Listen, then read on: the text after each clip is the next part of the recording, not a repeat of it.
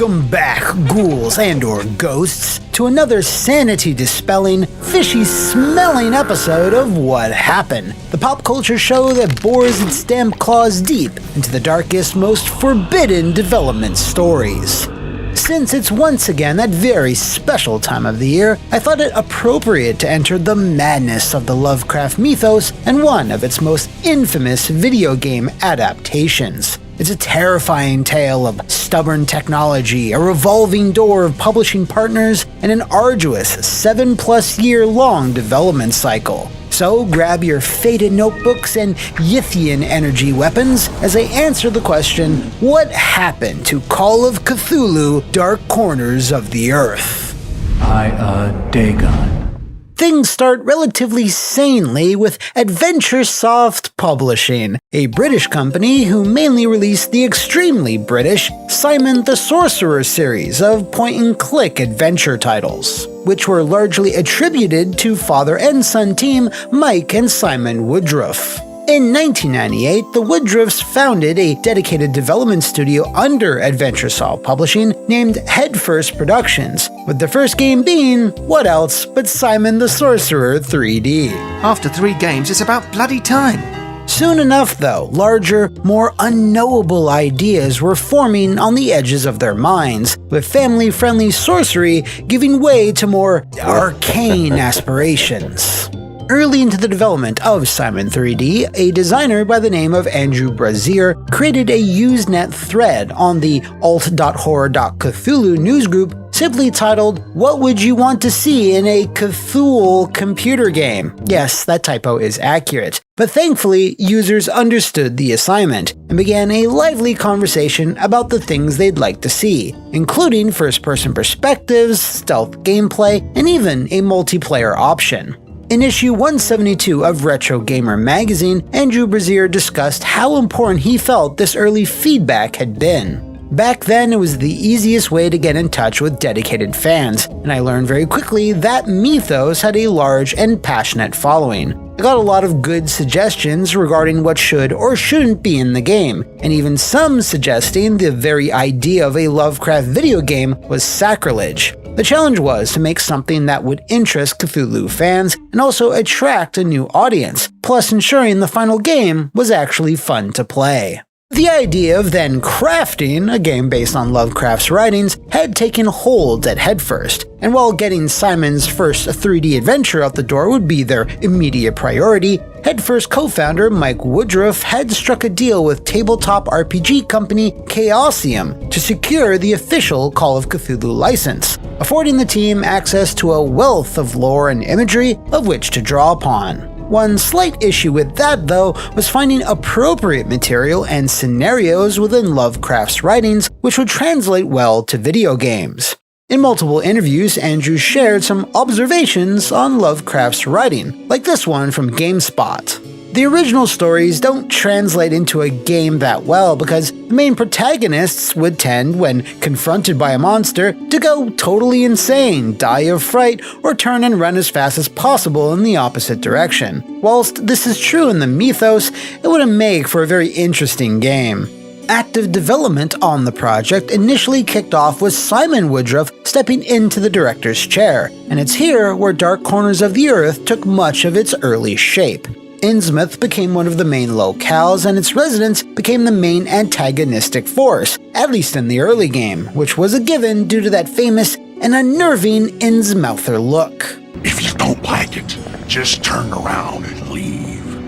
Andrew cited the clear description of its resident fishermen as a much stronger foundation to build off of than many of the more vague or abstract Lovecraft critters found in his other works. Quick sidebar here, though, before we move on. Please note that while we do our best to get everything right, the timeline we've covered thus far has been a bit vague, as the Usenet thread was posted on June 9th, 1999, with the first screenshots of the game apparently posted on GameSpot on December 21st that same year. Though GameSpot's content seems completely lost to time, we could still confirm the screenshots existed as early as January 8th, 2000 on other outlets like IGN, alongside the game's initial announcement and its very optimistic Q3 2001 release date. Given that timeline, it seems likely that the Call of Cthulhu licensing discussion and possibly even early development was actually well underway before the Usenet thread had been made, but we don't know for sure. So for now, know that the timeline here is appropriately hazy and vague, like any good Lovecraft tale. Anyways, back to our story. One of Brazier's first tasks on Cthulhu as a technical artist was figuring out how to best achieve the atmosphere the team were aiming for within a 3D engine, which in the late 90s and early 2000s was a bit of a mystery in and of itself. There were very few fully featured solutions for things like lighting, physics, and other graphical elements, all problems the team would need to solve, which of course ushered in the first stormy clouds, which would lead to a maelstrom of further nightmares.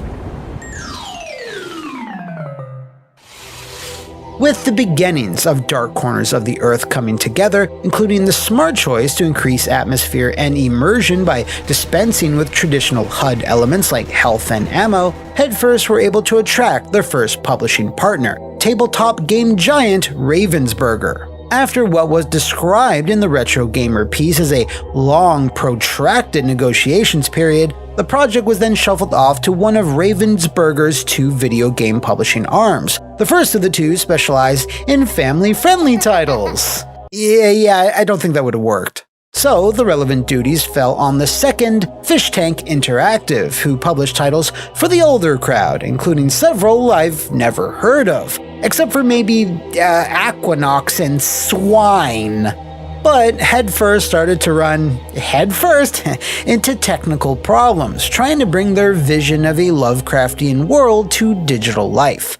The then cutting-edge Havok physics engine, which wasn't even called Havok yet, was chosen to govern the game's physics, while NetImmerse was used for pretty much everything else. Now, why did I use that inflection on NetImmerse? Well, that's because you might remember it from our Prince of Persia 3D episode, as it was the name that the Gamebryo engine went by until 2003. Gareth Clark, a programmer who joined Headfirst around that time, told Retro Gamer that both tech solutions had their own problems. We were finding all sorts of issues with Havok at the time, no negativity towards it, but it was in its infancy and we just couldn't get it to do what we needed it to. NetImmerse wasn't robust in terms of a game engine, unless you were running at 60 frames a second. By today's standards, 60 frames would be fine, but on the original Xbox and PCs at the time, you were looking at 30. I'm not 100% clear what the frame rate mentions were referring to in that quote. Maybe the tools had issues at lower performance targets? Regardless, NetImmerse was problematic enough to get an explicit mention in an interview over a decade later, so must have indeed proved to be problematic. Then, in a pre-E3 2001 story published by GameSpot, which would be the first of 5 pre-E3 stories about Cthulhu, by the way, the game was said to be at around 70% complete, with a revised QT 2002 release date. Still optimistic, I see. Then, once Simon 3D finally shipped, Headfirst were free to fully focus all their mental energies on our darling dreaming Cthulhu. But things were about to take another unfortunate turn. A company named Joe Wood Interactive bought out Ravensburger's video game publishing arm. This might have been cause for concern at the start, but when you looked at Joe Wood's publishing history, which contained the likes of Arx Fatalis, Silent Storm, and Gothic 2, they actually didn't paint that bad of a picture for Cthulhu. In a cruel twist of fate, though, Headfirst announced they were terminating their publishing contract with Ravensburger due to an alleged breach of contract. This was followed by Ravensburger's "nuh-uh/we'll see you in court" response about a week later. We don't know exactly what transpired here, but at the end of the day, it resulted in Dark Corners of the Earth being left without a reliable source of funding. Headfirst and Call of Cthulhu then soldiered on until eventually its original director Simon Woodruff stepped away from it to oversee other in-development titles. This was a bit of a strategic move on Headfirst's part though, since most of the design and levels on Dark Corners of the Earth were already in place. It was just a matter of ironing out the technical issues, polishing, bug squashing, etc.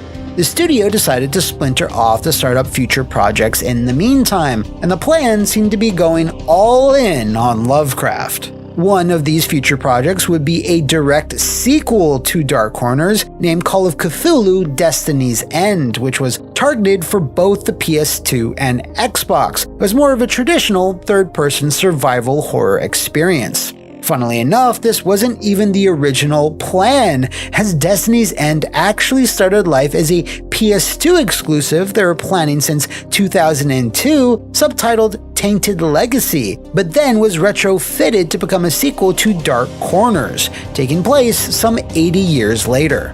But it doesn't end there, as another team started work on Call of Cthulhu: Beyond the Mountains of Madness. It was not only based on Lovecraft's famous novella In the Mountains of Madness, it was meant to be a follow-up to it. It was being developed for the Xbox and PC, and would have retained the first-person perspective of Dark Corners of the Earth. This was all done while still not having a confirmed publisher on board, which is just so unhinged. Then, in 2003, unlikely saviors stepped out of the fog, Bethesda Softworks and 2K Games, who saw the potential in what Headfirst were trying to achieve and took it under a new publishing deal. There was just one little caveat though: an Xbox port would have to become the top priority, with the PC version that Headfirst had been developing all along to be placed on the back burner. The small team were already struggling with their choice of middleware technology, so to then throw a mandatory console version on top only slowed the process down even further. Not to mention making two other fully fledged console horror games at the same time, so it fell to designer Chris Gray to more or less salvage what they had on Dark Corners to finally get it shipped. He shared what his responsibilities entailed with Retro Gamer. It was my job to revise and edit the game to something shorter. The original plan had been 40 hours, and then add in all the detail and dialogue coordination with the rest of the design team. Now, you might recall that historically, whenever companies start designing or announcing sequels for games that aren't even close to coming out yet, like these little gems right here, well, it almost always results in the same grim outcome, a tradition proudly carried on by Call of Cthulhu. Even though Headfirst already had their tentacles full juggling two versions of the same game, Bethesda also started pushing for a PlayStation 2 port of Dark Corners, something that the team politely scoffed at. We said no chance, so they outsourced it. I recall an awkward conversation when the other developer phoned up and asked us questions on its feasibility. They'd tried everything, but it was clear it would never happen.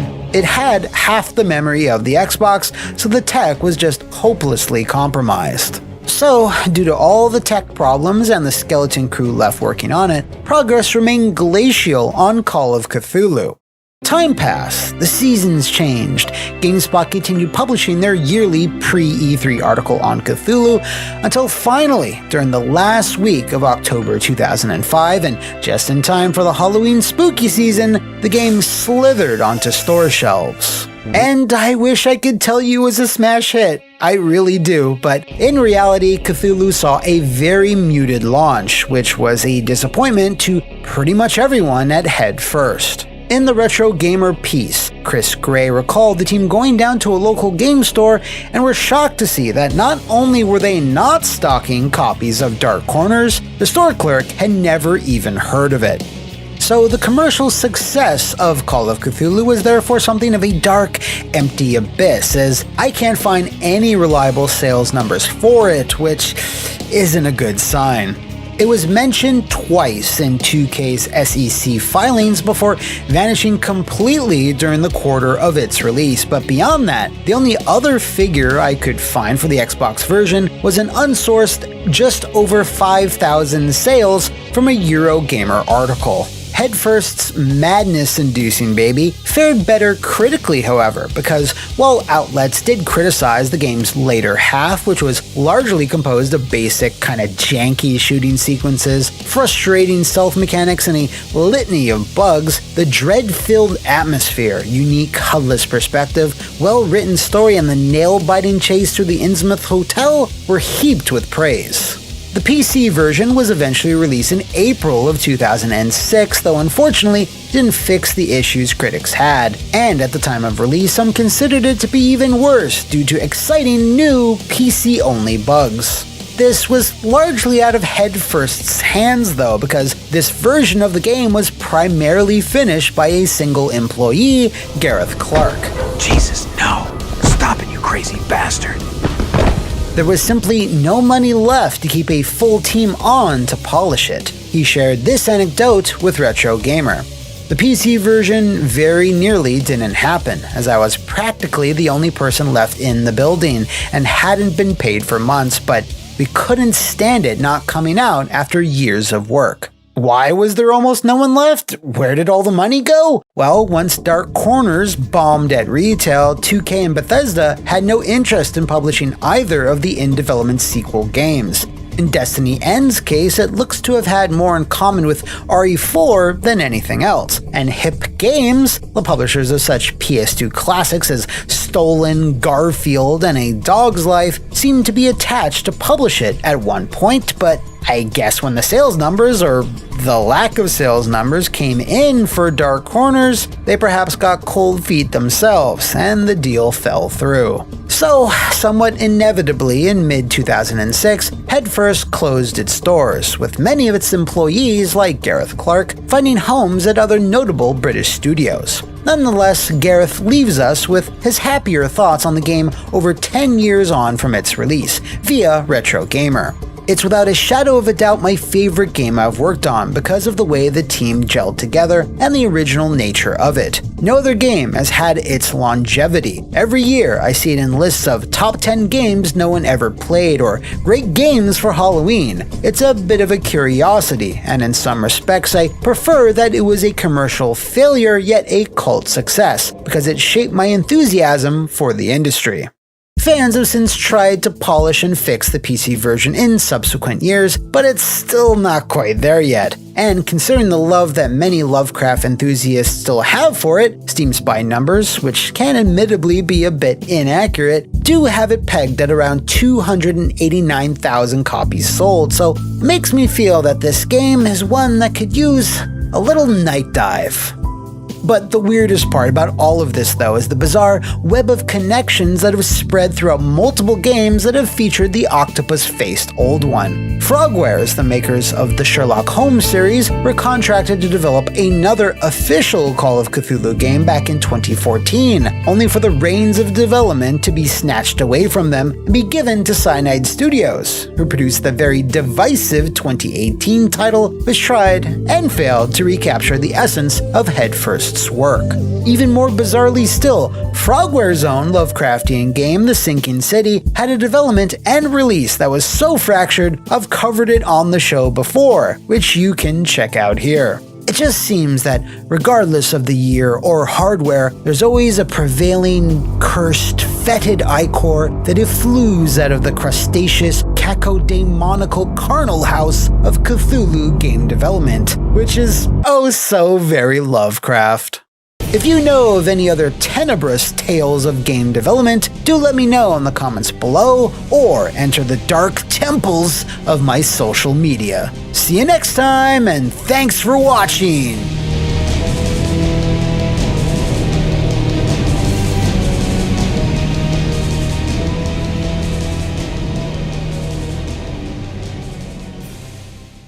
Welcome back to another episode of What Happened, the show that scurries through the dark hallways of gaming's horror history.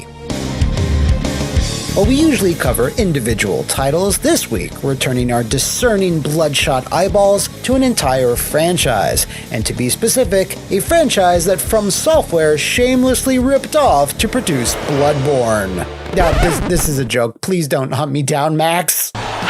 Anyway, Anyway, this is a very fractured tale of multiple publishers, money mismanagement, several tragic cancellations, all the spooky ingredients used to make our usual lip-smacking what happened brew. So grab the nearest staff, sword, or repulsive smoke bomb as I answer the question, what happened to nightmare creatures? My nightmare was just about to begin. The story of these creatures of the night, at least on the business side, starts with one Nicolas Gaume, a French entrepreneur that founded Atriad Concept in 1990. Under the Atriad name, the studio produced the puzzle game Fight of the Furries, the much-beloved, citation needed, pack-in-time for Namco, which was essentially a reskin of Fight of the Furries, and finally, future worst fighting game episode Savage Warriors in 1995.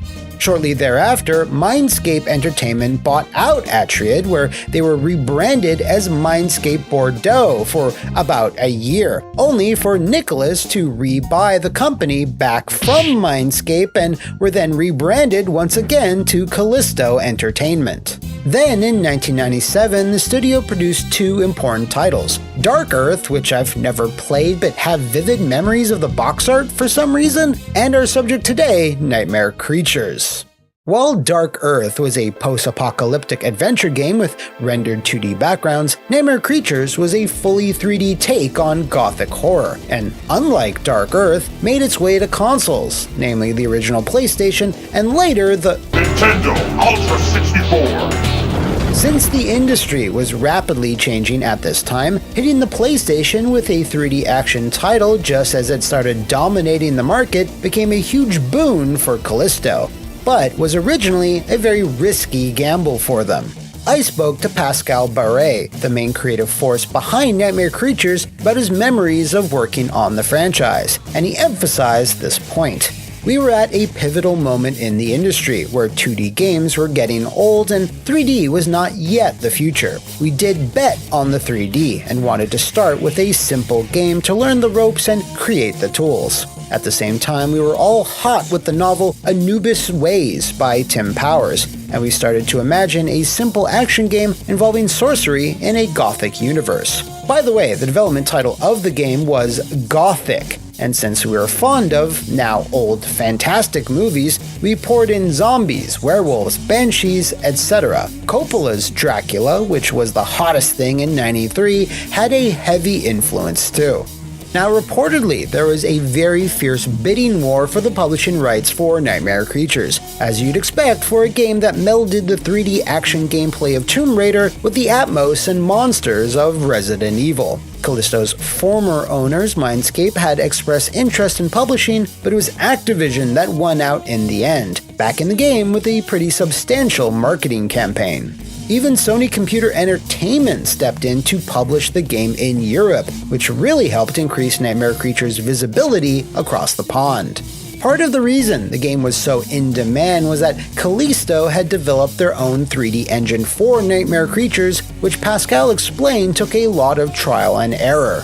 We had no experience at all with 3D games. Callisto at the time was a 2D games developer. Actually, most developers were 2D at this time. We had to learn and often create everything from scratch. We used 3D Studio, not Max, to model characters. It was then more an architecture tool than anything else. We had to build our own animation tool with nobody aware of 3D animation and the map editor tool too. 3D was very early as well. The hardware on PS1 and Saturn was a hack on 2D chips, not real 3D. We had to deal with very low poly count. Each creature was made of less than 300 triangles. By today's standards, a simple shoe is more complex. So, with a considerable amount of hype going into its November 1997 launch, Nightmare Creatures moved a staggering 1.5 million copies, a number which includes the 1998 port on the Nintendo Ultra 64. Now, a cool 1.5 mil for a brand new IP is pretty cash money, so it's rather curious that the sequel no longer had Activision's involvement, but Konami instead. Why the sudden publisher switch? Well, Pascal relayed to me that originally Activision was set to publish, but a new producer stepped in on their side and wasn't a fan of the original game. He demanded several unnecessary technical prototypes, which wasted a ton of time and money, and even when these things were delivered, the producer remained unconvinced. This lasted long enough that the deal eventually fell apart, and a producer over at Universal Studios, who was a fan of the first game, approached Callisto about a new publishing deal. But wait, where does Konami come in then? At this time, Universal was not that big in video game publishing and had to partner with a more international publisher, Konami. However, there was an incredible cultural gap between the two companies, and the joint venture was all fights and screams. We were stuck in between. It added a lot of pressure on the development. So Universal eventually dipped out, leaving Konami as the sole publisher, and when coupled with the wasted time under Activision, contributed to further developmental problems, something Pascal regrets. NC2 was a totally different thing. We started the project unaware of the success of the first episode. First thing we did was a list of everything we suspected went wrong in the first game and decided to change it dramatically. We should have gone for a simple sequel, with new places and new monsters. Another reason why it missed the point might be the team. NC1 was done by a dozen irresponsible pioneers. NC2 was a larger team, over 40 people, more organized, more professional. Maybe the original passion was diluted. Then it was all about catching up time, cutting off content, characters, and environments. In the end, we delivered a game that was too late, with only a small slice of what we planned it to be. But it wasn't the mixed response and slower sales to the sequel that put the brakes on Callisto's sudden rise through the industry, but rather catastrophic business decisions which resulted in the studio and the Nightmare Creatures franchise getting cut off at the knees.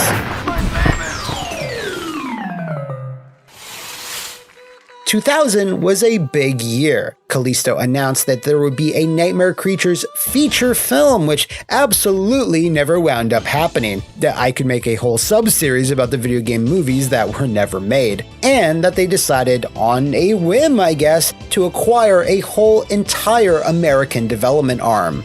Daylight Productions, whose only credited title was something called the Swamp Buggy Racing, was renamed to Callisto Entertainment USA via a stock swap between them and the original Callisto Entertainment. It's a little odd but not unheard of, but this would be something that would herald future events.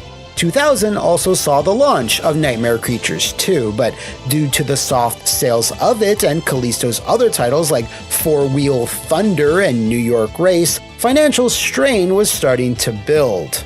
Regardless, their best bet was to push forward with a third Nightmare Creatures game dubbed Angel of Darkness, which, maybe not the best subtitle there, I'm just saying.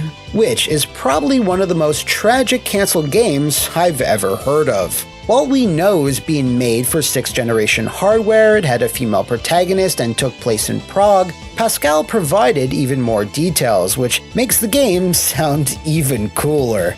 The project was very ambitious, much more action/adventure orientated, with lots of secondary characters, a large number of cinematics, etc. The player was to embody a young fighter accompanied by her raven, which she used to spy on or retrieve certain objects. The game was essentially set in the city of Prague, with an early Assassin's Creed feel. We were in 2001. The heroine was very agile and had to make her way through crowds, explore, etc. The particularity of the game was that it worked on a day/night alteration. The day was more dedicated to exploration and the night to fighting against Crowley's creatures. As soon as the sun fell, the heroine merged with her raven to transform herself into a kind of angel of darkness.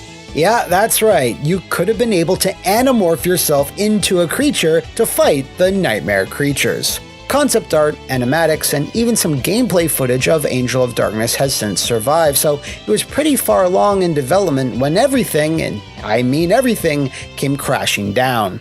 Callisto Entertainment had a strange board of directors, in that many were personal friends of Nicholas Gohm or were otherwise very famous and or wealthy. CEOs of other multinational companies, politicians, and journalists, just to name a few.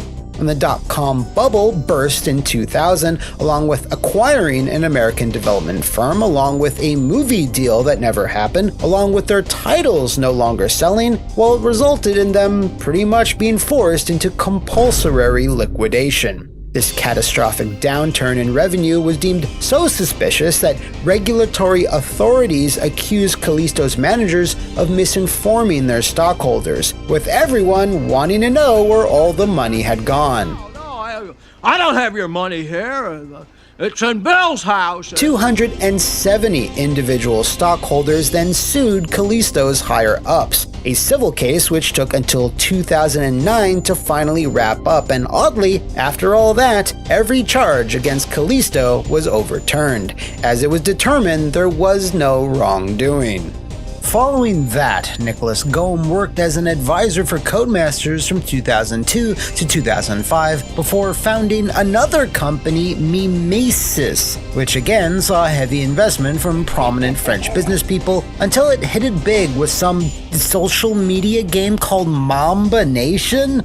Europeans, let me know what the hell this thing is. I can find very little info about it. The liquidation of Callisto was happening right in the middle of Angel of Darkness's development, mind you, which was being funded this time around by Ubisoft, who apparently had no interest in bailing Callisto out of the dilly of the pickle they now found themselves in.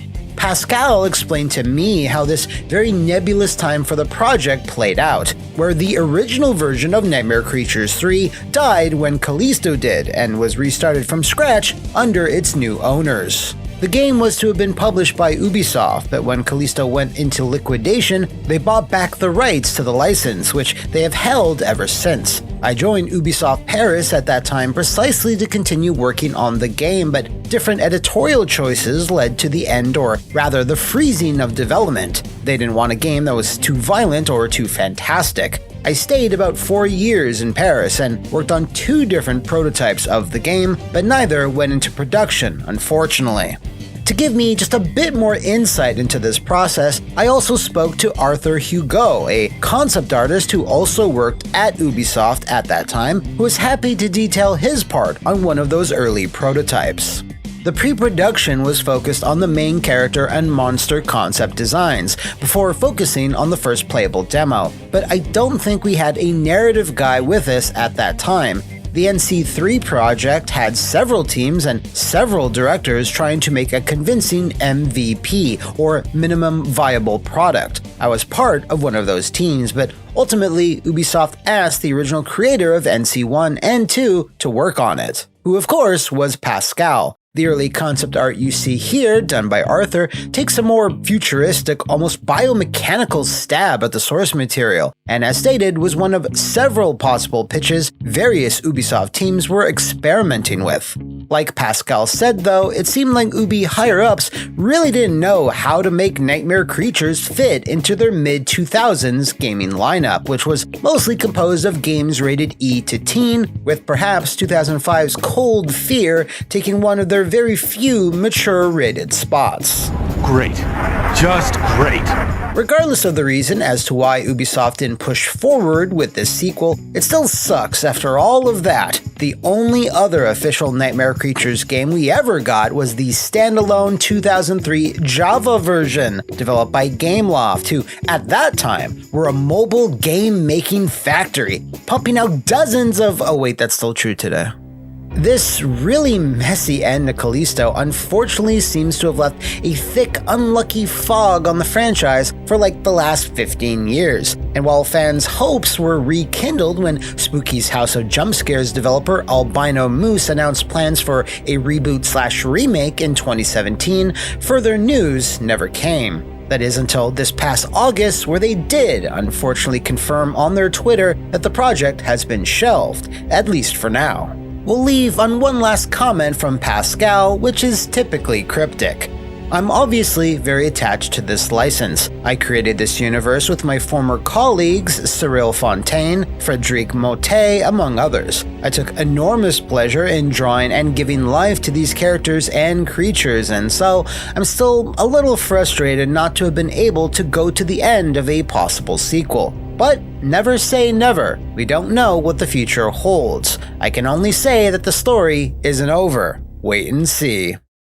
Thanks again to both Arthur and Pascal for their time and patience in answering my questions. If you know of any other fiendish fables of the video game or movie industries, do let me know in the comments below, or enter the dark cathedral of my social medias. See you next time, and thanks for watching!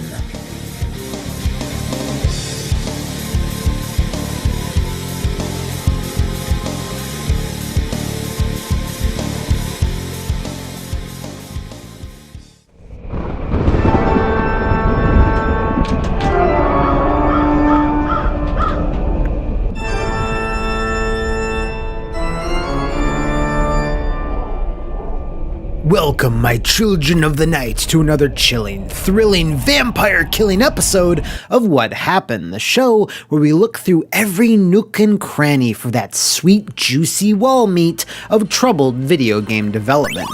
When we last left the Belmont clan, we did so on Castlevania 64.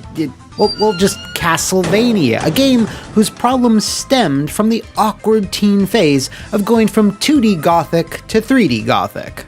Our subject today, however, is a bit different and far more nuanced. The Lords of Shadow series is a contentious bit of the Castlevania bloodline, even though this trilogy of games is the most successful in terms of raw sales. Critics and fans took umbrage with the fact that the first Lords of Shadow took a bit too much inspiration from other franchises, most notably God of War and Shadow of the Colossus.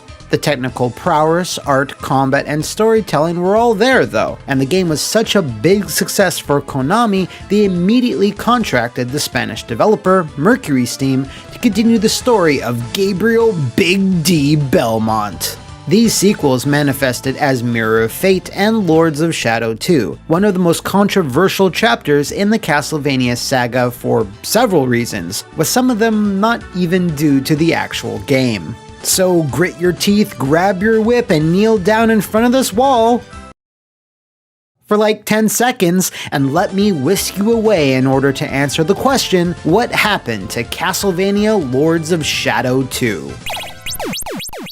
But enough talk! How about you? Back in the mid to late 2000s, Konami flirted with the idea of bringing Castlevania onto HD consoles with an Alucard-focused trailer, which didn't result in anything. The last couple of Devil's Castle games didn't quite perform to Konami's standards, thus series shepherd Koji Igarashi was demoted, and a call went out to various studios to pitch a reboot. Mercury Steam answered this call and submitted a demo of a proposed 3D remake of Castlevania 1, starring Simon Belmont no less. My gosh! Now I know who I am! I'm Donkey Kong Jr.! Now, while Konami upper management was impressed from a technical standpoint, they were still hesitant to greenlight such a project. However, Hideo Kojima saw something in Mercury Steam's work and wanted to help the studio in any way he could. Now, let's make this clear, he did not have a massive direct influence on its development, but instead offered some design advice for the main hero, Gabriel, and also oversaw the Japanese localization process, getting many Metal Gear alums to lend their voices. 戦士、お前は今この世で何が起きているか分かっているのか? Truth be told, the most important thing Kojima did was shield Mercury Steam from Konami higher-ups. Mr. Nanomachines took responsibility for the game, letting Mercury Steam work in peace with minimal interruptions, and if Lords of Shadow failed, then it would be Kojima who would suffer Konami's wrath. Thankfully, that never happened. Well, it did, but much later, and not over this. Mercury Steam's reboot became, and still is, the best-selling Vania title of all time. And while the game was not perfect by any measure, it was still an impressive reimagining of the world. Some were put off by the low sub-30 FPS frame rate, the static and unresponsive camera, and the game lacking its own fresh ideas. But its strong production values, art, and voice acting, mixed with authentic, darker European horror trappings, felt very genuine. Given the game's cliffhangery ending, the story was planned with sequels in mind, and with the strong sales, 2 projects were put into production almost immediately. Since Mercury Steam already had core design and technology to work off of, both Mirror of Fate and Lords of Shadow 2 came together fairly quickly. But unbeknownst to most, things were progressing even faster within the dark bowels of Konami. Silent Hill.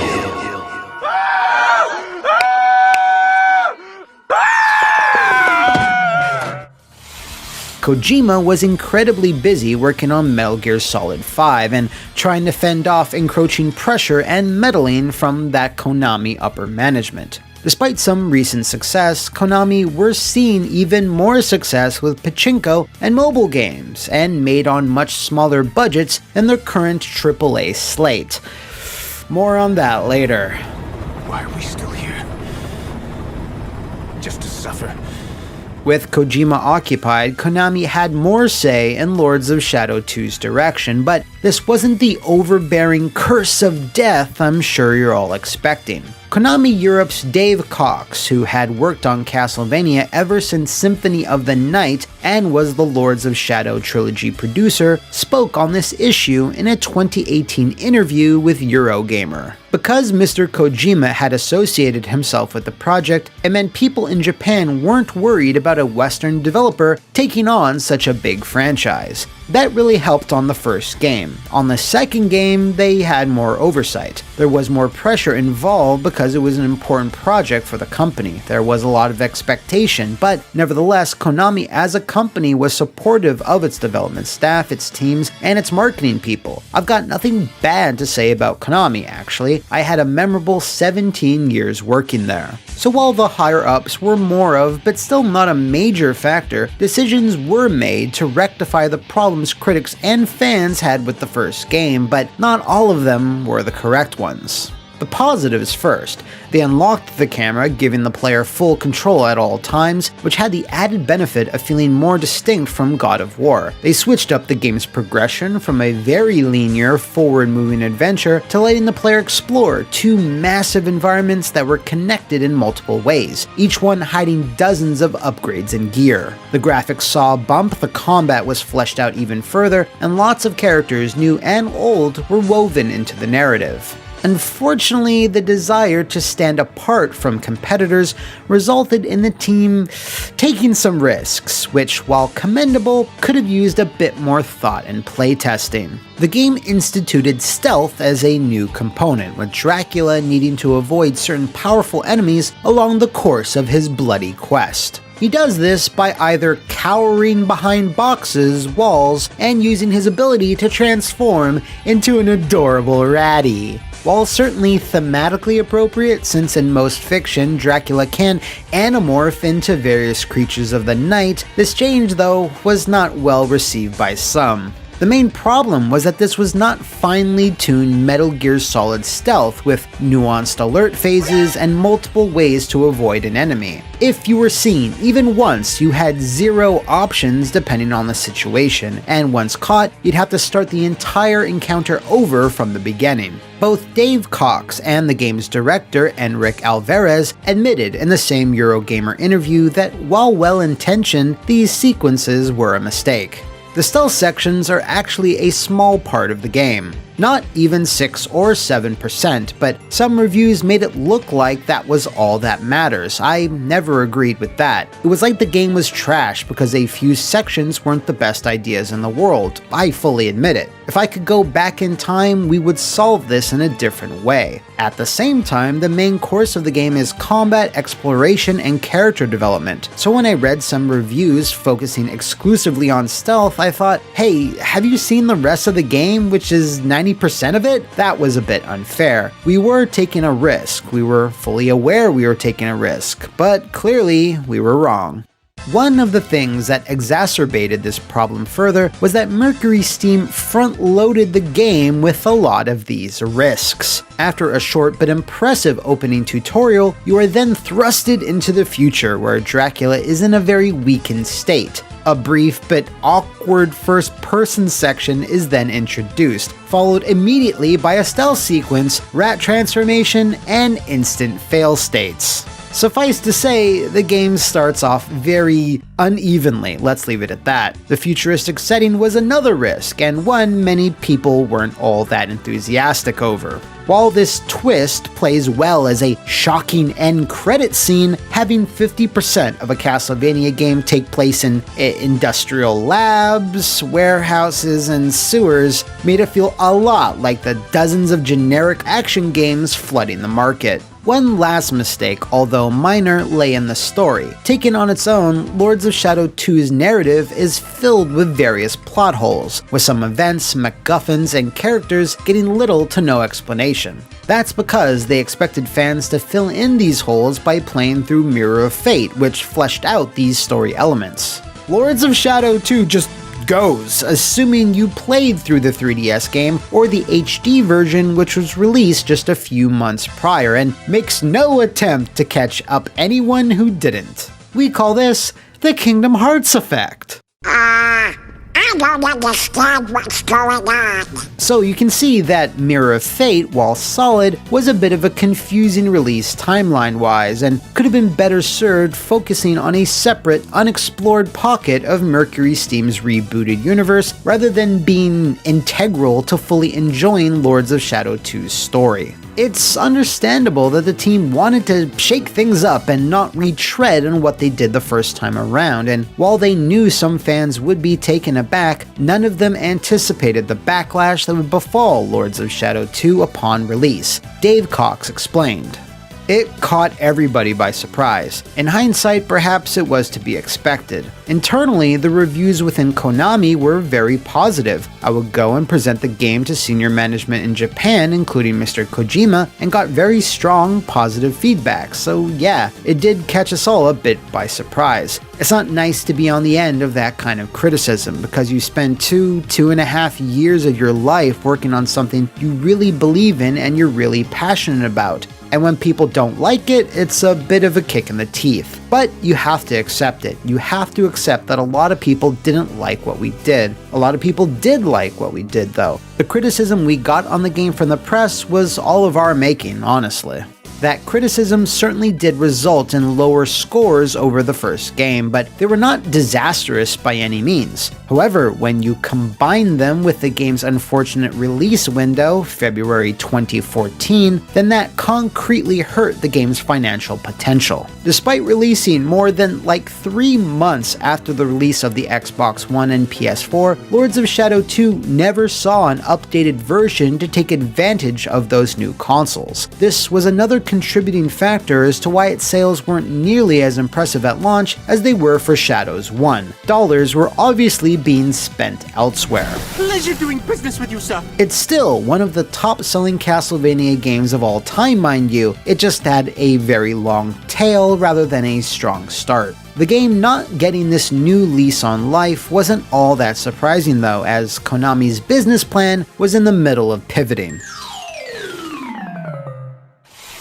Hideki Hayakawa, producer of the smash hit mobile game Dragon Collection, was set to become Konami Digital Entertainment's new president, with the change being made public a few months later. This move then heralded MGS5 as the last major AAA console video game Konami would release, something Dave Cox had a few thoughts on. Konami decided, let's just say it wanted to go in a different direction in terms of development. It's one of the reasons why the studio I was heading up closed down. They wanted to move more into mobile. At the time, it was simpler to make a clean break, for me personally and for the studio. I don't think Konami knew at the time what they wanted to do or where they wanted to go. They obviously had Metal Gear in development, but there wasn't a vision at the top of the company. It was painful for me from a personal point of view because it was clear there wasn't a role for me anymore. so I decided after talking to the senior management there that it would be better if I moved on, which was very difficult for me after being there for 17 years and achieving so much. I started off as a lowly assistant product manager and ended up producing a successful Castlevania series.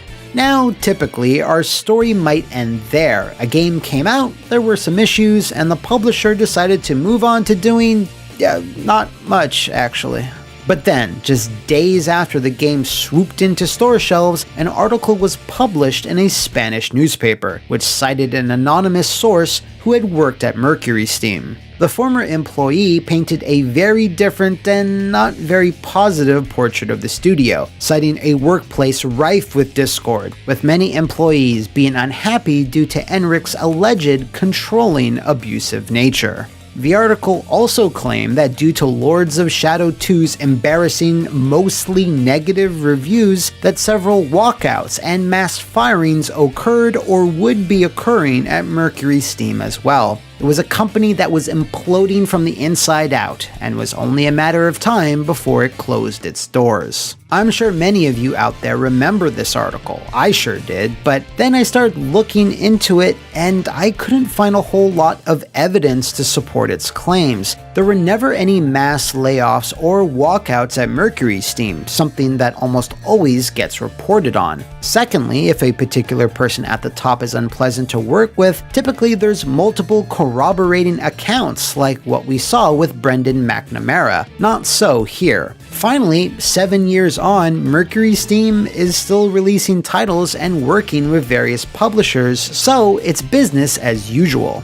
In that Eurogamer interview, the Spanish article was addressed by both Cox and Alvarez. No truth whatsoever to that, but let me just say one thing. I worked with Enric when I was at Konami, and I've come back to join them as an independent person working at the studio. If working here was a living hell, I promise you I wouldn't be here. I love working here. These guys are amazing, they're passionate, and they love what they do. I certainly wouldn't come back here if it was as described by that article. Sometimes common sense is the least common of sense. We are in an age when anybody can post what he or she thinks on the internet, and that can be read by millions of people. This is good in itself, and it's changing our society. We've been in business for 12 years, hundreds of people have worked here, and all those years only one person complained about me, the studio, and the project. And by the way, I have to say, it was one guy who was fired, and he was taking revenge. It was simple as that. It turned into a big shitstorm against me personally and against the studio. I'm thinking maybe, despite all the technology that surrounds us, we haven't changed that much since the Middle Ages. Both Cox and Alvarez go into even more detail in that Eurogamer interview, so give it a read if you're interested. Obviously, that former employee certainly had a grudge against Alvarez, but I can't find a single other claim or complaint against Mercury Steam at all. In fact, when you consider that they were trusted by Nintendo, fuck around and find out what happens of Japan on Samus Returns, it pokes some holes in that narrative. Nintendo usually double and triple checks who they work with and keeps a constant eye on their progress. See my recent Metroid Prime episode for more on that. After Samus Returns, Mercury Steam went on to develop and self-publish their online shooter Space Lords, and most recently have inked a deal with 505 Games on a brand new upcoming project. While no studio is run perfectly, and it's completely plausible that Alvarez is an overbearing boss, as it stands, it seems like the claims against the studio were at the very least over-exaggerated. There was definitely a confluence of developmental decisions, poor PR, and changing business practices within Konami that left a negative miasma which still shrouds Lords of Shadow 2 to this day. The rebooted universe, while not every fan's cup of tea, could have gone on to even greater things, but because Konami moved away from traditional game development, its path was cut short.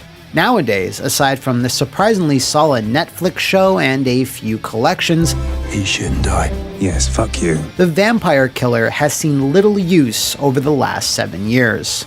Although, if you do want to experience more classic interpretations of the source material, there are non-Konami alternatives. We leave on Dave Cox, who really seems like a massive fan of the series, who reflected on his time with it rather fondly. Internally at Konami, many people wanted to do something with Castlevania, but others felt it wasn't going anywhere, that its day was done. Literally, it was going to be shelved. Castlevania is finished, we're not interested in moving forward with the brand anymore. The whole idea of a reboot to do something that would find a more mainstream audience was a real challenge to get off the ground, especially as I was a gaijin in a Japanese corporation with no track record to speak of in terms of game development back then. It was thanks to Kunio Neo, who was the president of Konami Europe at the time, and Mr. Kojima that we were given that opportunity. Well, we can only hope that in the future, Kojima can convince Konami upper management that oh, god damn it.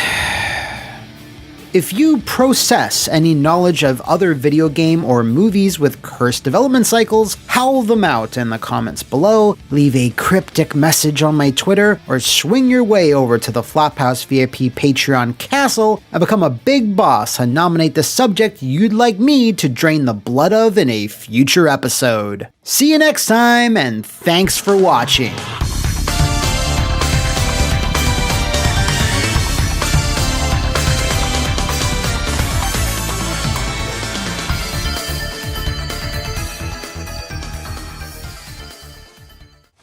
It's time for another episode of What Happened, the show that deep dives into the disastrous development cycles of... I'm sorry, what was I thinking? Welcome, ghouls and ghosts, to an uncaring, curse-bearing, and abyss-staring episode of What Happened, the spooktacular show that drudges up the bloated corpses of haunted media, movies, and etc. And it doesn't get much more haunted, cursed, or whatever than projects involving the Lovecraft mythos, which have seen plenty of disasters in their day, from canceled films to several video games that have all had their own unique oozing issues. But that's not all we'll be talking about. In fact, won't even be most of it. Okay! Because this tale of tentacles and unknowable madness isn't so much about engine problems, crunch, or problematic directors, but something far more sinister and evil. Lawsuits and lawyers! So slap on your fedora, load your revolver, and don't look at whatever that is, because it's time to find out what happened to the sinking city. Cthulhu!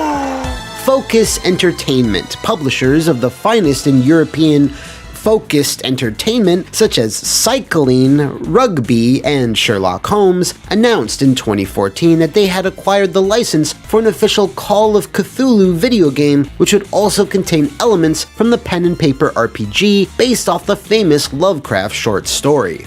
The studio they had chosen for this task was Frogwares, the longtime developer of the aforementioned Sherlock Holmes series of games going all the way back to 2002. However, the first time both companies teamed up was for 2007's most iconic clash, Sherlock Holmes Cross Arsène Lupin.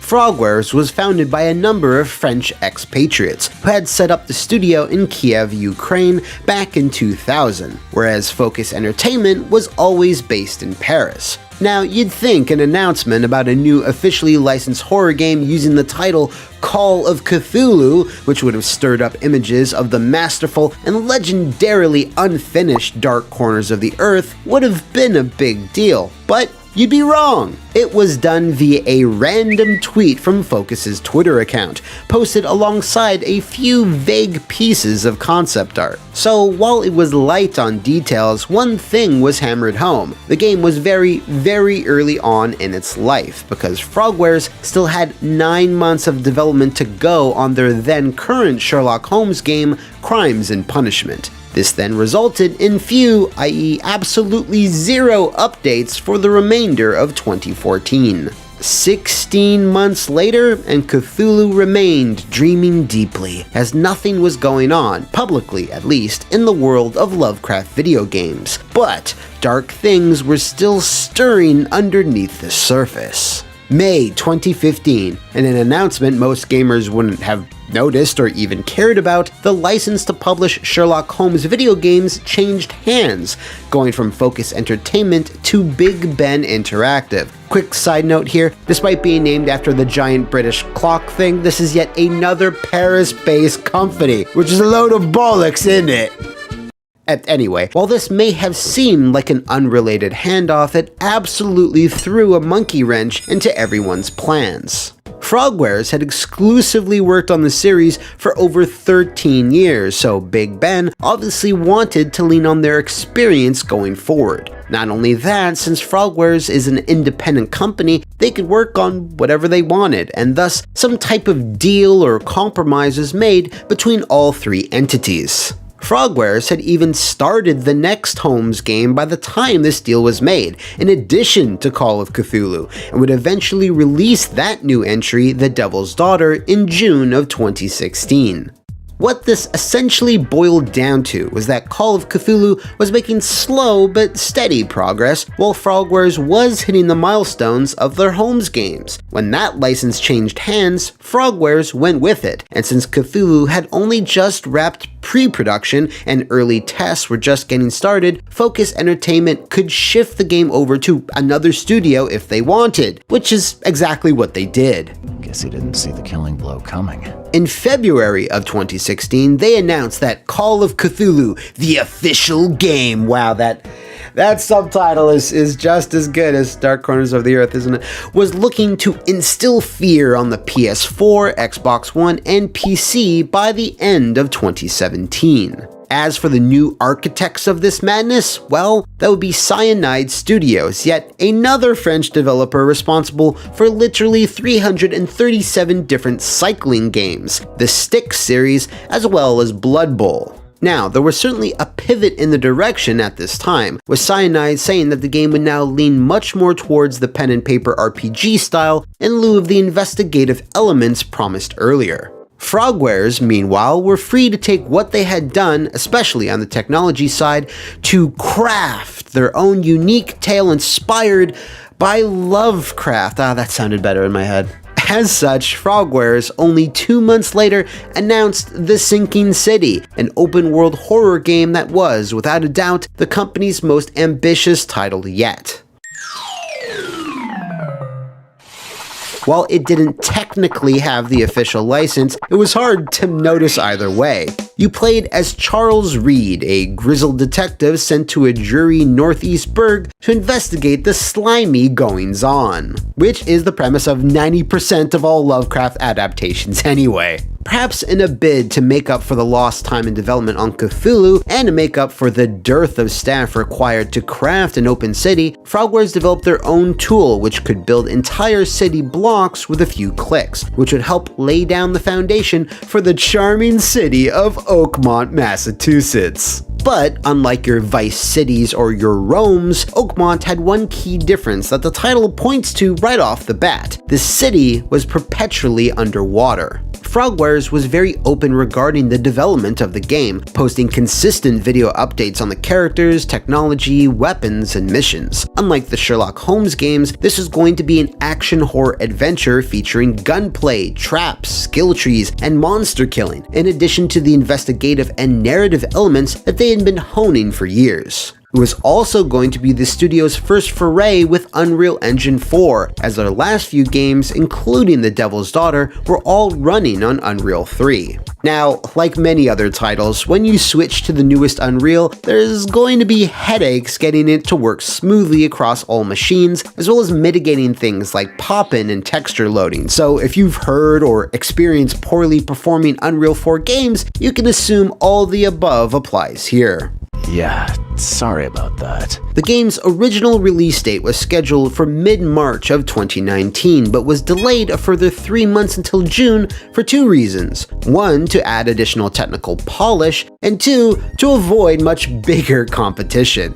If you're drawing a blank, let me fill those in for you. March of 2019 saw Devil May Cry 5, The Division 2, and FromSoft's Sekiro Shadows Die Twice, so yeah, they were probably right to be huge cowards in this instance. When the game did release, though, the gaming press wasn't exactly thirsting for its moist detective juices, as the critical reaction was overwhelmingly mixed. Many took umbrage with the game's technical shortcomings, its barren open world, numerous bugs, and somewhat repetitive nature. However, the Sinking City's palpable atmosphere, voice acting, story, and investigative elements were all highly praised. It's just one of those titles that, while lovingly made with much reverence to the source material, just needed a bit more focus and time to straighten out some of its more crooked tentacles. I played through a good chunk of it myself, so check it out if you're curious. Now, as you've probably noticed, the game's actual development was relatively problem-free. Well,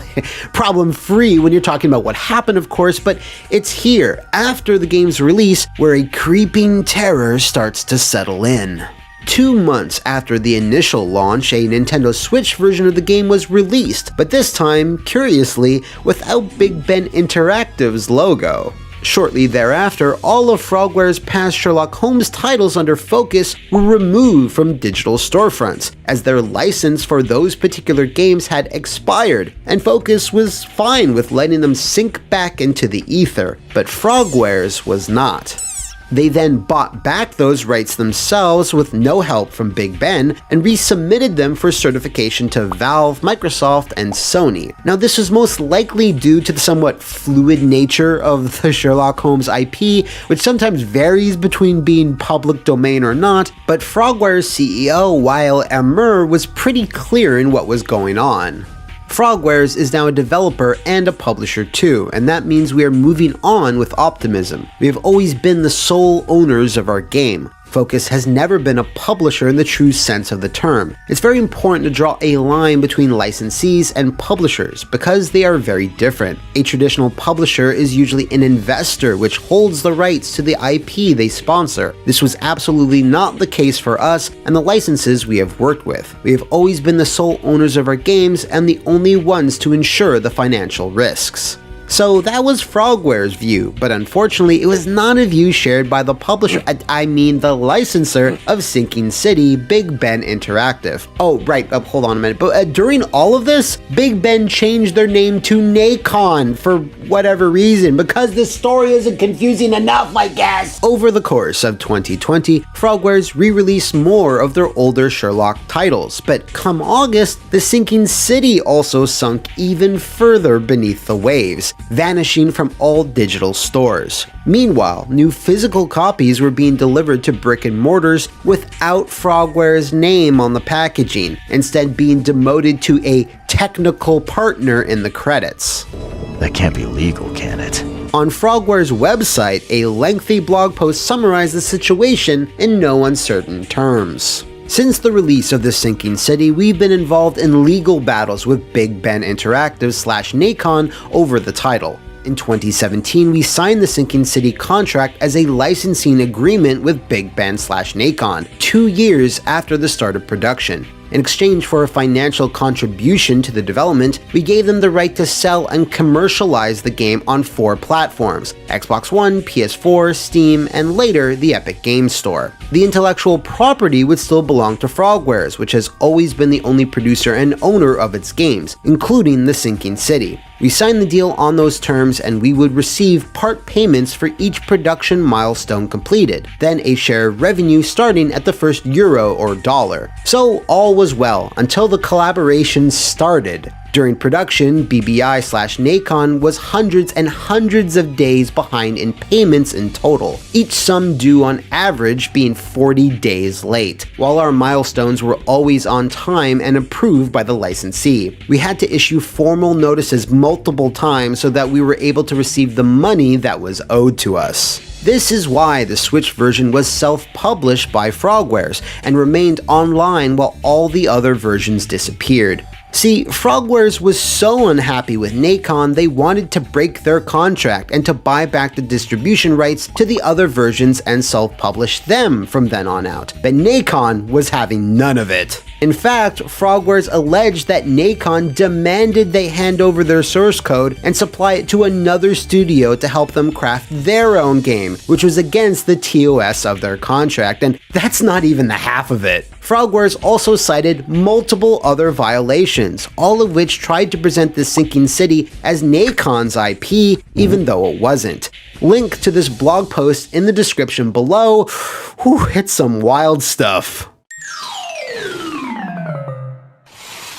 During the midst of all of this mudslinging, a mysterious new version of the sinking city was suddenly re-uploaded to Steam in February of 2021, which took Frogwares completely by surprise as they had nothing to do with it. Nacon insisted that they had done nothing wrong and had done everything correct, maintaining that they own the IP even though they clearly didn't, as evidenced by the Switch version. It took several weeks of digging, but Frogwares was able to track down exactly what happened. Nacon had bought the game, had some in-house programmers change some insignificant parts of the code, and then resubmitted it to Steam without Frogwares' consent. Logically, Frogwares then issued a DMCA takedown with Valve, who overwhelmingly sided with the studio and removed that version from Steam the very next day. The kicker? This wasn't even the first time Nacon had done this. Frogwares alleged that they had attempted the same stunt towards the end of 2020, demanding that Frogwares upload a new master build to Steam or else, with the or else being straight up piracy. Frogwares caught wind of this early and got Valve to intervene before it progressed any further, so the public at large was not aware. This latest incident, though, was the very last straw, as Frogwares, in a public post, reminded Nacon CEO Alain Falk that intellectual property laws in France are some pretty serious shit, and could result in 7 years of jail time and up to 7 million euros in fines and damages. And wouldn't you know it, ever since then there's been no major updates in the legal war betwixt both companies, with the best guess being that both settled the issue behind closed doors. Although that's really not confirmed as of yet. Fortunately though, Frogwares was able to buy back the rights to distribute the game for the other formats, and even added the PS5 and the Xbox Series family line into the mix. What's more is that both versions reviewed significantly better, as many technical shortcomings and bugs were eventually ironed out. It's not all sunshine and rainbows though. Due to the incompatible nature and different SKU numbers of the Nacon and Frogware versions, save transfer and purchase history between the two are legally impossible. As of the time of this writing, Frogwares is focusing on an forthcoming Sherlock Holmes adventure, which is developed and self-published by them, a trend which I'm sure they're keen to continue. This has to be one of the messier stories in the history of what happened, but instead of it revolving around the ins and outs of actual game development, it's centered around the spiraling, endless nightmare of business dealings and licensing agreements. A nightmare I wanna wake up from right the fuck now. Ugh. Just give me tight deadlines and engine problems, please! That's what I'm used to. Oh god. If you know of any other dark recesses in which lurk troubled video game life cycles, movie productions, or fragile frayed ends of the human psyche, let me know in the comments below, over on my Twitter, or take a slow, dread-filled boat ride over to the Flophouse VIP Patreon and become a big boss and nominate what you want to see in a future episode.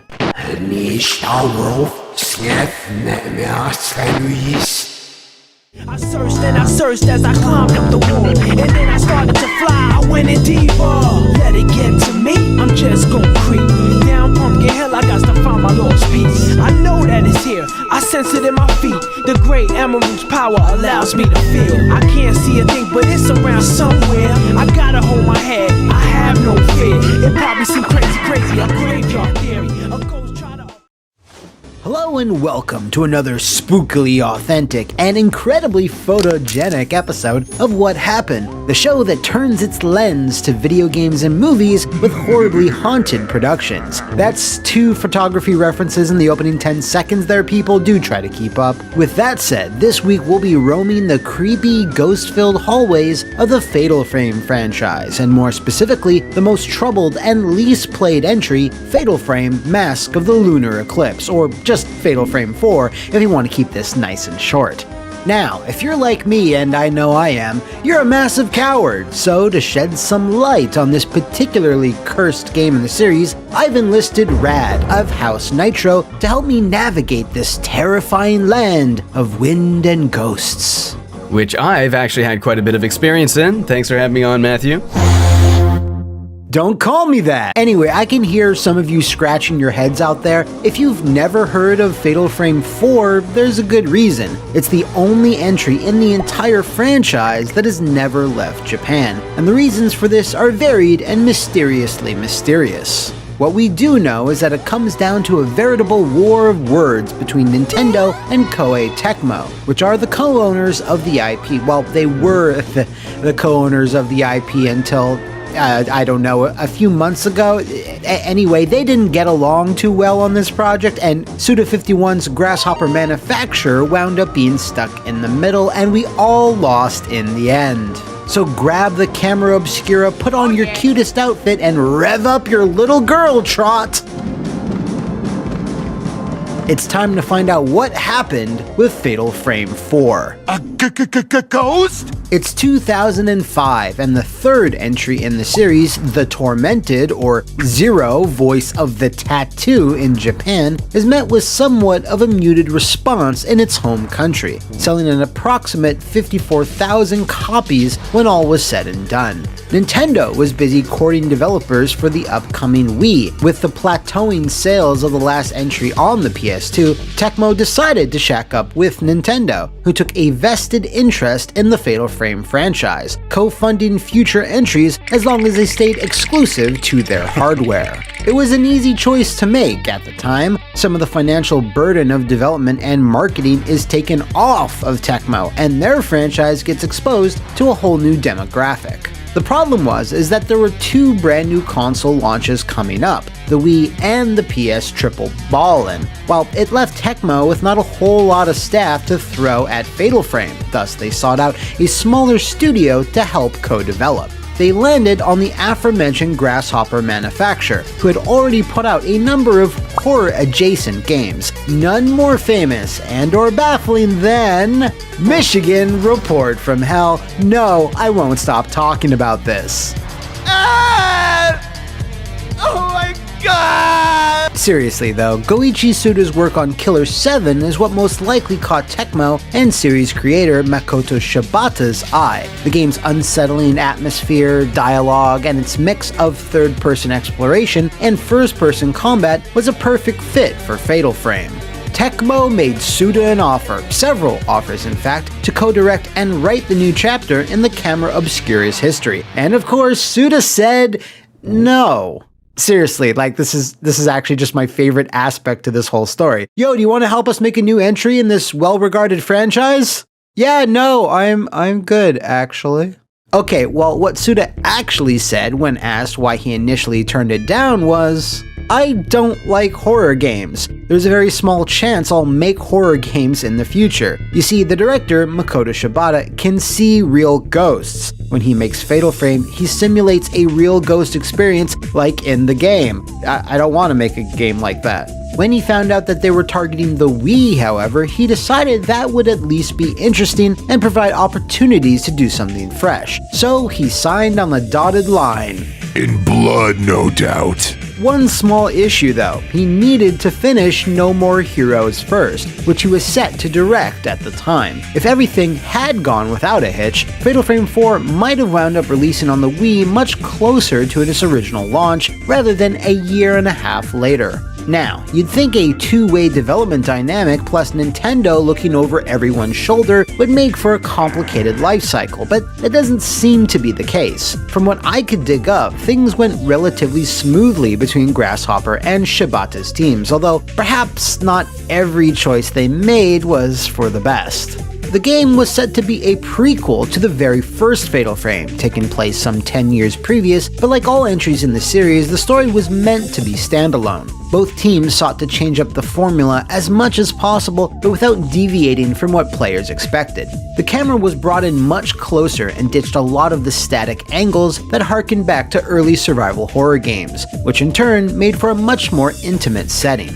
A new system was also implemented that would help players hone in on the location of items, with a meter that would glow brighter the closer you got to something important. When reaching out for said items, the camera would now cut to a cinematic angle to make sure you got the best view in case you triggered the whatever % chance that a ghostly hand will give you a big frighten. A divisive choice to be sure, but it was good for a scare or two. Just maybe not like 30 scares in a row when you're hours into the game. But if you want to talk divisive, there's no better example than Fatal Frame 4's control scheme, which has to be one of its most contentious aspects.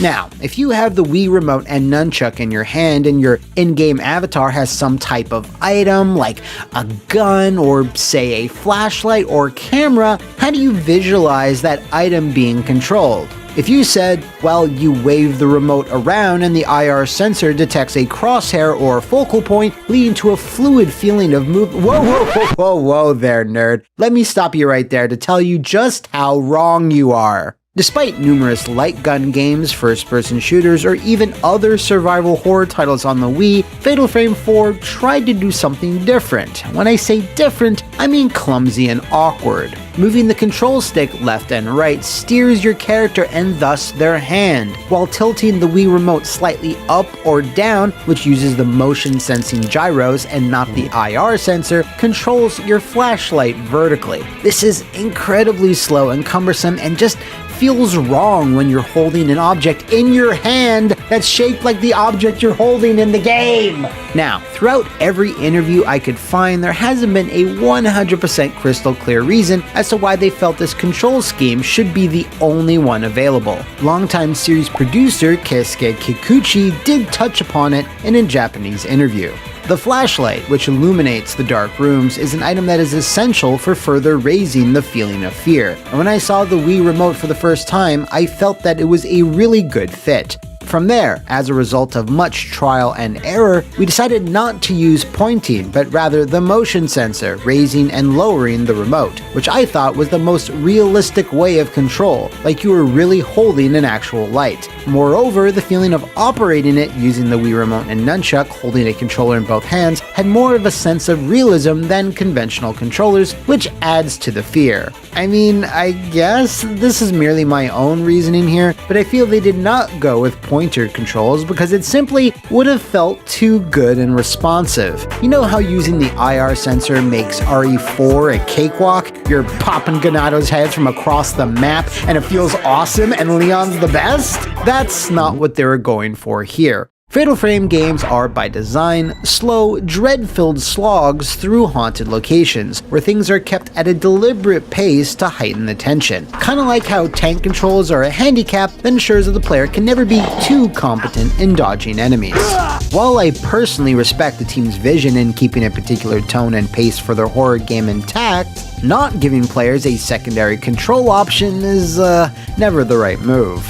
Now, most people weren't even aware a new entry in the Fatal Frame series was being made, and certainly couldn't have predicted Nintendo's involvement until it was formally announced in January of 2008. Unfortunately, by then, Nintendo of America had already made it clear that not all titles greenlit by NCL would actually make it over to Western shores, so fans of the franchise started biting their nails. And it's about here where I'm going to pass off the flashlight to Nitrous Oxide Radley to take us through what happened next. That I certainly can do. So back on July 31st of 2008, when Mask of the Lunar Eclipse was first released, it was off to a pretty rough start. Calling the first few weeks sluggish might even be charitable, hovering around only 30,000 copies sold, making it one of the franchise's weaker launches. Fortunately though, like a lot of underrated Wii games, it did have a long tail, eventually settling north of 70,000 copies overall, which was considerably better than Fatal Frame 3 did. While Famitsu seemed to love it, awarding it a 34 out of 40, import reviews from across the internet were, decidedly less kind. Pretty much every major outlet that got their hands on this thing criticized the crap out of that control scheme, and honestly, being somebody who's beat this game myself, I kinda can't help but agree with them. But hey, on the flip side, many did feel the game had a very effective atmosphere and appreciated the small changes that Tecmo and Grasshopper had made to the formula. Unfortunately though, one thing that would sour all of this was that no matter where you played the game, be it in its home country or on a modded Western Wii, bugs would haunt Fatal Frame 4 just as much as the ghosts would. For whatever reason, even if you got a selfie with every ghoul in the game, every bitter banshee, every single shrieking spirit, the ghost checklist would never become complete. It'll top out at only 227 of the 233 possible ghosts. And that's bad enough, but completing the checklist was supposed to unlock the festival lens, so that lens is now completely unobtainable, at least without the use of hacking. If you just so happen to be playing and you decided to go directly to the doctor's lounge without first opening up a safe in the director's office, the game will freeze and lock up every single time. Hope your last save wasn't too far back. There were, of course, numerous other collision issues and exploits throughout, so it was pretty clear that it could have used some additional polish. Perhaps the more complicated nature of dual development between the two teams, or their inexperience with the Wii is what caused these issues, as not being able to complete a checklist is certainly indicative of a rushed product. And patches weren't really a common thing on Wii, so it wasn't like they could update it or anything. The best you could hope for was the bugs maybe getting fixed the next time they print more copies. Unless you were Twilight Princess, of course. I'm sure you remember those weird patch channels you had to download to fix your... I remember that shit! Yeah, like I missed downloading an app to fix my game. Those were good times, but anyway, all these bugs caused what had led many to believe was a rift between Nintendo and Tecmo, with the Lunar Eclipse's localization chances being put into the crossfire. This was due to the fact that as the months dragged on, so did Nintendo of America's silence regarding Fatal Frame over in the West. In fact, Reggie Fils-Aimé himself went on the record saying something that just perfectly encapsulated the relationship between NOA and NCL. I'm not the publisher of that title in the Americas, so I can't comment on it.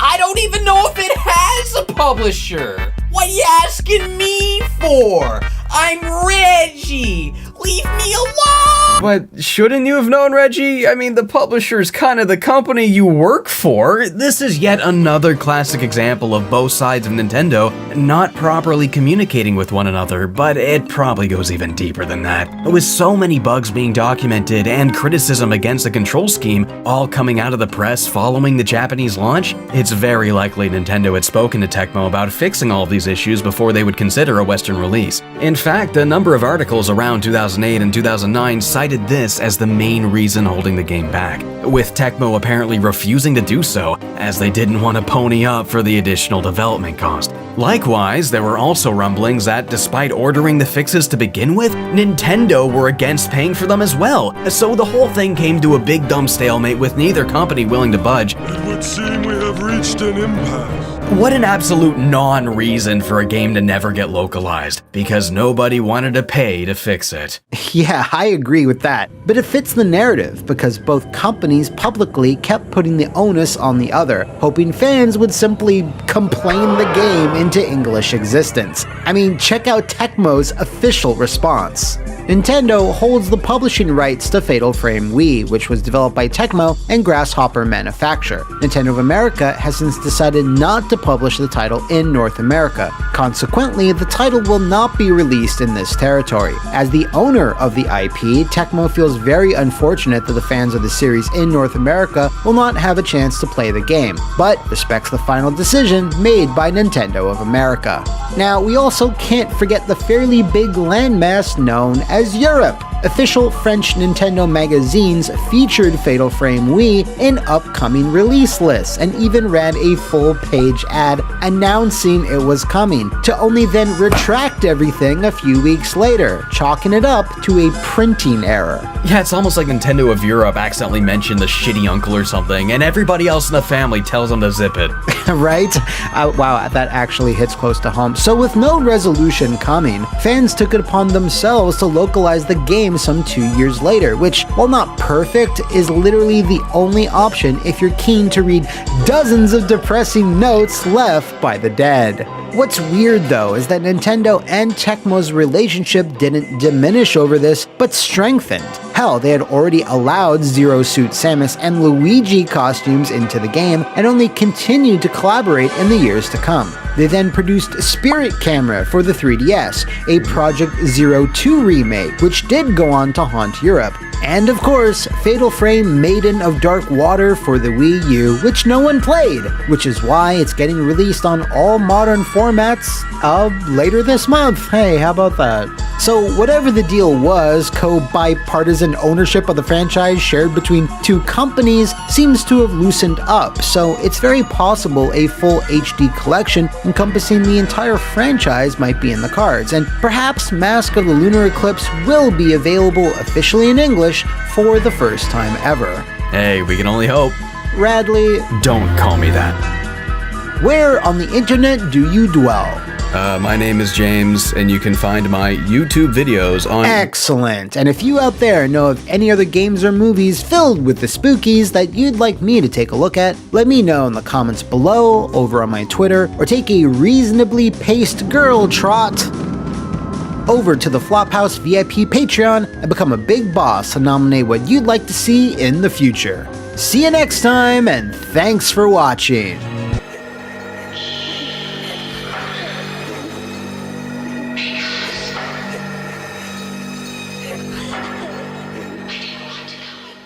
Welcome back, fellow counselors, to another fun-filled, sex-soaked, and blood-drenched summer here at Camp What Happened, the show/holiday destination that shares fireside stories of the video game, movie, and etc. industries. And since we're all still haunting and booing through this monstrous month, there won't be a better time to discuss the video game career of one of the most iconic slasher villains in cinematic history. Jason Voorhees has been going through it for the last 40-some years, a life dotted with dizzying highs, terrifying lows, and creamy intestine-stuffed middles. One of those terrifying lows, of course, was the Friday the 13th video game. No, try again. Yeah, that's the one. Now, while the NES version made by Atlas certainly seems initially worthy of a What Happened, it was simply just one hockey-masked face in a throng of LJN licensed dreck. It was rushed, had confusing instructions, and not one member of the Japanese team that worked on it wants to spill the tea. Regardless, the far more interesting story is the one we'll be telling today, that of 2017's Friday the 13th, the game, the asymmetrical multiplayer experience that doubled as a love letter to the franchise, which was developed by Gun Media and IllFonic. It went from a wholly original project to gaining a major license, and from being pitched to publishers to being turned down by every single one, to being shut down due to reasons outside their control. Well, there's a lot to unpack from this gore-filled sleeping bag. And with the moon already high in the sky over Crystal Lake, well, let's find out what happened to Friday the 13th, the game. It started life as its own unique title, or rather, one that was meant to pay homage to slasher films of the past. Gun Media CEO Wes Keltner and his partner Ronnie Hobbs wanted to make a multiplayer horror experience where a team of teens would battle for survival against a crazed maniac. This iteration was called Summer Camp, with the idea being that if it does well, they could make additional episodes or games built off the same framework, but focusing on other movie settings like suburbia. For a time, it was going to be called the Slash series, or Slasher Part 1, Part 2, etc., and they had already drafted a detailed design document about how everything would work.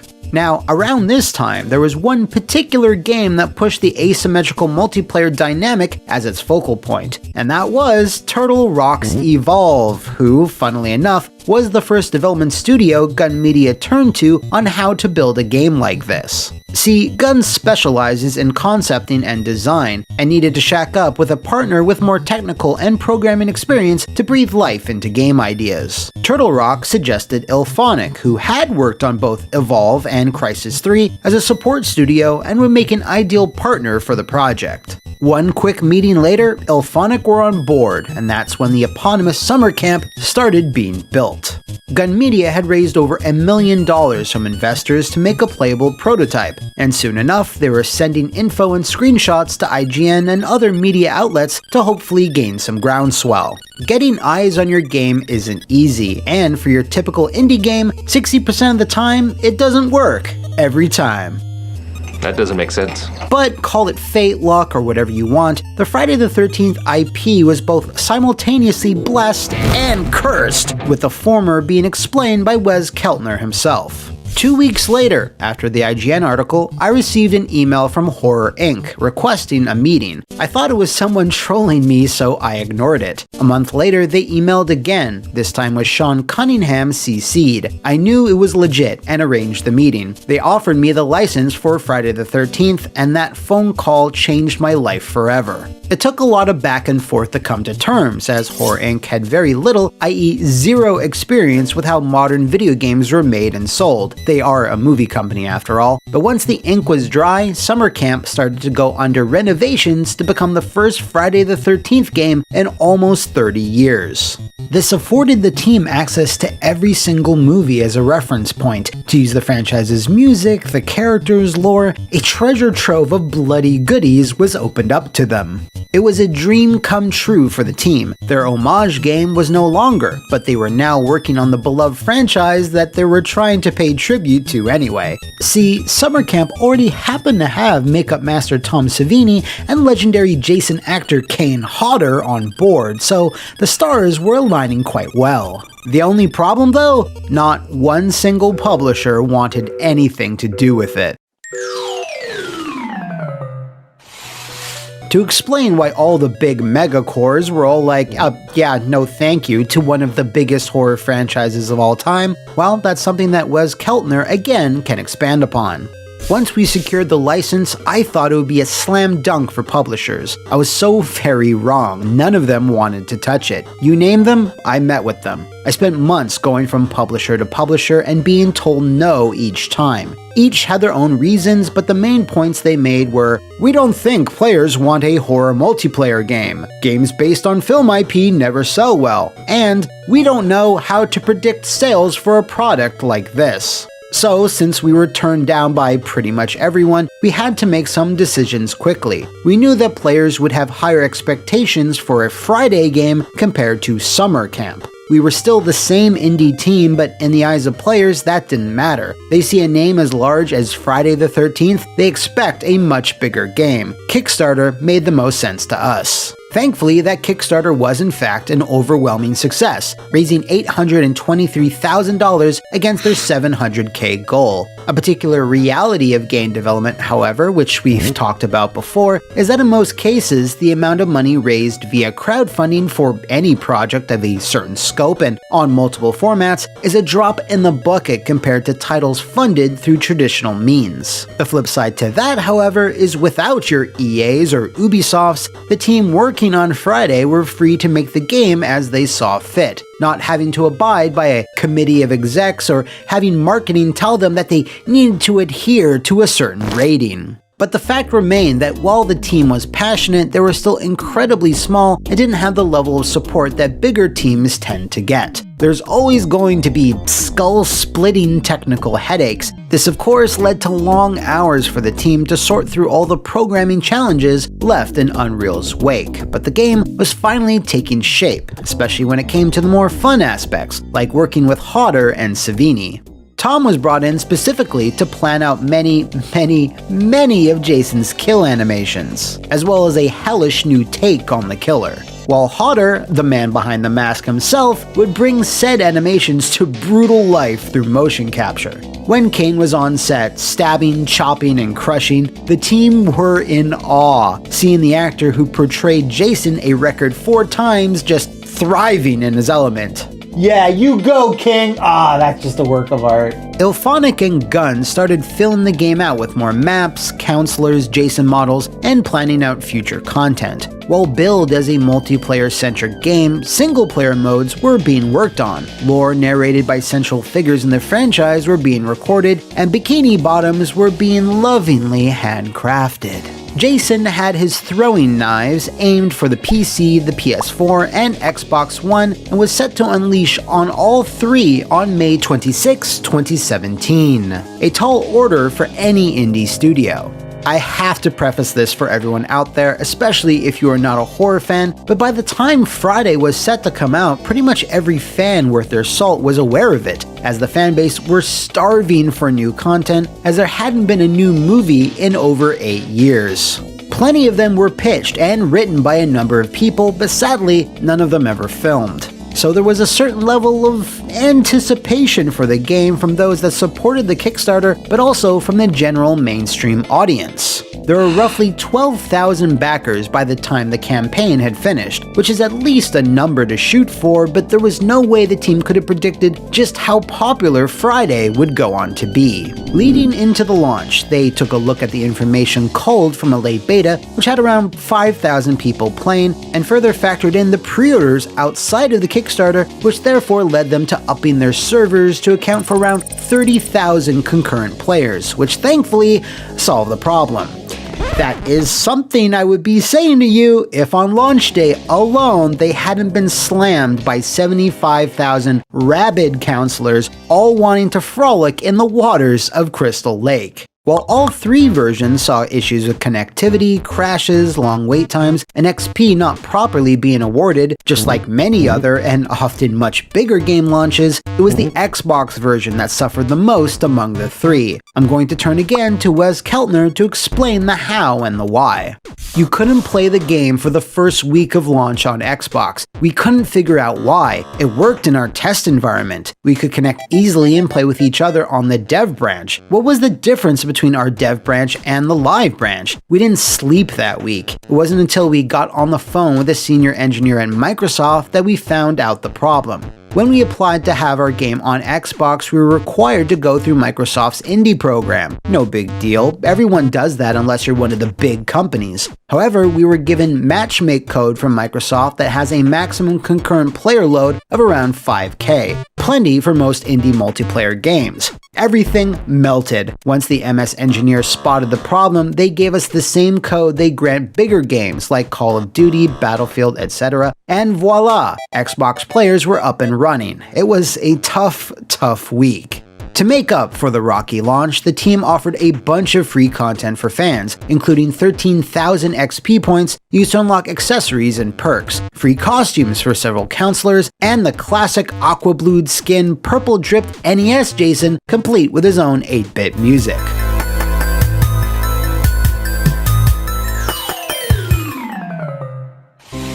Fortunately, after a week or two, things started to smooth out, and matches were being played on every format. And while various bugs, exploits, and balance issues still needed to be patched out, what players found was an exciting and varied game of multiplayer. With several ways for counselors to win, including calling for the cops, taking cars or boats to safety, simply surviving Jason's night of terror, or working together to actually kill him, there was a lot of fun to be had. As time went on, lots more skins, Jason kills, maps, additional counselors, as well as modes were introduced, including those single-player ones I hinted at earlier. The best of the bunch being the Hitman-esque campaign, where Jason needs to navigate around a map to specific locations at specific times to kill teens while they're getting high, getting drunk, or getting some. Reviews, however, at launch were pretty mixed, owing a lot to the rough technical start that the game had, with many publications not even able to connect to a lot of games, which certainly put a damper on Friday the 13th critically. Commercially, however, Camp Crystal Lake had a booming summer. In 3 months, Jason had slashed up 1.5 million copies across all versions, a phenomenal success for an indie game, and even a big hit in terms of commercial AAA IPs. This also doubles as good evidence that marketing execs oftentimes have no fucking clue what they're talking about. The content continued throughout the year, with the game adding more and more value, culminating in the Virtual Cabin, a first-person thrill ride that saw you solving puzzles, dodging Jason, and admiring props and Easter eggs from all over the franchise. Completing this mode then awarded players with a tease of upcoming content, a new Jason in the form of the Uber variant, as well as a Grendel spaceship map from Jason X, which of course would have contained a spot to perform the famous Sub-Zero face smash. While the game retained very healthy numbers throughout its first year, its bright future was tragically cut short. Not long after the Virtual Cabin was added, Ilphonic and Gun Media were informed that due to a lawsuit which was kicking off between Horror Inc.'s Sean Cunningham and the writer of the original Friday the 13th, Victor Miller, no new content could be made for the game. The lawsuit was to establish who owned what, with Miller's claim centering around the fact that he owned all characters established in his original script, including Pamela Voorhees and young Jason. However, since he had no hand in writing any of the subsequent movies, including older hockey mask Jason, it led to complications. Who would ultimately own the rights for Jason, and which version of him? Horror Inc.? Miller?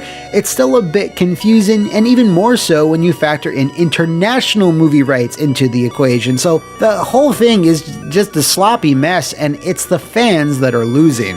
Fortunately though, in 2021, the matter has successfully been not resolved yet, and is still going on today with no clear resolution in sight. IllFonic and Gun Media had hoped that the lawsuit would have cleared up in a few short months, but when it was evident that wasn't gonna happen, via multiple appeals, delays, and other rulings, they had to move on to other projects so they could continue to work and make a living. Servers remained online until November 2020, an additional 2 years, and while the game remains playable today through peer-to-peer, it's obviously a less reliable experience, but because the fanbase is so passionate and there's still no new movies to watch, plenty of counselors are still online, barricading doors and rummaging for those elusive pocket knives. The mood among the team, however, was bittersweet, emphasis on the bitter, as they got to work on something they truly loved but had it taken away so suddenly. It's like going through a bad breakup with someone and then being asked about it over and over again. However, we got to build a game based on one of our favorite horror franchises of all time. We adore that series. We gushed over it and poured everything we had into it. We studied every single film, practically every scene frame by frame. This wasn't a money thing, this was a passion thing for us. We loved it and it was taken from us. That day still haunts me. We had so many ideas, so much content we were working on that we were forced to stop making. Some folks think we quit because we wanted to. No, we were forced to stop, and it really hurt us as a team. It hurt me personally. I fell into a depression, my heart just got broken, and fans are yelling at us like we were doing this. Like this whole thing was our fault. It was hard. Fans were confused and we were not allowed to say much. F13 was one of the greatest things to ever happen to me, and also one of the most painful. IllFonic went on to another asymmetrical multiplayer game in the form of Predator Hunting Grounds, as well as the recent Arcadegeddon, while Gun Media would publish Blooper Team's Layers of Fear 2 and are currently working on other unannounced horror projects. This was a rough one, specifically for me, a huge fan of the Friday the 13th series. While the game certainly had a rough few weeks, over the subsequent months, it was a rallying point for a lot of the Friday fanbase to meet, chill, and just have fun. It's also clear that all parties involved on the development side were just as passionate. They sweat and bled Friday the 13th for several years, and just as things were heating up, they had to be cooled down into the murky depths of Crystal Lake itself, where the franchise unfortunately now lies. Thanks again to Mr. Keltner for graciously answering my questions. If you know of any other franchise, movie, video game, or otherwise you'd like me to stalk, shout them out in the comments below, over on my Twitter, or make a frantic cry for help at the Flophouse VIP Patreon to nominate what you'd like to see in a future episode. See you next time, and thanks for watching!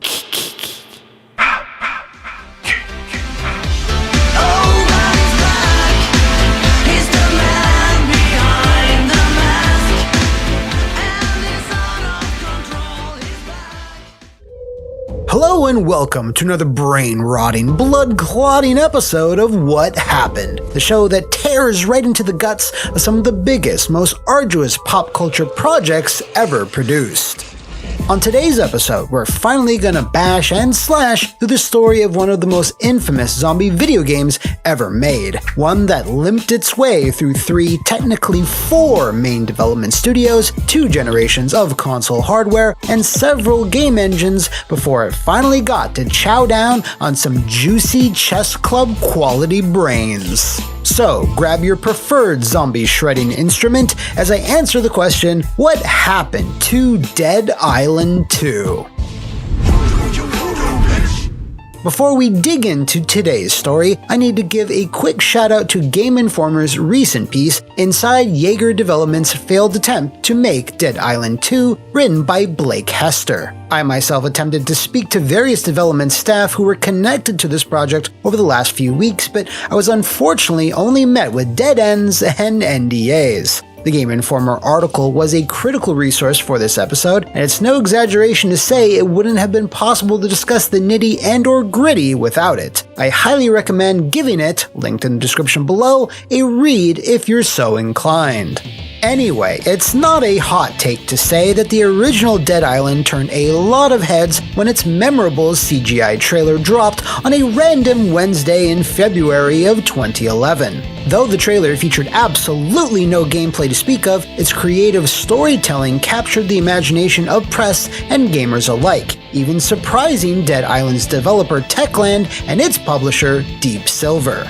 View counts for the trailer were crazy high. It eventually resulted in a legacy so enduring that the trailer even got its own Wikipedia page. So it's no question that this memorable bit of marketing was a big part of what helped Dead Island ship over 3 million units within mere months of its launch, and eventually sailing past 5 million only 2 years later.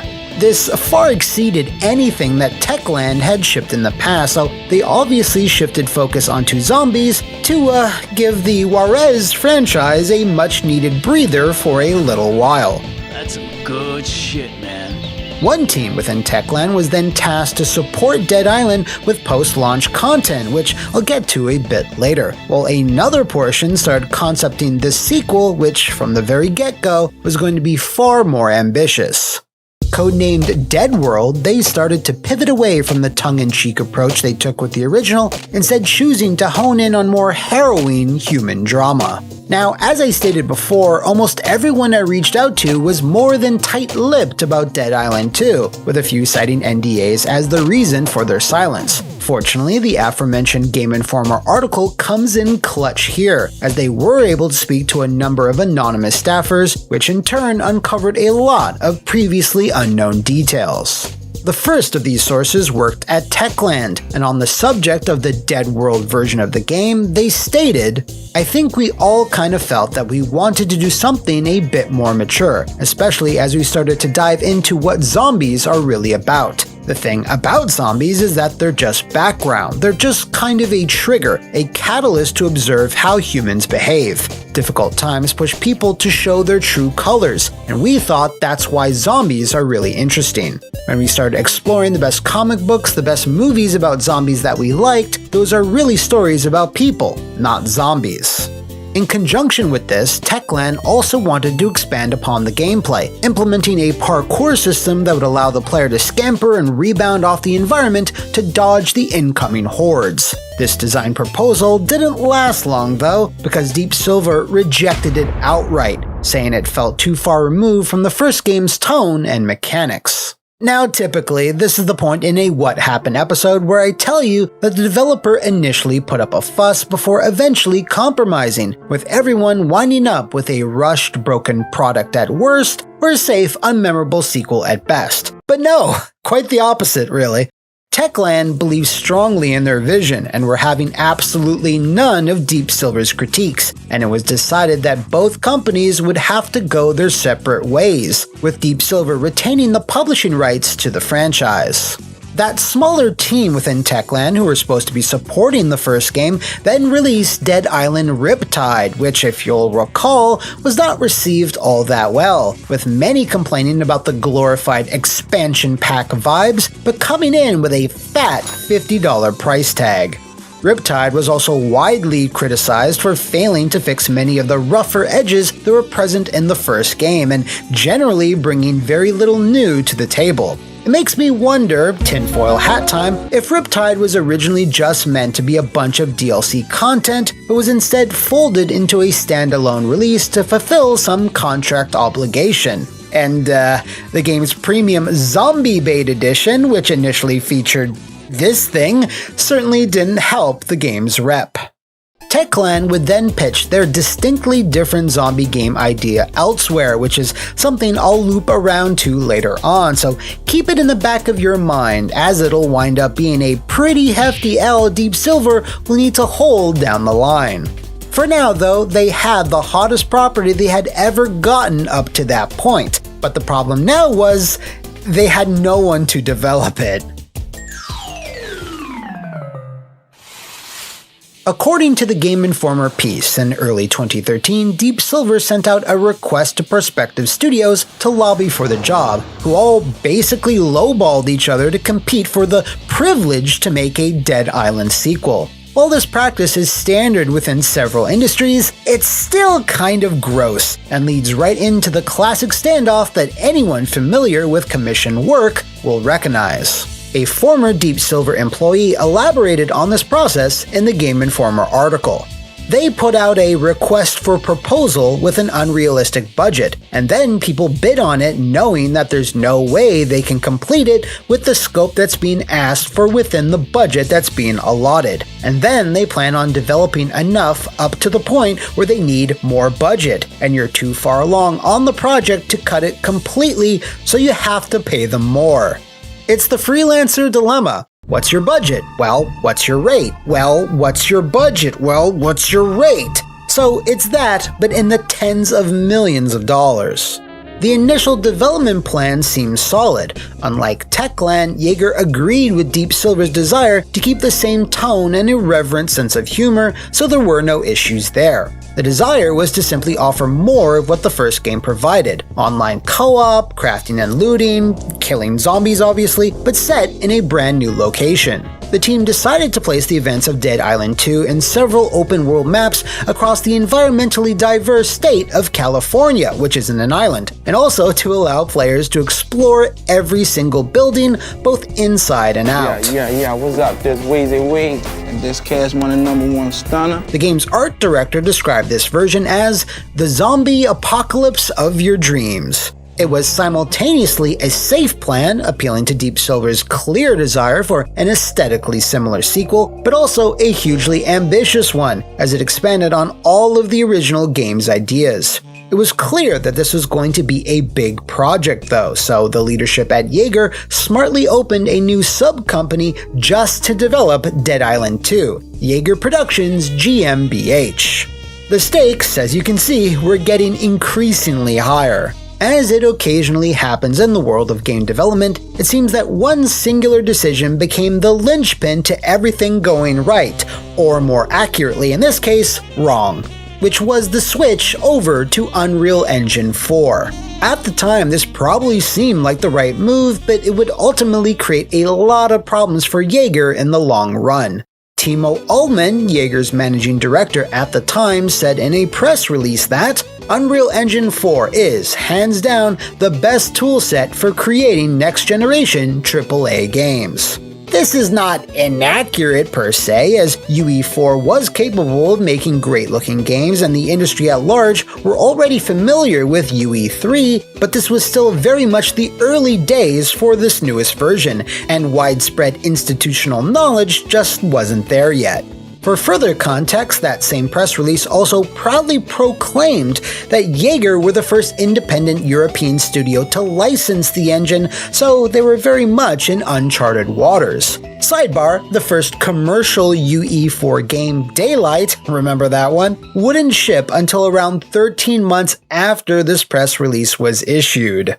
Now, any engine, from the most modest to the most robust, is simply a tool set, and developers always need time and resources to learn the various ins and outs. The fact of the matter is, while UE4 could technically handle any type of game, Epic had not specifically designed it with open-world demands in mind, which, along with its relative newness, posed a lot of problems for Dead Island 2, a lot of quickly. As Yeager started to build these big, chunky open-world maps, performance started to suffer as a result, with former employees describing the PS4 and Xbox One versions as nearing the very edge of unplayable. This was then the perfect time for the team to receive what every developer hopes for: unrealistic mandates from the higher-ups. What happened shortly after the Greenlight demo was greenlit was the publisher came to us and said, "We want seamless multiplayer." And we're like, "Well, what does seamless multiplayer mean?" And they say, "Well, we don't really know. You figure it out."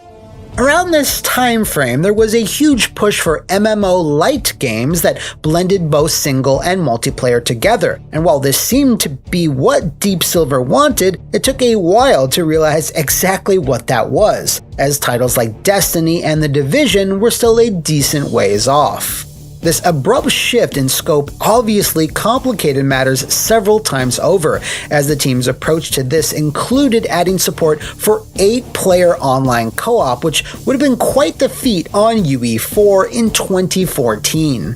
That also happened to be the year where Dead Island 2 was publicly announced, and knowing how effective the marketing was the first time around, Deep Silver shelled out for another glitzy CGI trailer. It wasn't as impactful as the first one, but it was cute and fed into the over-the-topness of the gameplay a little better. During this media blitz in an interview with ibtimes.uk, Deep Silver's Karsten Linder finally articulated what seamless multiplayer meant.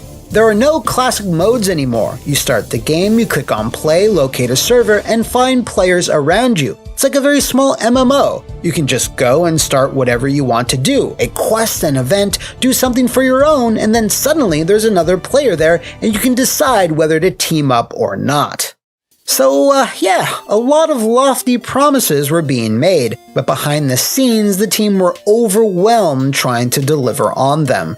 So much so that one Jaeger employee interviewed by Game Informer shared that many on the team balked at the idea of a 2015 launch. There were people who were hopelessly optimistic about it and just going, "Yeah, shit, we'll just make it happen." The other half, I counted myself in that camp, we were just saying, "Yep, sure, let them get the marketing beat on it, get some pre-orders in, we're going to be a year out from there, easily." But even that generous estimation was a bit off, by another 2 development teams and about 8 more years. Deep Silver had scheduled Dead Island 2 for a spring 2015 release, but in the back half of 2014, the technical roadblocks started piling up. Jaeger apparently started missing major milestones, unable to deliver the game's large maps in a playable state on consoles. In the Game Informer article, one person described the PC version as pretty fun, but that the console versions just weren't able to load the game's assets fast enough to the point that you'd just be standing around waiting for major environment elements like buildings to even visibly appear. With Jaeger struggling to address all these problems, the big guns were called in to hopefully get Dead Island 2 back on track, as Epic offered direct support and resources to try to right the ship. They couldn't make much headway though, because the problem again was that on a fundamental level, UE4 simply wasn't built to make what Jaeger wanted, and especially not on machines like the PS4 and Xbox One, which featured lower spec CPUs and slow loading HDDs. Deep Silver then tagged in some Saints who also happened to be engine architects straight from Volition to hopefully ascertain where they went wrong, which turned out to be from day one. According to a Jaeger employee, they looked at it and they're like, "Yeah, you need to build this shit from scratch." If that was true, we're like, oh fuck, it was a bit of a moment. I think the penny dropped with that, right? More external consultants were brought in afterwards, but the story was largely the same in the end. The build of the game they had was deemed impossible to ship with their current budget, headcount, and performance targets, and so Jaeger made the only choice they could, opting to compromise on their vision dramatically. They started by cutting the game's maps down into smaller, more manageable chunks, and dramatically pared back on the various multiplayer features to get where they needed the game to be. After only a few short months of going down this direction though, Deep Silver suddenly decided to cut their losses on the whole shebang and parted ways with Jaeger completely, saying in an official statement, With Dead Island 2, Deep Silver has always been dedicated to delivering the sequel that Dead Island fans deserve. After careful consideration, today we announced the decision to part ways with development partner Jaeger. This obviously came as a bit of a shock to most on the team, including Timo Ullman, who in a dour quote to GameIndustry.biz said, "Having a project cancelled in such a late state is a catastrophic event on so many different levels. It really is the worst possible outcome. Everybody involved loses." And Jaeger certainly did lose. If you'll recall, a whole sub-studio was formed just for Dead Island 2, and with no other project lined up on such short notice, the studio filed for insolvency in order to protect the majority of the staff and their future wages. While it's frustrating that Deep Silver felt the best answer here was to throw the zombie baby out with the bathwater, it's important to remember that game development is not always an exact science, and watching Deep Silver burn through a studio like this only to gamble on another one afterwards ain't the best look, to say the least. Dead Island 2 then entered its most mysterious development phase, where in March of 2016, Deep Silver enlisted Sumo Digital to hopefully finish it. At the time, Sumo seemed like a bit of an odd choice when taking a look at their back catalog, but they were making moves to become something other than the Sonic Racing studio. I reached out to current staff at Sumo to see if I could gain any insight into their time working on Dead Island 2, but was told that very few, if any, staff members who were involved remained at the studio. Deep Silver then made announcements in both 2017 and 2018, reiterating both times that Dead Island 2 was still on its way, but it very intensely wasn't, at least under Sumo. If I could hazard a guess here, among the several games Sumo was busy with at the time, it was perhaps the very infamous Crackdown 3, which would go on to have its own dynasty of delays, that may have caused further complications. This is guesswork on my part, but I can't help but wonder if this already massive open-world game bottlenecked Sumo so much that it caused Deep Silver to pack up and take the project elsewhere. Again. They, however, didn't have to look far before they landed on Dambuster Studios to help pick up the pieces, who have had such an interesting path through the industry that I may have to dedicate a whole video to them in the future. For now, though, know that Dambuster were aware they hadn't quite nailed what they had set out to do with their previous title, Homefront: The Revolution, but were determined to put their all into their next project. So when they got the call to be the new developers of Dead Island 2, they saw it as both a hefty challenge but also an opportunity.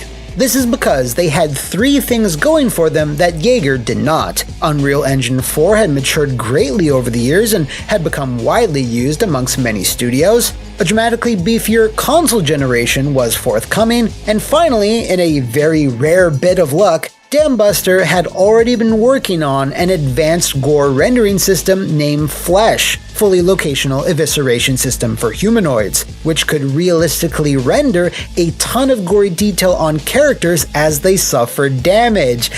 I wonder what type of enemies that could be applied to.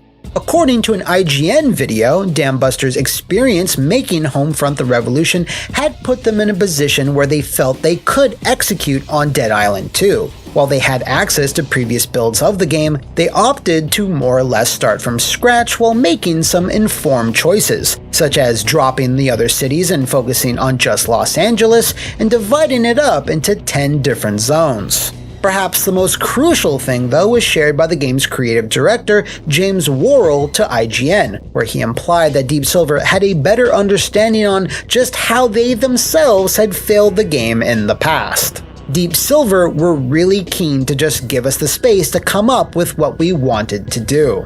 This is in contrast to Jaeger being demanded to ship an elaborate 8-player always-online mini MMO, but then allowing Dambuster to ship a less ambitious but much safer 3-player co-op mode. All in all, though, it seems that during this period, Dead Island 2 went relatively smoothly, and when it was revealed at Gamescom 2022 to a rather shocked audience, as most had assumed it had long since been cancelled, they also announced a February 2023 release date.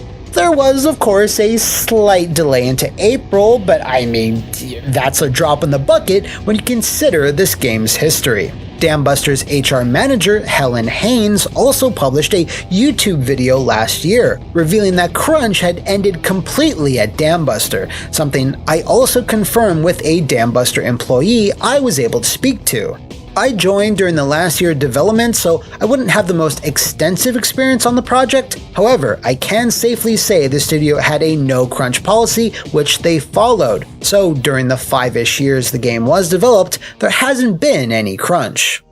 Outside of Dambuster though, Dead Island 2 clearly had a fairly heavy cost, changing hands between multiple studios with many staffers absolutely going through it along the way. It's rare for a game to be worked on and then torn away from such a wide group of people, and it speaks to a decade-long series of leadership failures from uncompromising upper management.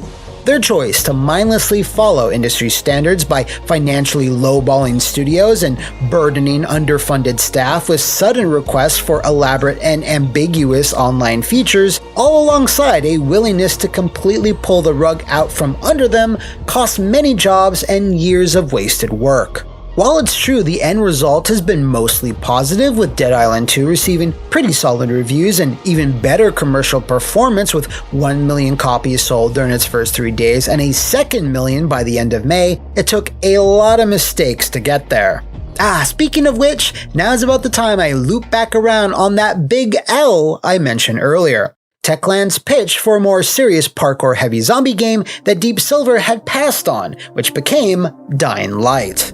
It was picked up by Warner Bros. In 2015, where it went on to sell over 20 million copies across all formats as of the time of this writing.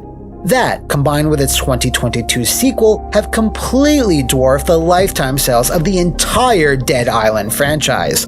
So, in terms of profitability, it seems that Techland's instinct to create a darker zombie-based horror game that truly embraced open-world design was in fact the correct one, as Deep Silver spent millions and millions of untold dollars correcting their mistakes over the course of a decade. With that said, even though we're only halfway through it, 2023 has already had its fair share of stinkers, and it's pretty incredible that a title as infamous as Dead Island 2 didn't wind up being one of them. But it's definitely bittersweet to see Deep Silver execs reaping the rewards in the end though, even proudly proclaiming that Dead Island 2 was the biggest launch in their entire history. Which, man, it means it finally topped their previous crown jewel, Right to Hell Retribution? Jeez. Once again, props goes out to Blake Hester at Game Informer for his stellar reporting and his blessing to allow me to feature his article prominently in today's video. And if you've heard of any other shambling legends from across the video game or movie industries, do let me know in the comments below or enter the hellish ghoul-infested city that is my Twitter. See you next time, and thanks for watching!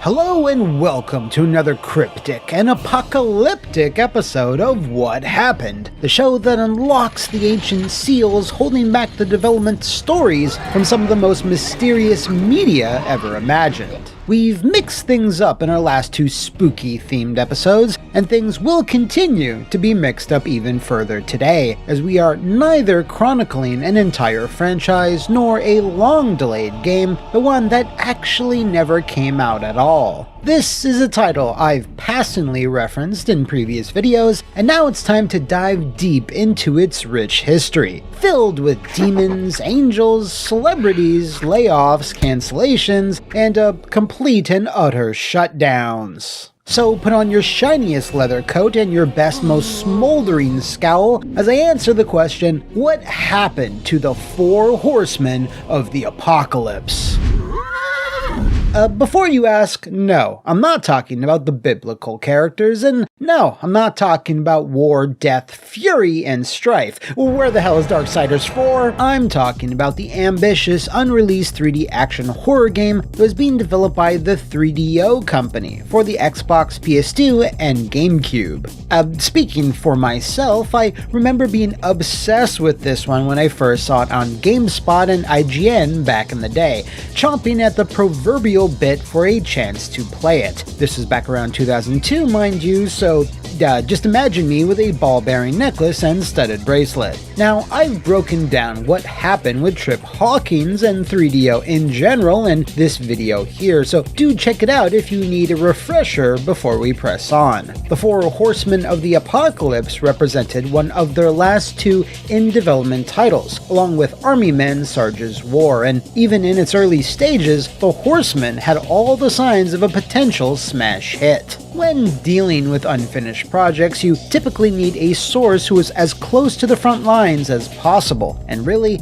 no one was more on the front lines of this one than Michael Mentheim. He's a legend in the industry who worked on such classics as Tasmania, NHL All-Star Hockey 95, Battle Tanks, and the Army Men Sarge's Heroes series, and is also the creator of the Mutant League sports games, so, you know, he's basically the GOAT. He was gracious enough to allow me to speak to him at length about how the four Horsemen of the Apocalypse came together, elements of the game's untold narrative, and more. And, as it turns out, it all started with a name. Trip Hawkins was thinking about brand names more than individual names for games. He was always talking to us about finding a word, name, or phrase that everyone had heard before that could be turned into a brand. For example, Army Men or Madden or Apple. In the case of Army Men, the name was free. In the case of Madden, it wasn't. The idea for Four Horsemen of the Apocalypse didn't come from me or Trip Hawkins. It was actually pitched by Chris Satchel, a principal engineer, during a new game idea meeting. When I heard the name, I was immediately drawn to it. Trip also recognized its potential for instant brand recognition, which was something he always sought. With his approval, we started pre-production. So 3DO had a name, and a good one at that, but hadn't charted out what the gameplay or even the genre was going to be, which is certainly an interesting, if unorthodox, way to go about things. Michael confirmed to me that they did indeed explore a few different genres during the conceptualization phase before deciding on a third-person action game, which came about after a brief consideration towards an FPS, which was quickly scuttled as it was felt that players would have a stronger connection with the main character if they went with third person. Speaking of which, that main character was set to be the fallen angel Abaddon, who according to pitch documents was destined to stand against the eponymous Horsemen once every 1,000 years to thwart their oh-so-trite plan to bring about Armageddon.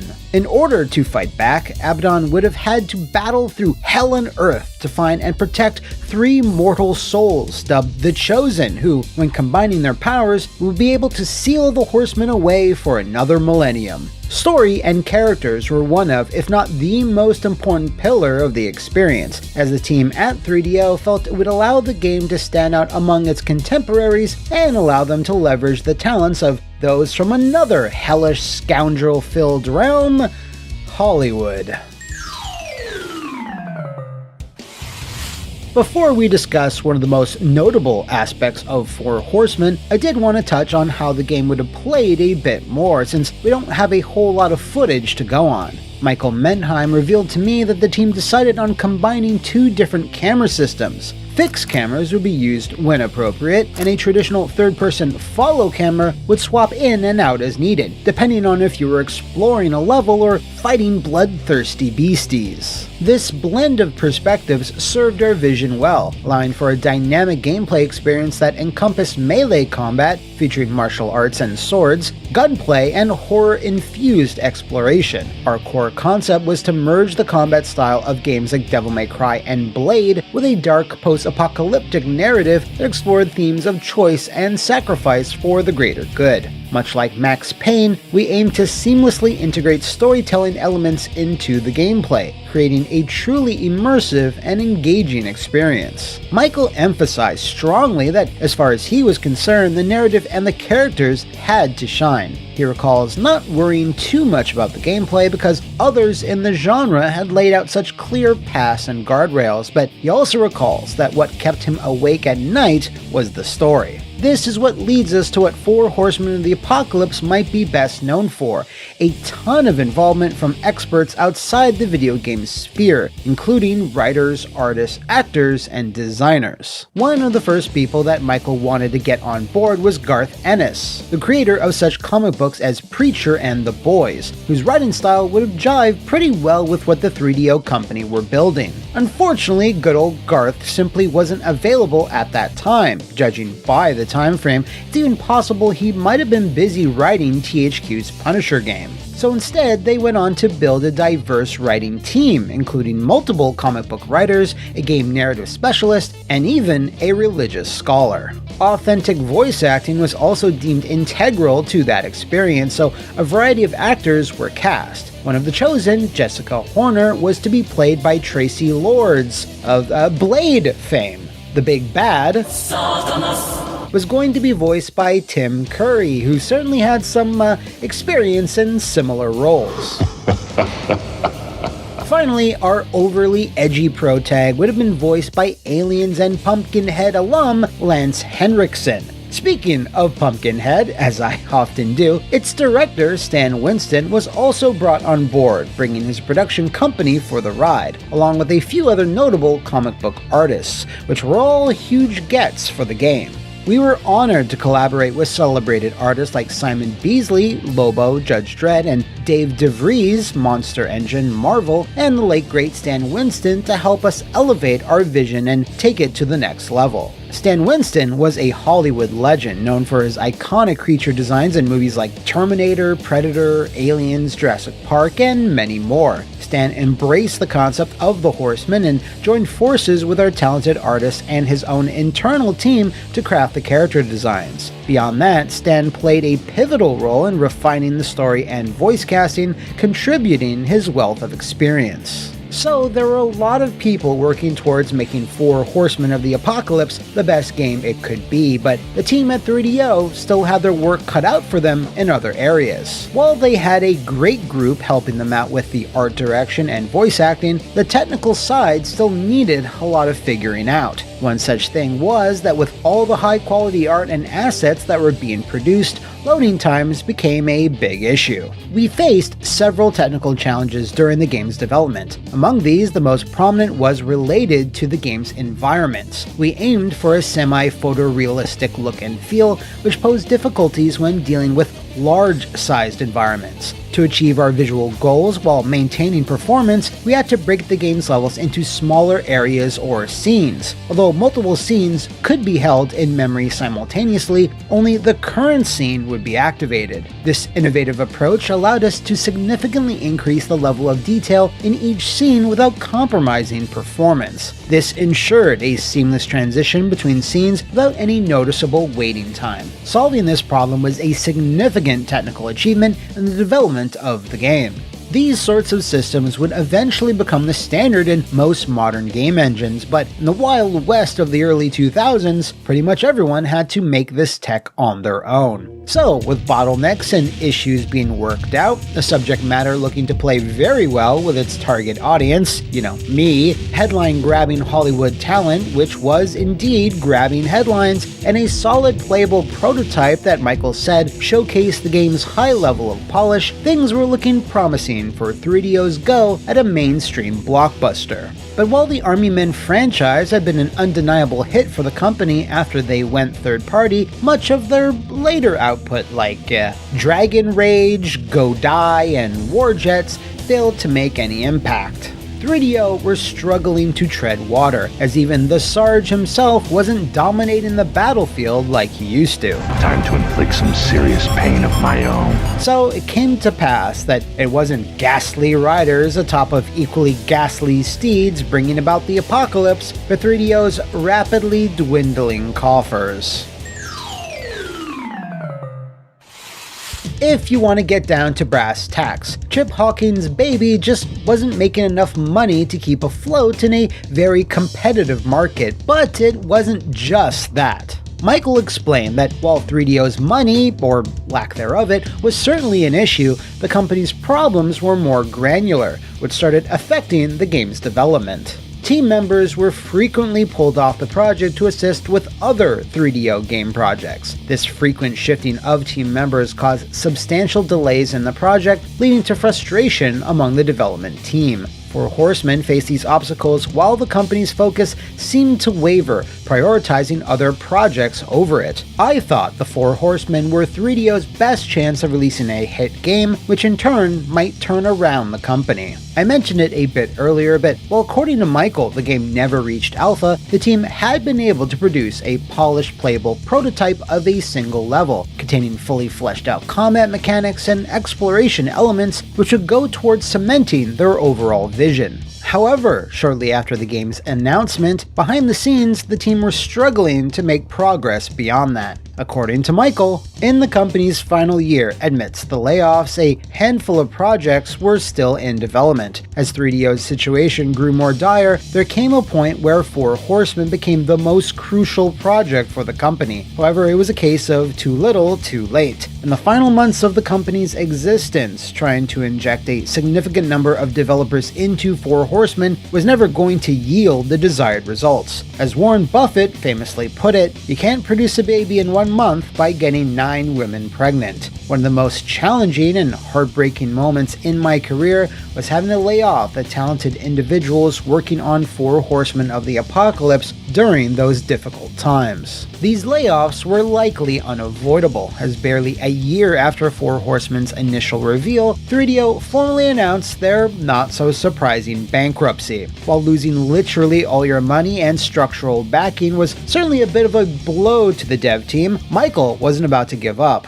Not by a long shot. There was a very real effort to find the project a new home under another publisher, leading up to 3DO going bust, and while this worked out for Sarge's War, which managed to release under Take-Two's obscure Global Star label, the Four Horsemen weren't as lucky. Because following that, there was a bankruptcy auction where publishers could bid on various IPs and brands that were up for sale, and tragically, there were no takers. Wanting to keep the project alive any way he could, Michael Mendheim and various investors founded Four Horsemen Entertainment LLC and won the auction for the rights to the brand, a move which confirms Michael's absolute chadness. After then getting the keys to the kingdom, they spent a good amount of time trying to shop it around to various publishers, but once again, nobody was biting, which made Michael rethink the strategy. My deep attachment to the project drove me to persevere. I was determined to tell the story of the Four Horsemen, whether as a game or through another medium.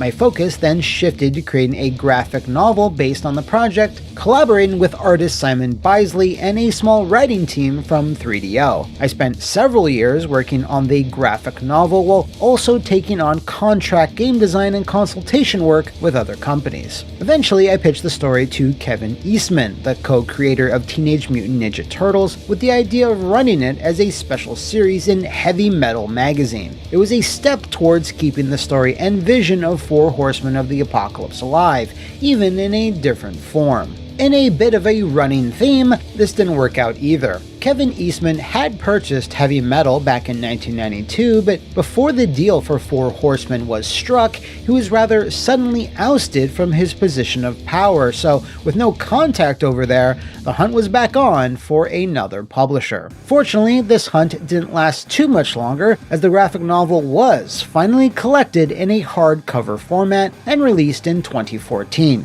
It took roughly 12 years for the Horseman story to finally be told, but even then, according to Michael, this still resulted in one final disappointment, which we'll leave on. We then released a Random House/Titan Publishing omnibus of the graphic novel, which was a success and opened the door to another video game publisher who expressed interest in creating a video game based on the concept. We embarked on the development journey once more with an exceptional team, and yet again, the publisher encountered its own unfortunate fate. I do believe the four horsemen of the apocalypse is cursed. Considering this curious pattern, I decided to take a rather unusual step. I returned the four horsemen to their seals, placed them in a securely locked box, and buried them in my backyard. R.I.P. horsemen, until you are resurrected again. Thanks so much to Michael for speaking to me about this special project that never was. If you out there know of any other games, movies, or miscellaneous media that suffered from maligned momentum, do let me know in the comments below, or enter the hellscape that is my social media. See you next time, and thanks for watching!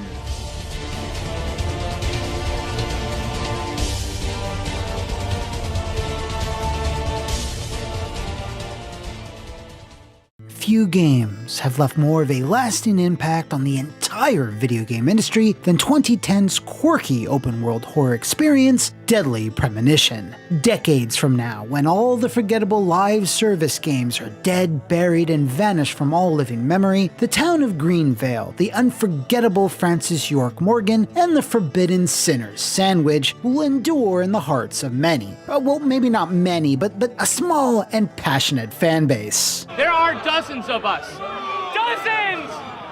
While still considered a low-key, under-the-radar release, this unique 7th-gen specimen was nearly cancelled on several different occasions over 5.5 years of development. It's a fantastic, twist-filled tale of advancing hardware technology, looming lawsuits, and lots of coffee. So put on your most stylish suit and grab a can of the pickles. It's time to find out what happened to Deadly Premonition. To really get to the roots of this particular project, we have to start with the main creative force, Hidetaka Swery65 Suehiro, who will hitherto be referred to as just Swery. His video game career kicked off at SNK, where he worked on Kizuna Encounter and the Last Blade series, then contributed to Tomba 2, before finally landing a main designer position at a short-lived studio by the name of Deep Space. There he helped develop the survival horror game Extermination, which, while fairly unremarkable, signaled the debut of the indelible Forrest Kaysen, albeit only in text, who is a recurring character that Swery has based off a real-life friend of his. After Extermination, Swery felt he was ready to take on a more challenging creative role, and thus helped in the founding of Access Games, along with a number of other Deep Space staffers in 2002. Access had up until then been a producer of computer graphics software, but decided to move into game development and take on the world. While it was still early in his career, Swery was a big part of this evolution, as he was tasked with heading up their debut game as both writer and director. The result was Spy Fiction avec Forrest Kaysen, which came out worldwide on the PS2 by the end of 2004. Despite a unique disguise mechanic and some entertaining dialogue, Spy Fiction was compared rather unfavorably to Metal Gear Solid in terms of gameplay, so Swery's directorial debut went largely unnoticed. Still didn't stop me from having him sign a copy though. So although it didn't achieve the sales success they were looking for, as it turns out, it was what planted the seeds of Deadly Premonition's long gestation. Tomio Kanazawa, a producer at Marvelous Interactive who would go on to work on such titles as Rune Factory 3, Contact, and Flower Sun Rain, had been wanting to put into production a open-world mystery game and was looking for a director who would fit the bill. In an interview with Polygon, he stated, "When I played Spy Fiction, I thought that the person who made this game would have the skills to work on my game."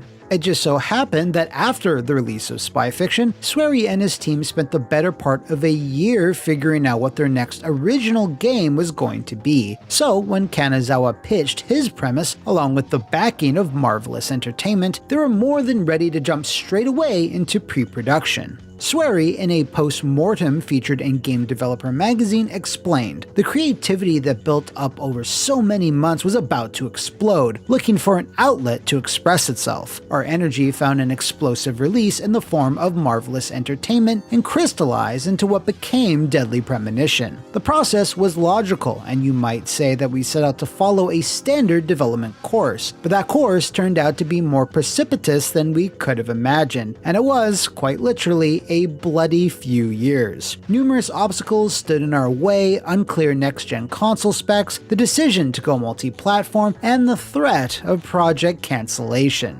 Ah, that's right, multi-platform. Because of the PS2's continued popularity in Japan and the upcoming hype around the Xbox 360, Access planned to develop the game for both machines simultaneously. Thankfully though, the PS2 appeared to have been dropped 1 year in, according to a development schedule printed in Game Developer magazine. According to the post-mortem, creative elements like story, characters, and world building went as good as a crisp spring morning, so when Swery described it as a bloody few years, it begs the question, what went wrong? Well, pretty much everything else. Making an open-world game and developing for unfinished next-gen hardware are tall tasks alone, but doing both alongside an experimental new idea and still trying to support the PS2, truly, it was going to be a tough few years. In fact, even their coffees would tell them so.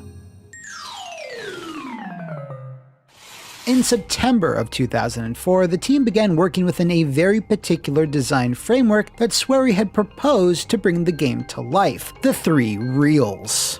Alright, that needs some explanation. To create the easygoing atmosphere and believable lived-in charm of the town, Swery proposed developing it with 3 key pillars in mind: real scale, real time, and real life. Real scale was in regards to the actual physical size of the town and the world around it. 5 square miles of drivable, explorable Pacific Northwest landscapes. Swery and the members of his team even visited the US and measured the size of roads and buildings, among other things, and took thousands of photos to nail the scale. Real time had to do with the 24-hour cycle the game ran on. Many events, items, buildings, and characters were only accessible at specific times of day, with one of the more infamous ones being enemies that would prowl the streets after midnight. Finally, real life revolved around every character's daily routine, with each one moving around the town completing their own unique errands or jobs to really drive home the fact that the town actually functioned on its own, independent of the player's actions. According to Swery, implementing all these elements was incredibly difficult, and even members of his own team, in Swery's words, provided a great deal of resistance, but he remained steadfast on their importance and ultimately felt that this attention to detail made for a better experience. In the Game Developer magazine post-mortem, Wataru Nishide, lead level artist, and Jace Kataoka, the lead programmer's rad nickname, detailed just a few of the hurdles the team faced in trying to implement the 3 reels. Deadly Premonition was our first stab at next-generation development, so we began the project astounded by the vast amount of RAM available, much more than any previous consumer hardware had offered. Astonishment gave rise to overconfidence, and eventually to the worst-case scenario. Our data management became sloppy. The result was a constant struggle with remaining RAM. This was glaringly evident with the motion data in particular. It ended up occupying a truly massive chunk of memory, which led to system restructuring further down the line. In addition, we set far too many objects in our outdoor scenes and could not process them all effectively. Dealing with trees and shrubs was especially trying. With that said, cutting too many objects would have reduced the object density of our expansive outdoor map to unacceptable levels, so we had to keep both the optimization of code and the appearance of our world constantly in mind.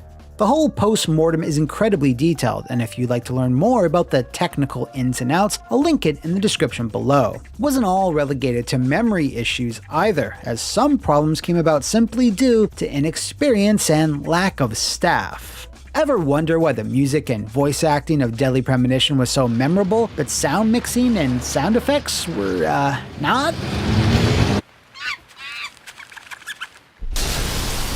Access Games knew how crucial the music and voice acting were in their pursuit of building a convincingly moody and atmospheric world, but sound effects were unfortunately not given the same priority. Why is that? Well, it's because Access Games simply didn't have their own dedicated sound team. According to Keiji Tiranishi, who is credited for a variety of roles on Deadly Premonition, a third-party company was contracted to create the game's wide array of sound effects, and he felt that Access Games quite simply lacked the audio know-how to properly ensure the quality of said sound effects. Voice acting and music are admittedly probably easier to eyeball or earball, but sound effects...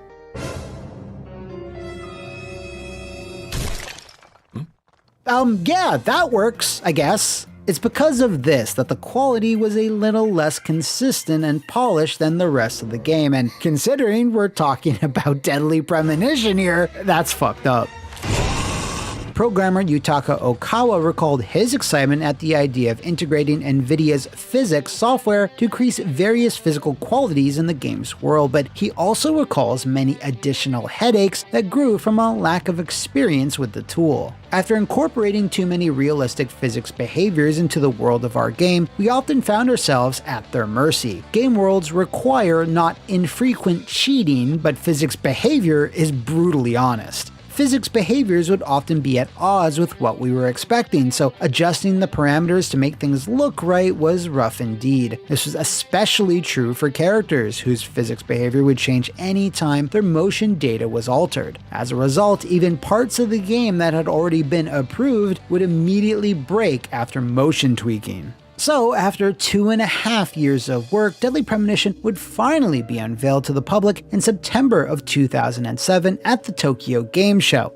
Sorry, did I say Deadly Premonition? I meant to say Rainy Woods. A full trailer was shown, which confirmed a release for the Xbox 360 and PS3 and was slated for a 2008 release. However, about a month after this showing, it mysteriously disappeared from the public eye, leaving some to wonder its fate. This is because, behind the scenes and despite nearly 3 years of work, Rainy Woods was being reassessed internally, with the edge of a rusty axe precariously hovering above its head.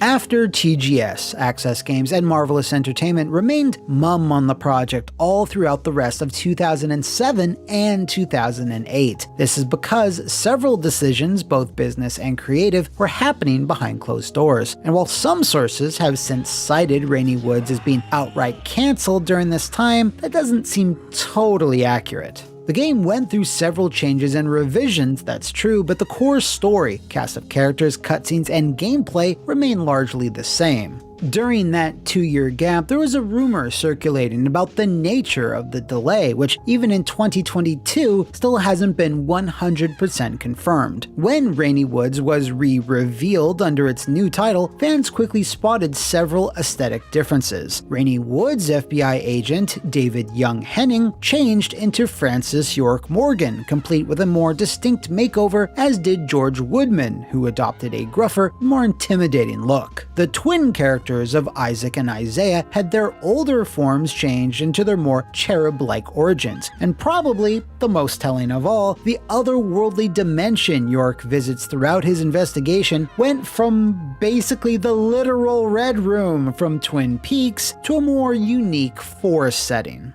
These differences, along with the title switch and renaming the town to Greenvale, spurred rumors that the rights holders for David Lynch's seminal TV drama might have contacted Access Games and/or Marvelous Entertainment. When asked in interviews throughout the years, Swery and other members of the staff feigned ignorance of the similarities or dodged the questions completely, which, certainly makes you wonder. It was only in 2021 where York's voice actor Jeff Kramer confirmed on a stream with YouTuber Whitney Plays that litigation might have indeed been a factor. The first game actually took even longer than it should have because I had recorded the entire game, and then they ran into some issues with the producers of Twin Peaks. It was Rainy Woods originally, and then I had recorded the whole thing, and then they called me a while later and said, we have to change the game title and we have to change the name of the character. Of course, we don't know whether this was Access Games and Marvelous acting preemptively, the game's first trailer was instantly likened to Twin Peaks by many after all, or whether the producers of Twin Peaks did in fact contact Marvelous and air their concerns about similarities between both properties, which then logically hastened certain revisions within the game. Since neither camp has openly breathed a word about this issue, we don't know definitively if this was the case, but regardless of the reason, it certainly seemed like there were enough concerns for it to happen. By the way, do check out this video over on Whitney Plays if you'd like to see every tiny change between Rainy Woods and Deadly Premonition, including songs, text, and voice files. Fascinating stuff. Back to that post-mortem. It states that shortly after TGS 2007, Rainy Woods was re-evaluated and put on indefinite hold. When asked years later about whether the similarities to Twin Peaks had been a part of that situation, producer Tomio Kanazawa offered 2 quotes in a Eurogamer piece. The diplomatic, "Well, it's very difficult to say," and the juicier, "Let's just say, politics."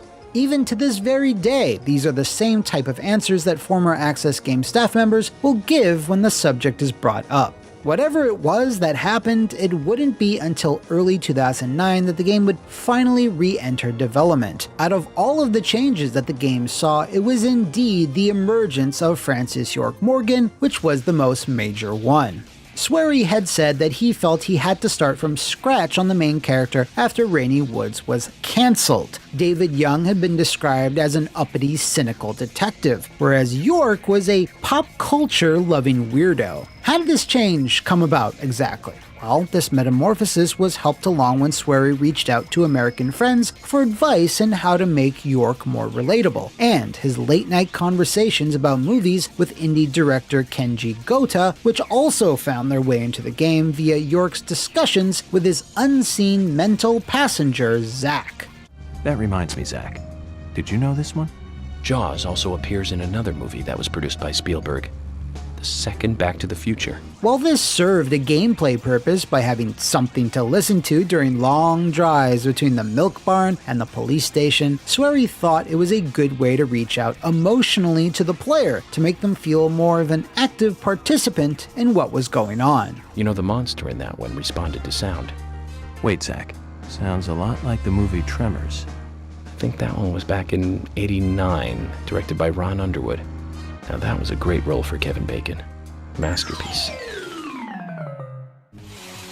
So, as I was saying before, there are a lot of really amazing things about the internet. As things were finally coming together by the end of 2009, the team also had to contend with working on the PS3 port, which would ultimately release 2 weeks after the 360 version in Japan. The rest of the world wouldn't see it on the PS3 until years later. In Japan, the game would be titled Red Seed's Profile, while Deadly Premonition was chosen for every other region. UTV Ignition Games picked up the North American publishing rights and made sure to slap it with a warning label in the form of a big ol' $19.99 price tag, which certainly raised a few eyebrows. Rising Star Games would handle the EU version, which would launch a few months behind North America. Swery has gone on record saying this initial launch of the game was not profitable, like at all, and has been quoted by Polygon saying in 2013, before the release of the director's cut version, that so far there's no economic success from this game. However, in 2011, Shane Bettenhausen, who was working at Ignition at the time, described Deadly Premonition as one of the most successful games we ever published, and a small hit, so it's likely that the modest success it did get didn't really result in any huge financial dividends trickling back to Japan. Deadly Premonition's initial impact across the world could charitably be described as a dull thunk, with lots of websites and magazines dumping on its shoddy technical performance, poor controls, map navigation, sound mixing, dated-looking graphics, as well as a whole host of other issues. But despite this, there were a few publications that saw beyond all that. Most notably, Destructoid's widely shared review saw Deadly Premonition in a completely different light than most, and awarded it a perfect 10 out of 10 score. This review became so famous, in fact, that Rising Star Games even printed it as a kind of seal of quality on the box art when they released the EU version a few months later. Cheers to you, Commander Sterling. This all came to a head later in 2012, where Deadly Premonition was awarded Most Critically Polarizing Survival Horror Game to Ever Exist by the Guinness Book of World Records, a record that may or may not need to exist, but hey, it certainly earned it. In conjunction with all of this, fans began posting clips of the game's cutscenes across social media, with the most memorable being the scene that introduces the legendary Sinner's Sandwich. Seeing snippets like this gave the unfamiliar a brief peek into the game and Swery's off-kilter sensibilities, and it only kept building from there. I can't believe it. This is fantastic. It's really good. Over the course of the next 2 years, the game slowly garnered, in the most pure sense of the term, a cult following. Swery noticed this swell of support and in an interview with Polygon said, "We released Deadly Premonition right when Twitter was starting to get big. I received so much feedback from users thanks to Twitter. It was a big surprise. It came flooding in so suddenly." This turn of events was not lost upon the publishers, who financed a 2013 PS3 Director's Cut version which added extra content and polish, more cutscenes, quality of life improvements, PlayStation Move support, upgraded textures, and even stereoscopic 3D. Cause why not? This version was also released on the PC that October, which obviously let more potential players enjoy the game's eccentricities. As one more little footnote, in Japan the Director's Cut was named Deadly Premonition Red Seeds Profile Complete Edition, which I believe is the last time they ever used the Red Seeds Profile name. RIP, buddy. At some point during all of this, even Microsoft caught wind of Deadly Premonition's viral popularity and contracted Swery to cook up that same special stew for the episodic Xbox One exclusive D4 Dark Dreams Don't Die, a trippy adventure that surprisingly made fantastic use of the Kinect. Swery recalled that Microsoft producers specifically asked him to implement nonsensical, memeable moments into the game in an attempt to get more people talking. This, along with a strained launch for the console itself, unsurprisingly didn't equate to strong sales, and D4 was cancelled by Microsoft after only the first 2 episodes had been released. Swery did maximize the opportunity though, as he was still able to get Forrest Kaysen in there one more time, and even got to reuse the name David Young for its charismatic Bostonian hero. When it was clear D4 wasn't going to be continuing under Microsoft, Swery decided it was time to move on, and established his own independent studio, White Owls Inc., which would obviously allow for more autonomy. In the wake of his departure, Access Games continues to operate without him, although they seem to have transitioned into more of a support studio role over the last few years. Now, while Swery and his team were exploring game ideas like D4 and JJ Macfield and the Island of Memories, fans were still expressing desire for another Deadly Premonition. This is something you can't really blame them for, as a scene that was added in the Director's Cut heavily hinted at a possible follow-up that would take place in New Orleans. And while Swery expressed gratitude for the support, he never confirmed that a sequel was officially in the works. That'll change in 2019 during a Nintendo Direct where, Dead 2... Hang on, how are you supposed to pronounce it? Wait, no, it's just Deadly Premonition 2, A Blessing in Disguise, was announced for the Nintendo Switch alongside a fresh version of the original called Deadly Premonition Origins. This was a milestone Direct, by the way, as several YouTubers embarrassed themselves with cringy reaction videos. Awesome. Welcome back to where nothing. Oh yeah! Boston, 2019. Oh my god!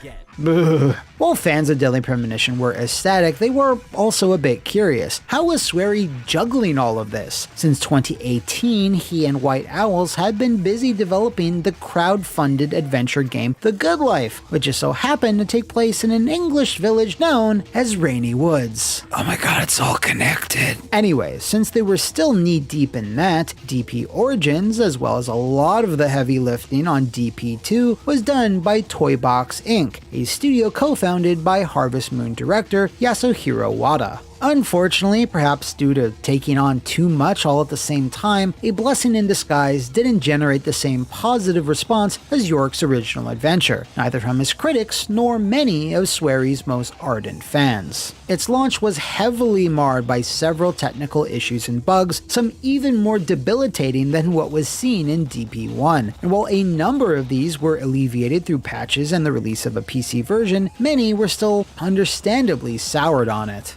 None of this has stopped him from creating though, as he's still scheduled to deliver a mysterious title with Goichi Suda that we'll hopefully learn more about soon. On a personal note, that's a cocktail of madness I'd absolutely like to take a sip of whenever it becomes available. Throughout it all, Swery has been immensely appreciative of all his fans that have supported him throughout the years and loved Deadly Premonition despite all the hardships the team went through and the technical problems that resulted from its fractured development. Swery blames himself for many of those fractures, saying in the post-mortem, "The ideal director is supposed to be able to handle both game quality and project progress, but that was a very difficult proposition for me at the time. I regret forcing my development team to work longer and harder than was necessary. It may be true that the lack of technical expertise covered above contributed to schedule delays, but as the man surveying the entire scene, the greatest responsibility lies with me. On this project, I worked myself to the bone, single-mindedly absorbed in production to the point of blindness, unable to see the people around me, which may be why Deadly Premonition has such a strong sense of authorship."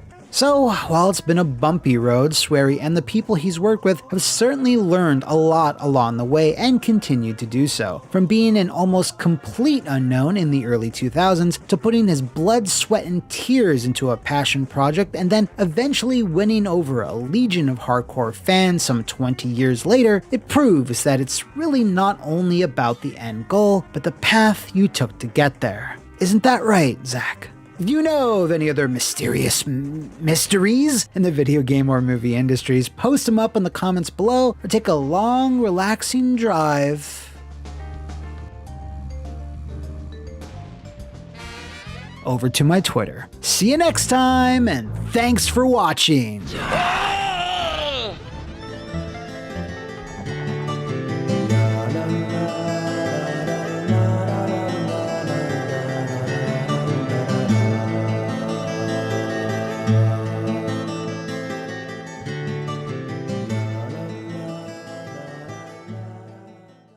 Welcome back, sinners, to another lust-sating, lava-bathing, soul-saving episode of What Happened, the show that breaks down the fraught-filled machinations of the video game and movie industries. This week, we'll be diving deep into the delightfully devilish layers of one of EA's most controversial and mishandled properties. It's a title that, for a while at least, had one of the most talked about marketing campaigns of all time. Bribe money, fake protests, human appendages made out of cake, and ludicrously expensive commercials. So grab your stolen scythe and get those last stitches sewed in, because it's time to find out what happened to Dante's Inferno.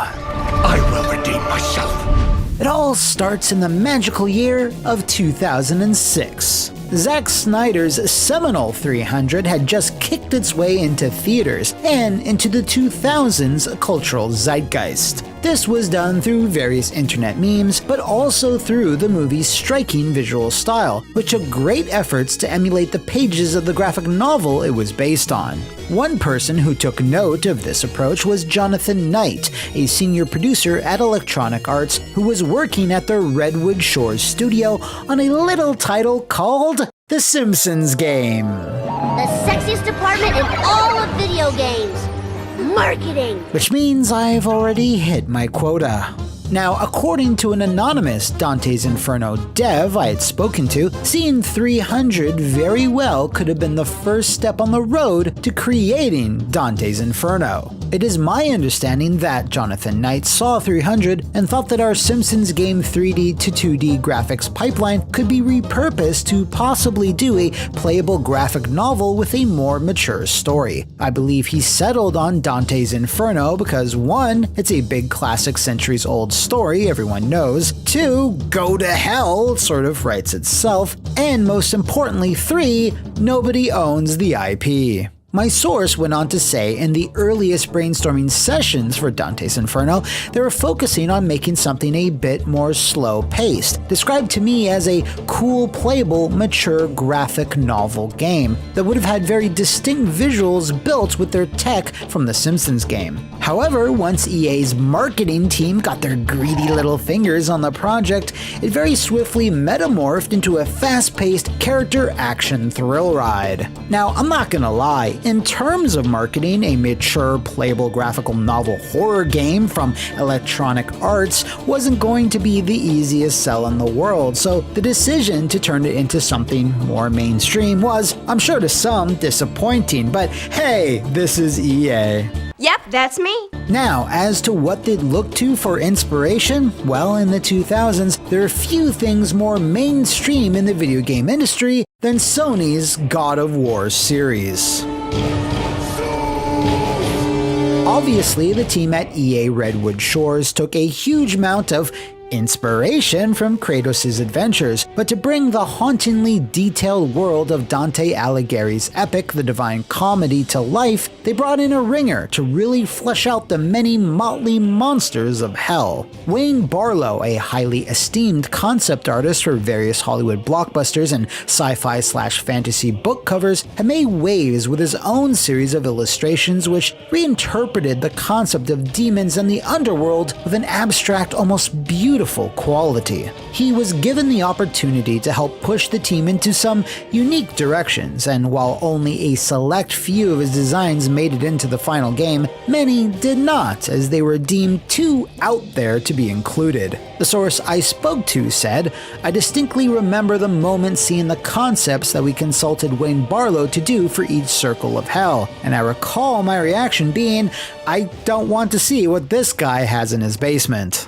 This was a sentiment shared by Jonathan Knight in an internally produced Making of Dante's Inferno documentary. His images are just stunning and imaginative and twisted and weird. Cleopatra is kind of the monster boss character of Lust. We had some early concepts that were just like so weird. Sex organs all over her body and her fingers and her face, and Wayne Barlow took a crack at her and he took that quite literally. And that was like a really creative and fun exercise, but ultimately not a character that I think, would have served the game. This leads into a bit of a contrast in the concepts and enemy designs seen in the final game. For every enemy encounter with something unique and bizarre like Cerberus, the boss representing gluttony, you'd then be slashing through dishwater hooved and horned demons straight out of old cartoons. Part of the reason for this was that concept art needed to be outsourced to Barlow and several others who did not directly work for EA, as they were trying to reduce working hours for its core teams in the wake of a very specific lawsuit. For those that don't remember, a disgruntled spouse of an EA employee made a series of blog posts reprimanding the company for overworking its employees, which had a snowball effect that did eventually change some of EA's practices. The former EA employee I spoke to confirmed that an adjustment period was needed for this new policy, saying, after the EA spouse lawsuit, the internal corporate response was to outsource as much artwork as possible. Immediately, I had to quickly learn how to communicate across cultural lines, different time zones, and how to visually represent what I wanted to a team of artists overseas I did not know or meet. Add to that, communication technology at the time was pretty primitive. We had at best email and Skype. Review software didn't exist, and shared builds were damn near impossible due to security risks. But aside from that, according to my research, the core development period of Dante's Inferno went relatively smoothly compared to what would happen later, although there was that whole business with Oscar Isaac. For those that forgot, at one point he was set to play Dante himself, but had apparently been fired from the role at the last minute, with Isaac remarking to film website Birth Movies Death, "I think they just thought I was bad. It was such a shitty game though, Dante's Inferno." Which, I don't know, seems a bit like sour grapes to me. I mean, what's Oscar Isaac ever been in? Regardless, at this point it seemed like everything was going fine on the development side, which is precisely when the EA marketing team, the ones apparently behind the shift into not God of War, were just vibing in the background and summoning the sinful power of all the layers of hell to benefit their cause. Ultimately, this would prove to be a mistake, as the combined might of all these sins, especially greed, would envelop the project in its dark clutches. when Dante's Inferno was announced in December of 2008, hot off the heels of another M-rated Redwood Shores success, that being Dead Space, there was some skepticism, as you might expect. The substance of the Divine Comedy doesn't naturally lend itself very well to action games, as the whole Journey to Hell part is mostly just walking, talking, and looking at some messed up stuff. So, when it was revealed that it was going to be something very akin to God of War, a certain percentage of gamers and critics were all like, oh, well, that's pretty unoriginal. See, the poem was more of a metaphysical tale of finding the true path to faith and salvation, as well as Alighieri wanting to troll people he hated in life, with the character of Dante being a largely undefined philosopher. He's guided through hell by the poet Virgil and his boo Beatrice, who offers him support from heaven. In EA's Inferno, Dante is a muscular soldier racked with guilt from his time in the Crusades, who needs to save his murdered girlfriend's soul from the claws of Lucifer, a tale as complicated and as emotionally nuanced as any given entry in the Super Mario franchise. Hey, where's the freaking gabagoo? Boiling the classic poem down to this action movie form drew it a fair bit of early criticism, and Jonathan Knight answered these criticisms more than a few times, while also trying to deflect the many comparisons to God of War. In a post-release Ars Technica piece with Jonathan Knight, interviewer Ben Kuchera posited the following: "The thing is, the game is good, and I point out that it must be galling to hear about people saying it's a God of War clone, as if that's a simple thing to rip off." To which Knight replied, "I appreciate your mentioning that. There is no God of War checkbox in Maya that makes that all happen, or Devil May Cry or Ninja Gaiden. It's very hard, and we have combat designers who look at the milliseconds and the frames that are steeped in the genre." Nonetheless, critics and fans alike were quick to point out every overlap they could find, including the general control layout, which aped God of War very closely. Right stick to roll, one attack button for single enemies and one for groups, magic attacks, a grab, and of course the token action game rage mode, the Wrath of Jesus, or whatever it was called. Any way you slice it, in terms of control, Dante is fundamentally identical to Kratos. When asked what was the most unique element that Inferno was bringing to the table, Jonathan had an answer: the absolve and punish system, a binary choice between saving or killing the denizens of hell, which fed into the dark or light paths which powered Dante's moveset. Aside from that, it consisted of the same familiar set pieces, QTEs, health and magic upgrades, big and small enemy archetypes, cinematic boss fights, and liberal depictions of violence and nudity. Now, what this did do was make the game incredibly easy to advertise, and boy, did EA advertise the everlasting fuck out of it. Maybe even a little too much. In addition to Redwood Shores being renamed to Visceral Games, all throughout 2009, you couldn't open up a gaming website and not read about the newest, cringiest way EA's marketing machine was trying to get the word out there. From the blunt "Go to Hell" tagline, to the Wildstorm comic book adaptation, to reprinting the original poem with EA branding, to the anime movie, nothing was off limits. Oh yeah, and then there were the toys! Hey kids, wanna punish Brutus for his epic betrayal of Caesar? Yeah! Then you need the official Dante's Inferno action figure. He comes locked and loaded with the searing power of Beatrice's crucifix. Neato! Make Satan eat holy dirt or go to hell. Dante comes with everything you see here. Pre-order Dante's Inferno on your Xbox 360 and PS3 this February. As silly as all this seems, all of this stuff was pretty much in line with what EA had been doing elsewhere. Dead Space also got an animated movie, merchandise, toys, and comic books, and Dead Space 2 would even go on to repeat some of these same Dante marketing beats with its own asinine "Mothers Hate Dead Space" campaign. Hey, if it works, why fix it? Well, spoilers, sometimes these things simply don't work.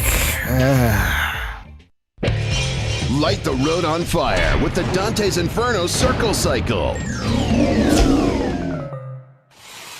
Some madman on the EA marketing team decided the next logical step would be to focus on each transgressional layer of hell, starting off with sending out $200 checks to gaming publications to represent greed, delivering gory cakes in the shape of human limbs to journalists to signify gluttony. Alright, that one's kind of funny. And most yikes of all, asking fans to commit acts of lust with female booth workers at 2009 San Diego Comic-Con. Con-goers were intended to take pictures of these vague acts being performed and to submit them to EA, with the winner being promised a quote-unquote night of lust as their reward. Try to act surprised, but EA had to publicly apologize for this almost immediately and attempted to clarify several points of this ill-conceived idea to the press, but the damage had already been done. The aforementioned $200 checks also didn't go exactly as planned, with several publications basically not bothering to play EA's game,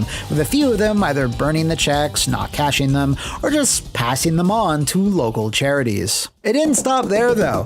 EA then started mailing out musical boxes that played Rick Astley's Never Gonna Give You Up on loop, and also supplied a hammer. Any journalist who smashed the box would then read a note confirming they had submitted to Wrath. Yeah, okay, I get it. I guess this isn't as bad as the actually illegal set of brass knuckles they mailed out to the press earlier that same year for The Godfather 2, but geez, man, who was on EA's marketing team back then? Like, Acclaim? Can this get any lower?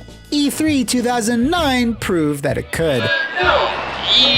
Hell is a real place, you know? A religious protest group campaigned outside of the LA Convention Center, damning Dante's Inferno as a blasphemous work and calling out for EA's top brass to cancel the game.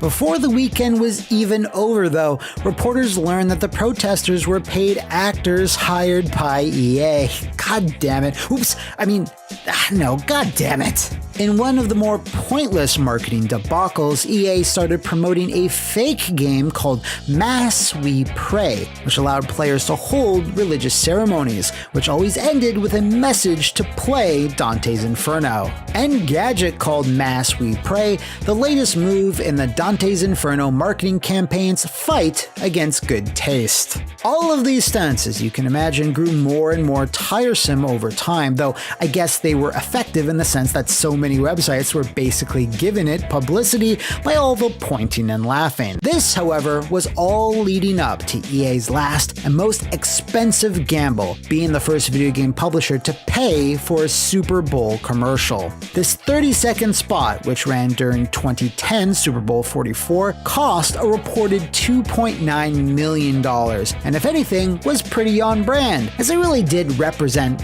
well, a number of things. Gluttony, greed, take your pick.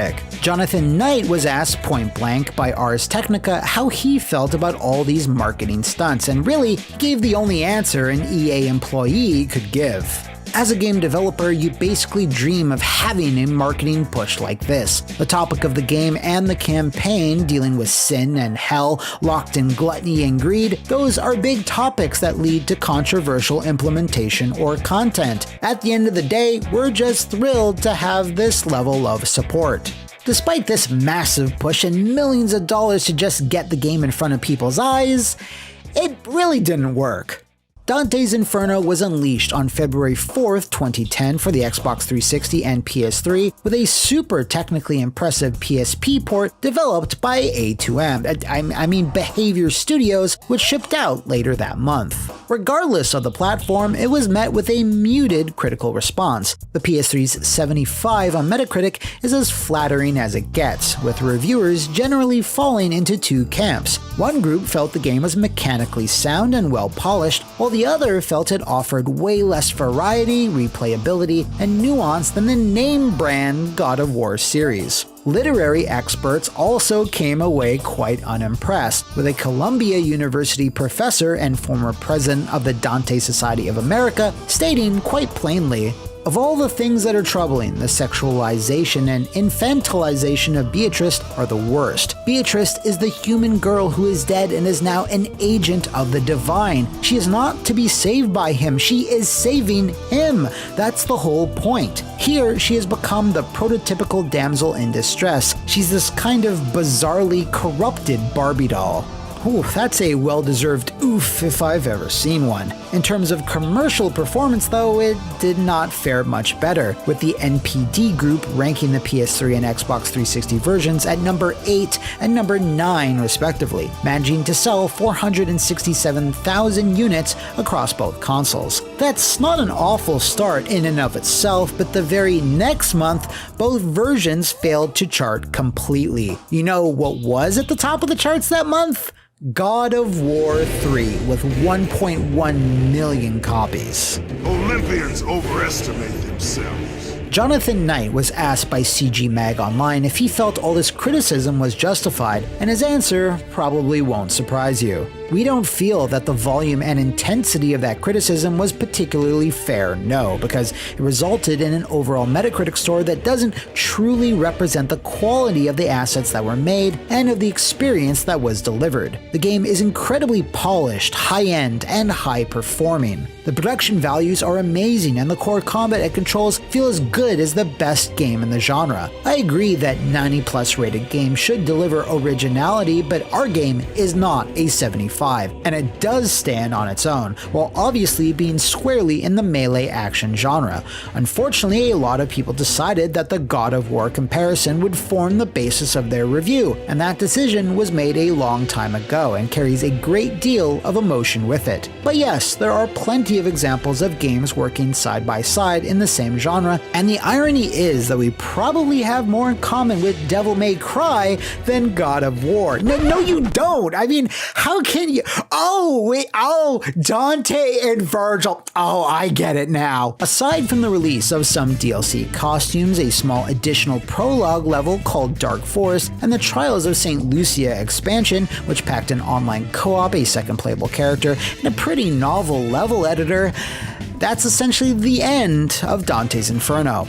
Visceral and EA sandbagged questions about a sequel despite the game's conclusion, obviously teasing one, complete with a big old to be continued message. When asked throughout 2010 and 2011 about where the series could go, Visceral employees had to deftly navigate around the issue.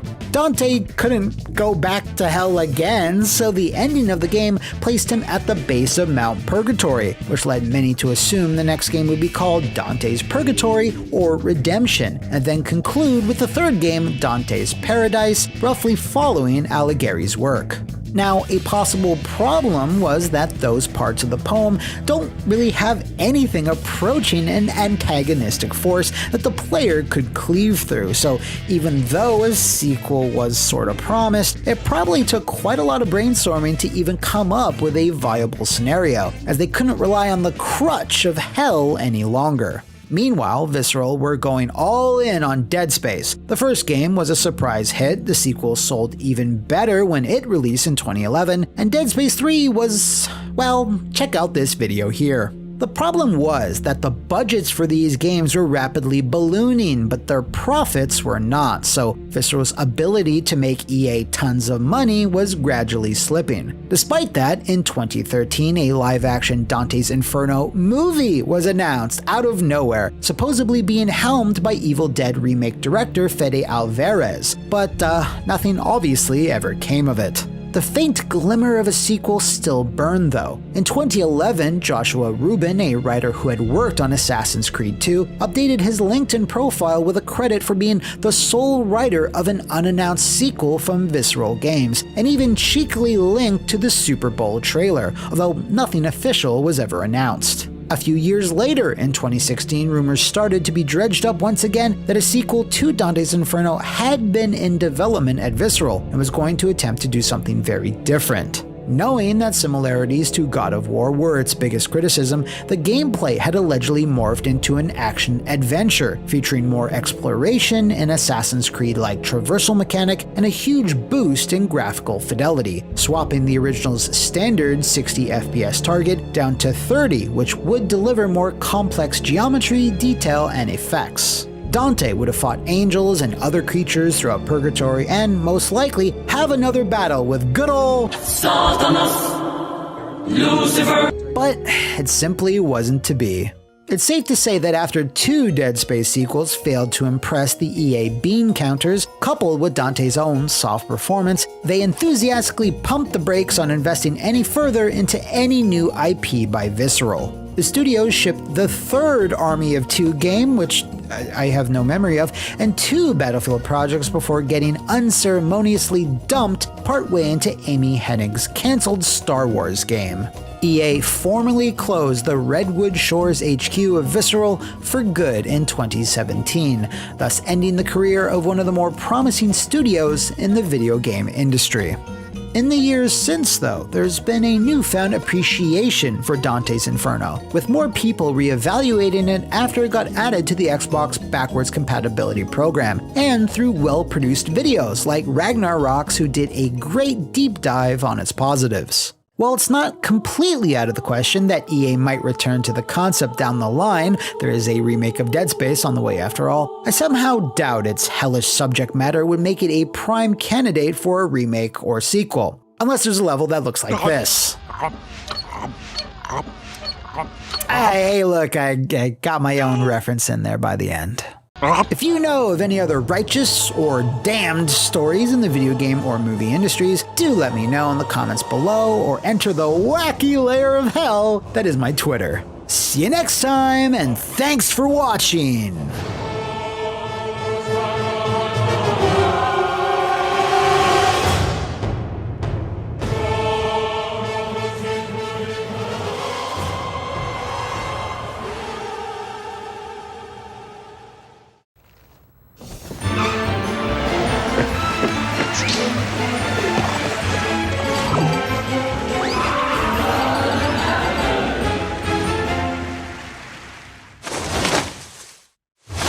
Before we get to all of today's chest-bursting fun, I want to thank Magic Spoon for sponsoring today's video. I've been looking to change up my snacking habits lately, so when I've been craving a certain something, I have quite often been reaching for Pulse of Magic Spoon, and specifically my new favorite flavor, Blueberry Muffin. Magic Spoon's been a great choice for me due to the fact that they have 0 grams of sugar, 13 to 14 grams of protein, and only 4 to 5 net grams of carbs in each serving. The asterisk has to do with that Honey Nut has 1 gram of sugar. You can build your own variety box with all the different flavors, or even give the new cereal bars a chomp, which are peanut butter and cocoa, my favorite, and cookies and cream, cause honestly, you should just treat yourself. To do such, check out the link in the description below and use the code McMuscles to get $5 off your order today. Thanks again to Magic Spoon for the support, and without further ado, let's start the show.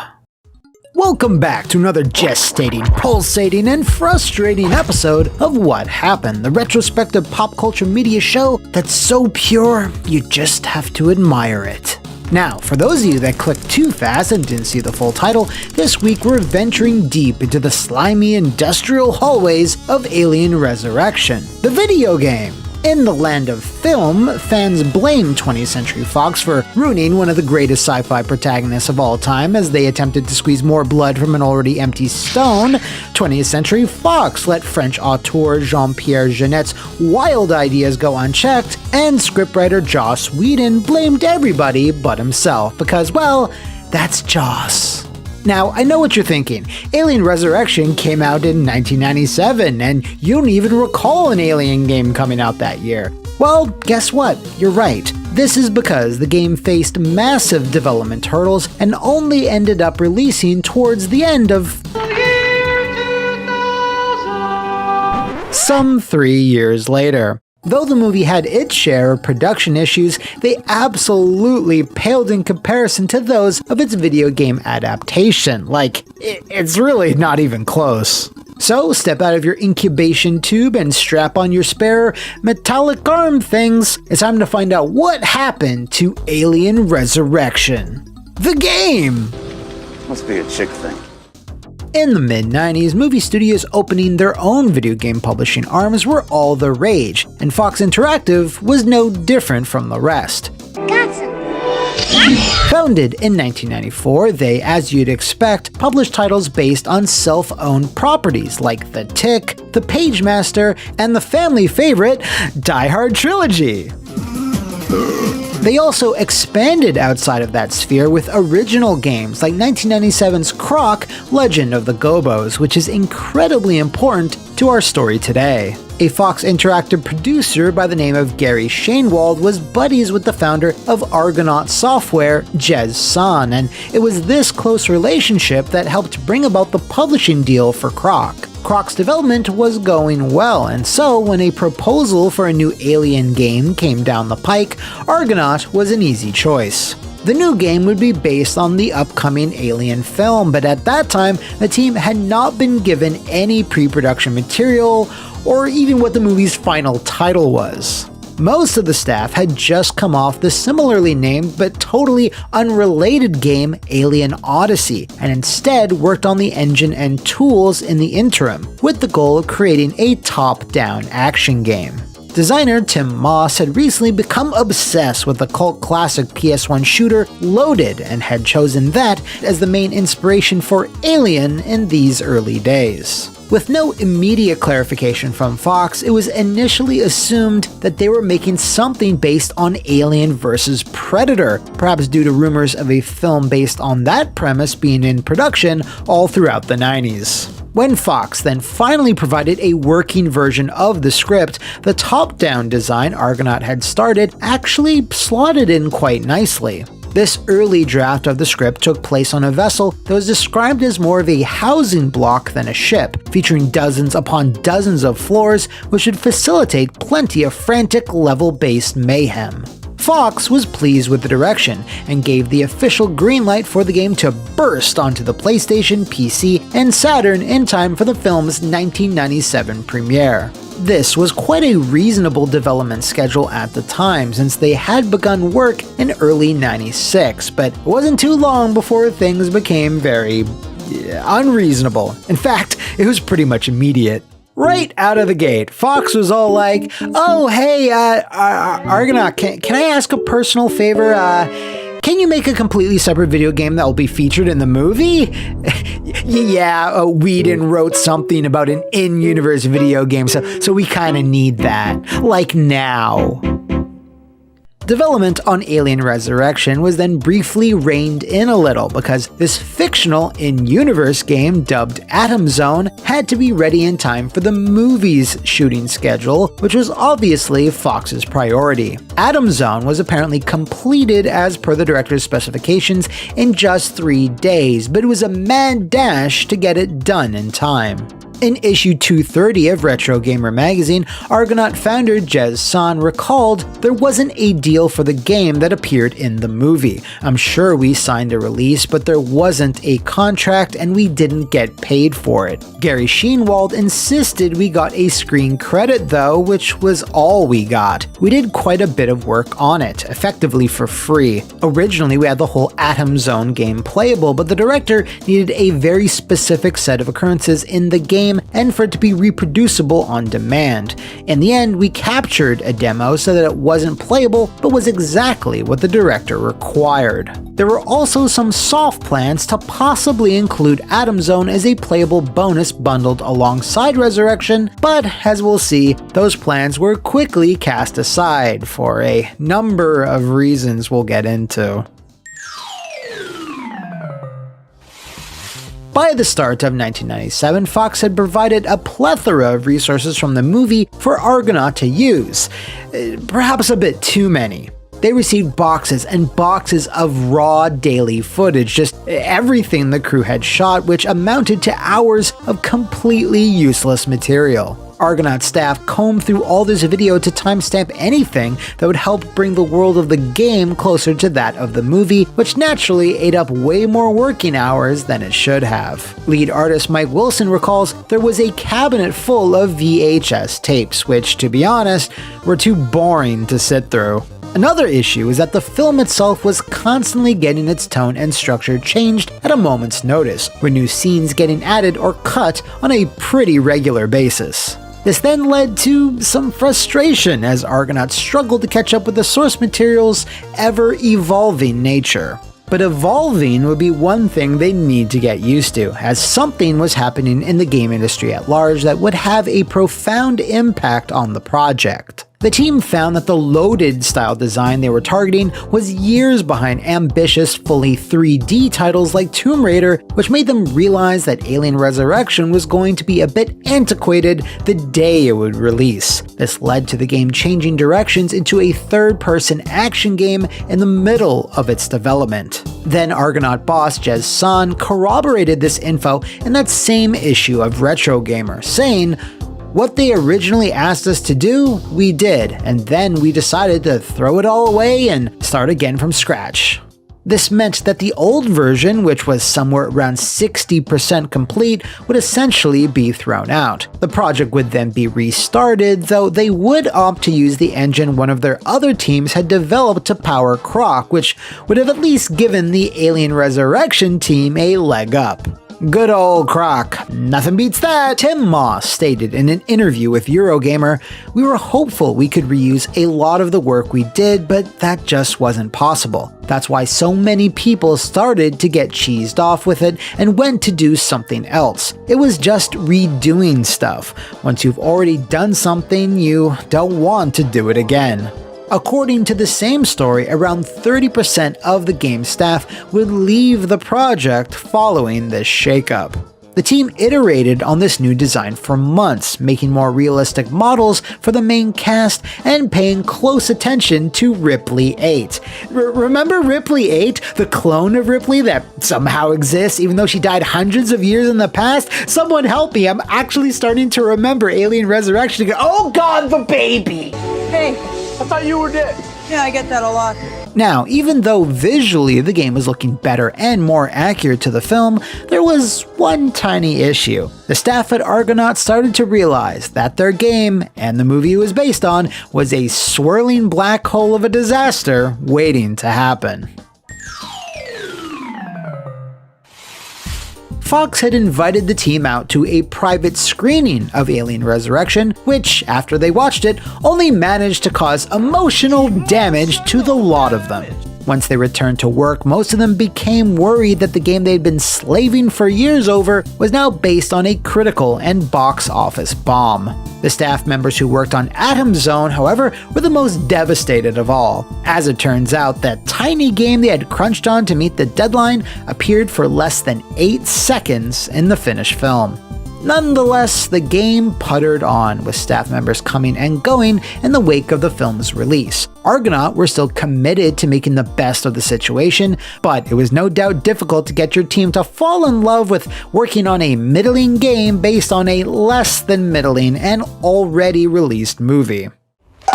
Fox, maybe feeling that they needed to get this game onto the path of making money, redoubled their marketing, trying to position it like, yeah, the movie may not have been... forget about that. Wait till you play the game. We've been working on it for quite a while. And so they would release multiple trailers composed of clips of outdated builds and old CGI footage. They were still pushing it as a multi-platform title too, even though zero work had been done on anything other than the PlayStation version.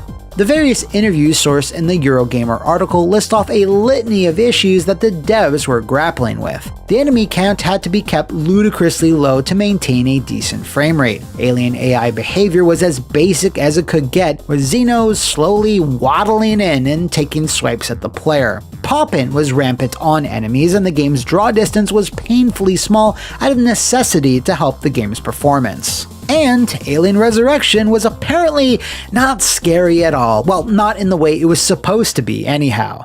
This is where, thankfully, an aha moment occurred. In the third-person build, they had designed certain elements like crawling through vents to have a specific camera movement that would tighten in, which would then allow the player to control the movement and camera freely from the first person. Designers and testers at Argonaut realized this would open up whole other avenues. Limiting the game's field of view meant enemies were now more terrifying, environments more claustrophobic, and that the game could actually stave off some of the aforementioned tech issues. Argonaut had never developed a first-person shooter before, so it's not surprising this shift only came about by chance, but once it did, they grabbed the alien by its weird horn tubes. You know what I'm saying. Fortunately, this didn't call for the team to throw out all their work again, as explained by Jez San in Retro Gamer. Technically, the new perspective wasn't a huge change, as we had a general-purpose 3D engine, so the changes were mostly in the level designs. I think the main decision to move it to first person was so you have stuff jump out at you, which felt more, well, alien-like.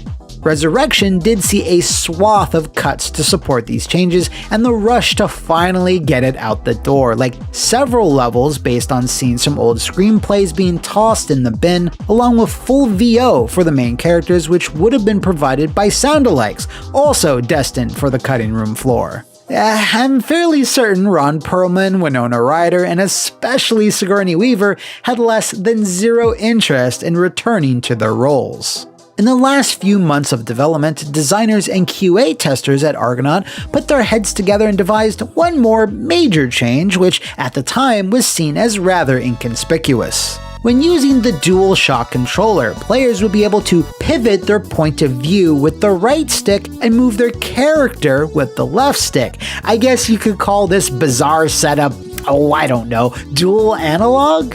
They also threw some mouse controls in there to please Grunkle Derek.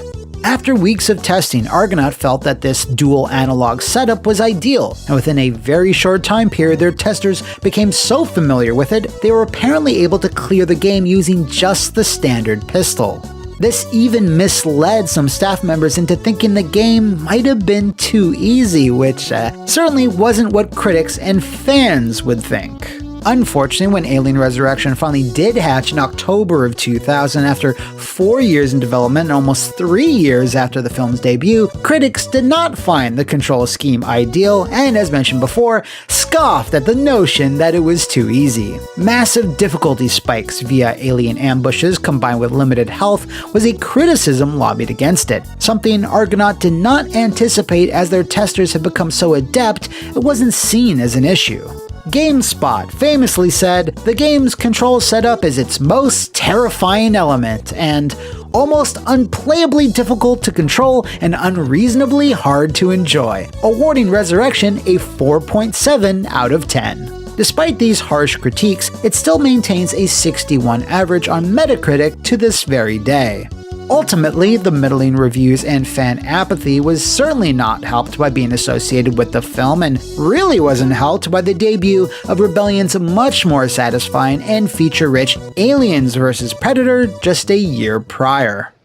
Game over, man. It's game over. Looking back at it now, Alien Resurrection is seen as something of a technical showpiece for the PlayStation, and one that more or less introduced the world to the de facto console FPS control scheme, a distinction that Halo would take credit for over a year later. Despite some fans now appreciating the game's atmosphere, graphics, and forward-thinking controls, Jez San does not look upon the experience all that fondly, saying to Retro Gamer, "The whole Alien game turned out to be a horrendous abortion. The changes we made were for the betterment of the game, but it caused huge delays that cost us a fortune that we never earned back." It's really a shame, because if the desire to chase Tomb Raider $ hadn't taken over, and if Argonaut had instead somehow honed in on the FPS perspective much earlier, there was no telling how good Alien Resurrection, the game, could have wound up being. Fox Interactive would eventually be sold off to Vivendi Universal in 2003. Argonaut Games outlasted them until 2005, with their final game being EA's Catwoman. Ain't that a kick in the head? Not surprisingly, the studio would find itself in dire straits soon after that release, with almost all of the staff being laid off. It's not all doom and gloom, however. The vast majority of those that were let go shacked up with a newly formed English studio by the name of Rocksteady, proving that Argonaut's talent for making games based on licensed IP did not die, but was rather resurrected. And if you out there know of any other games or movies screaming in the depths of space completely unheard, do let me know in the comments below or take a hypersleep ride over to my Twitter. See you next time, and thanks for watching!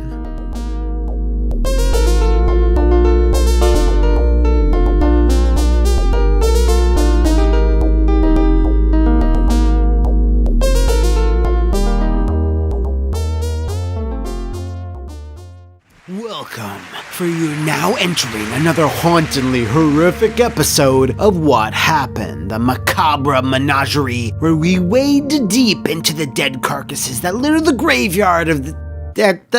That's it for the horror-based wordplay. It's exhausting, and I'm bad at it. And speaking of bad, Silent Hill Downpour! Now, whether it's the small foibles of Konami's long-running horror series or the slapstick-style tumblings down the staircase of failure, there's no shortage of prime cuts of trouble you can dissect and splay open for the world. They range from poor attempts at trying to diversify into other genres, to poorer adaptations into other mediums, to finally arriving at the poorest of HD remasters that pissed off the entire population of the planet. No, sir, I didn't like it. So while Downpour is not the first title that raised red flags amongst its fanbase, it is the one that caused a significant step down in stature for Silent Hill, from its development, its budget, its marketing, and its overall place within the video game industry. Hell, you can make the case that this is what caused the need for a franchise reboot by Hideo Kojima, until that was cancelled. God damn it. I'm so tired. As it stands, Downpour is the last mainline game in the series to have ever been released. So what happened? Oh god, I'm so sad. First, let's step into the veil of one of the most somber and satanic time periods in human history, 2008. It marked the anticipated, citation needed, of Double Helix's combat-heavy and just as equally bug-heavy Silent Hill Homecoming, the first Western-made entry for HD consoles after the shuttering of Team Silent. That went well, so following either those mixed reviews that the California-based developer received, or the fact they were gearing up for a packed schedule of projects contracted by other third parties, Konami decided to look elsewhere for the next shepherds of their once critically lauded psychological horror series. So where would Konami turn? Maybe in the US once again? Yeah, kinda pricey. Back to Japan? Perish the thought. Oh, well, Climax did alright with the source material. Why not the UK?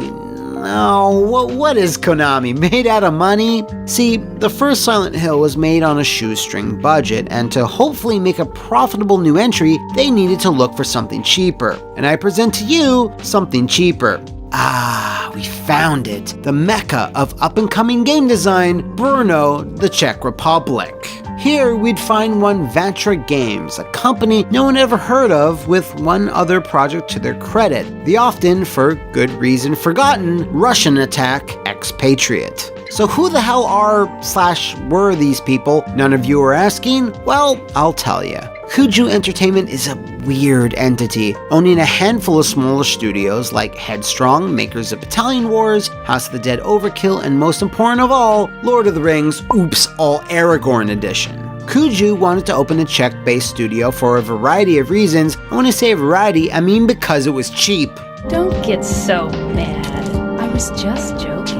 A few veteran staff from another Czech-based subsidiary that 2K owned were also looking for work at the same time, so they formed Vatra Games with Kuju as their parent company. Konami, sensing immediately that they could save some money, even more immediately hired Vatra to resurrect their much-loved Russian Attack franchise. Wow, this is a weird play that came seemingly out of nowhere, as I can't think of a reason why they'd suddenly... Anyway, Russian Attack Expatriate just as quickly rushed out of the minds of pretty much everyone the moment it hit digital stores, and was certainly not bolstered by all the negative reviews. Hey, Silent Hill fans, get fucking hyped for Downpour!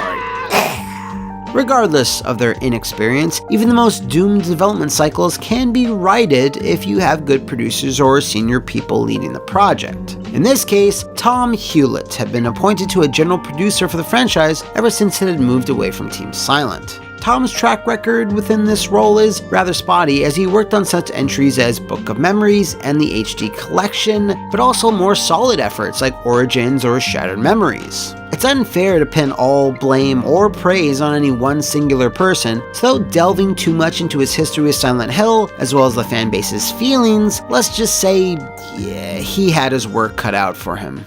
So let's start with one of the earliest aspects of Downpour's design, one which was a concept that Konami's producers, like Tom, had been toying with since Homecoming. This concept was that the next protagonist to venture through the fog-ridden town would be one with a criminal past. Up until that point, the MCs of all previous titles were everyday people. Fathers, husbands, daughters, and G.I. Joes. Murphy Pendleton, Downpour's central character, would break this mold by being an inmate accused of a crime that was left somewhat intentionally hazy. Now, since most fans were aware as to what type of place Silent Hill was, the idea of an out-and-out criminal being confined within supernatural walls would be a great hook in which to entice players old and new. However, things start off rather rocky as staff within Vatra Games disagreed with this approach. In an interview with Siliconera, Tom recounted, "Originally, when we presented this to the developer, Vatra Games, a lot of them said we don't want to play as a bad guy, we don't want to be a criminal. To me and Devin Shatsky, another producer, that seemed like a good reaction to get.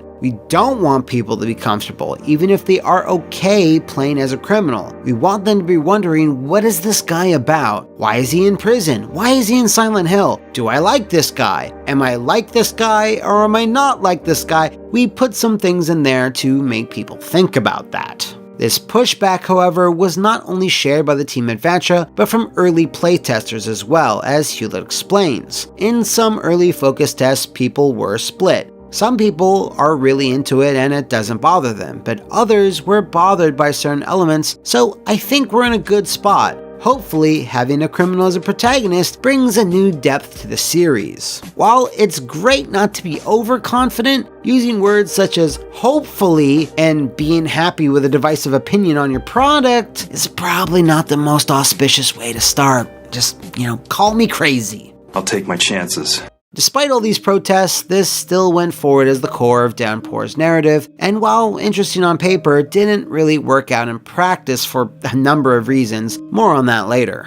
The next example of developmental headaches for the team at Vatra was the general scope of the game itself. As I mentioned earlier, their only previous effort was the simple level-based side-scroller Russian Attack, and while they both ran on the same engine, Unreal 3, Downpour was a semi-open-world horror title dripping in atmospheric effects, multiple NPCs with associated side quests, and branching narrative paths and choices. Unreal 3 was also not the easiest engine in which to build an open-world game in the first place on, and Downpour was no exception. Inconsistent frame rate, texture loading, collision issues, and screen tearing, while common in Unreal 3 and say a shooter, is absolutely debilitating in something like Silent Hill, as it goes a long way in destroying the atmosphere, immersion, and sense of dread it's supposed to invoke on the player. Something else that hurt the production process, but was admittedly out of Vatra and even Konami's hands, was the music.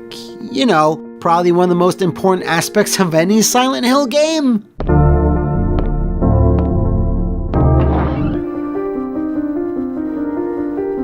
Yeah, that stuff. When Downpour was first announced in 2010, Konami made it loud and clear that longtime Japanese producer and composer for the series, Akira Yamaoka, would not be returning to contribute. Now, Akira had already quit Konami right after scoring Shattered Memories in 2009, but the hope would be that he would still return to the series as an independent contractor, which obviously didn't pan out. To most fans, not having his distinctive sound would be like saying, yeah, for this new Silent Hill, there won't be any music at all, or fuck it, graphics. We're getting rid of both. This audio hellscape, this magic blend of melancholy ballads, industrial death marches, and wailing tones is what gave the series its most evocative identity, with Yamaoka being at the center of it all. He also represented the last remaining connective tissue to Team Silent, so upon this announcement, many fans wrote off Downpour from there on out. Damage Control was in full swing with this news, however, as Konami was quick to announce that the composer from Showtime's Dexter, Daniel Licht, would be providing the music in the wake of Yamaoka's departure. The design director at Vatra, one Brian Gomez, didn't exactly placate the fan outcry when he chimed in with, "As much as I would have loved the honor of working with Akira, I don't feel that we're missing out by not having him." This is funny, don't you? With that said, I don't want people to get the wrong impression here. By most accounts, Daniel Licht did a very admirable job with his score, considering he had massive, creepy, rust-ridden shoes to fill. With that even more said, it can't be overstated what a blow this was to longtime series fans who felt the very soul of Silent Hill was gone and that Downpour was being made as a shallow cash grab. Tom Hewlett himself, just 1 year prior, even said as much when the news of Akira's split with Konami was confirmed. If Akira's music isn't there, it just doesn't sound quite right, and I'm sure there are people out there who could emulate the sound and try to get it close, but there would be something missing. So, 1 year later after that, he started working on a game where he knew there would be something missing. The change of composer was bad enough for stans of Silent Hill, but they had no idea what was coming next. In a hilarious and unintentional follow-up to our Haze video, our favorite nu metal maestros were continually shoved into video games during the 7th generation, and we're back with a bang, or rather Now, while there had been critics to their inclusion in Free Radical's FPS, it didn't compare to the backlash when Korn was announced to be providing the title track for the newest Silent Hill. In June of 2011, Konami boasted they had scored the Dreadlocked Rockers, which, as you can imagine, raised the ire of fans even further as they were still recovering from the Yamaoka news. Tom Hewlett spoke up in a few interviews around this time, and for his part was not all that enthusiastic about the choice either. The reasoning behind Korn's inclusion depended on a lot of factors. We had our licensing department put feelers out. Konami had a list of musical artists they were considering, and a Korn apparently made the most sense. Tom also went into detail about how one could avoid the song. If people don't like it, they can hit start and skip it. The song is not thrown down your throat. When informed that Silent Hill fans had started a petition to get the song removed, he stated, "I'm also a big Silent Hill fan, and I can pretty much guess how they are going to react to everything we do. I wasn't wrong on this one and how they react, but I think they should hopefully calm down a little bit. You know, Murphy won't be listening to Korn, or Korn won't be playing over a cutscene. It's nothing like that." The petition, like most petitions tend to be, was ineffective, and the game shipped with the song in the title screen regardless, as well as being used in some promotional trailers. Oh, and the track was creatively titled Silent Hill, by the way. Someone got paid for that. 2011 was a notorious year for something other than Korn-based puns for articles in the gaming press, as Konami had confirmed several times that Silent Hill would release that fall, landing hopefully in the horror-themed month of October. However, when October finally did roll around, and there still wasn't any word from Konami, people began to wonder. Almost midway through the month, they finally announced that, yeah, the game would slip to 2012 in the equally spooky month of March. No concrete reason was given for the delay, but with all the ill will that fans were harboring after the other multiple snafus, it certainly wasn't good press for the game in any event. What was worse was that this delay to March actually hurt Downpour in the long run, as well as other products Konami had coming down the pipe. Again, more on that later. So, March 12th, 2012, Downpour released to a smattering of mediocre reviews, with most people finding the game a safe, middling entry at best, hampered with a variety of technical issues like we previously outlined. One other common criticism, however, was the monster design, or lack thereof. Even within the other Western-made games, there was at least a few denizens of Silent Hill that stood out and invoked the series' long-standing tradition of unnerving terrors made flesh. Downpour had but a handful of antagonistic monsters that stalked Murphy throughout the city, with their most terrifying feature being their lack of variety. The Screamer, Doll, and Weeping Bat were the most common foes players would encounter, with their somewhat pedestrian designs failing to impress. Now, moving on to the main story, that gamble of having the main character being criminal, it fell flat for both reviewers and fans alike. It didn't really leave any lasting impact on the narrative, as the true nature of Murphy's crime was dependent on the choices the user made throughout the game anyhow. So why did it matter if he was an escaped convict if some of his endings put him in a favorable light anyhow? How is that any different compared to the past protagonists? Much like Homecoming before it, the story seemed to be just all over the place and lacked a consistent vision, especially compared to the entries helmed by Team Silent. When taking all of this into account, it's safe to say that while not outwardly terrible, Downpour remains one of the most forgettable entries in the entire mainline franchise, and this is mostly due to a lot of poor business and marketing decisions that diluted the design, as well as a heavy dose of plain old bad timing. Now, as to how that March release date affected the grander scope of the franchise, however, is its own tragedy. Konami had a 1-2 donkey punch in store for its fans, as the Silent Hill HD collection was unleashed onto the unsuspecting masses just 1 week after Downpour. If you were a fan of the franchise, what would you spend your hard-earned money on? An incredibly mediocre, technically marred Western-made Silent Hill, or a busted, inferior version of the classics? The answer, unsurprisingly, was neither, as the low reviews of both scared off a lot of series fans, and mainstream gamers were also assaulted with a variety of other releases that week. Why Konami thought that a month that saw stuff like Mass Effect 3, Ninja Gaiden 3, Street Fighter Cross Tekken, and Resident Evil Operation Raccoon City was fertile ground for two Silent Hills that needed all the help it could get is beyond anyone's imagination. Performance issues for Downpour were also heavily criticized by fans and reviewers, as well as game-breaking bugs in various side missions. However, Vatra Games and Konami were quick to spring into action when they released a patch for the game in November of that year, so that's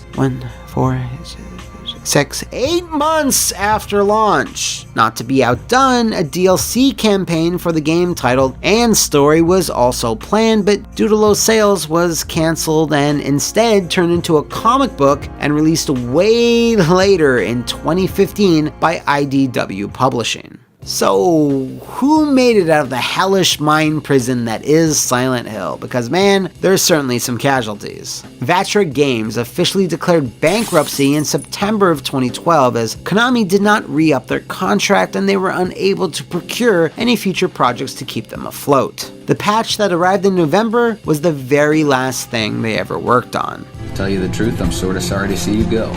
Akira Yamaoka is still composing in a contract capacity, having mostly worked on projects over at Grasshopper, but as of right now, hasn't announced any new titles. In 2013, Tom Hewlett confirmed his departure from Konami and found his way over to Way Forward after having positive experiences working with them on both Book of Memories and Contra 4. He has since directed Adventure Time, TMNT, and Goosebumps games. While he was thrust into the position of a Silent Hill spokesperson and producer, he received the brunt of abuse from the fanbase, often receiving death threats during his tenure. He, however, doesn't regret his time working there and views it as a learning experience that's been integral to his career. It's unclear if Konami has any future plans for the franchise, as their last major flirtation with it ended up in a cancellation that broke the hearts of many a fan. It's definitely a touchy subject, as it's also intrinsically linked to the departure of Hideo Kojima, which is a story for another day.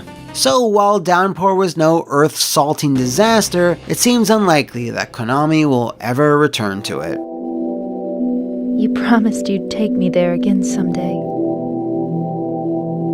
but you never did. So yeah, if you know of any other depressing diatribes in the video game or motion picture industries, send me a creepy note in the comments below or walk into the foggy streets of the Flophouse VIP Patreon to vote on our next subject. See you next time, and thanks for watching.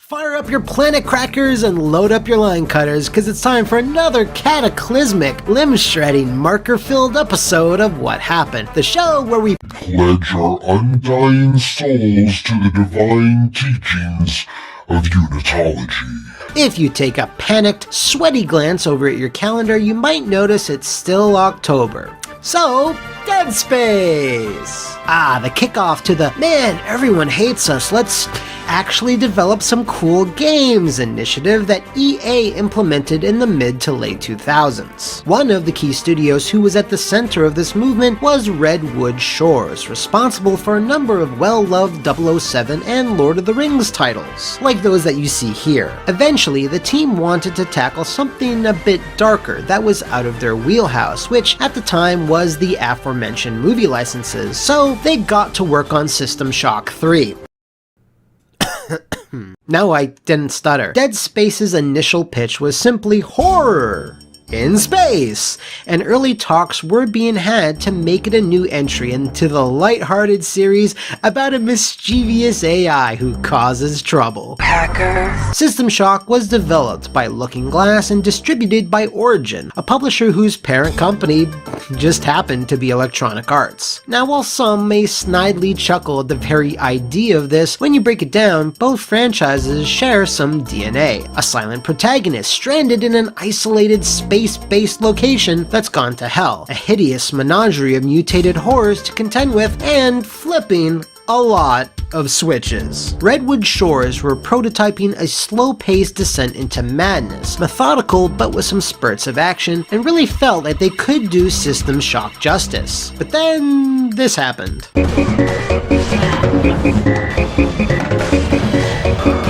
Thus, the team cleared their drawing board and started over again. Ben Wannett, a then production designer on Dead Space, recalled, "It was like, everybody, get out System Shock 2, play it from start to finish, and let's figure out what we're going to do." Then Resident Evil 4 came out, and we were like, oh, no, this is the shit. Knowing, however, that this new action focus would rub fans of System Shock the wrong way, as well as the complicated ownership of the franchise itself, something that was in a legal limbo for years, the team decided it was best to turn it into a brand new IP, which, as you can imagine, is a hard sell at Electronic Arts. It was at a time at EA when there was no appetite for original IP.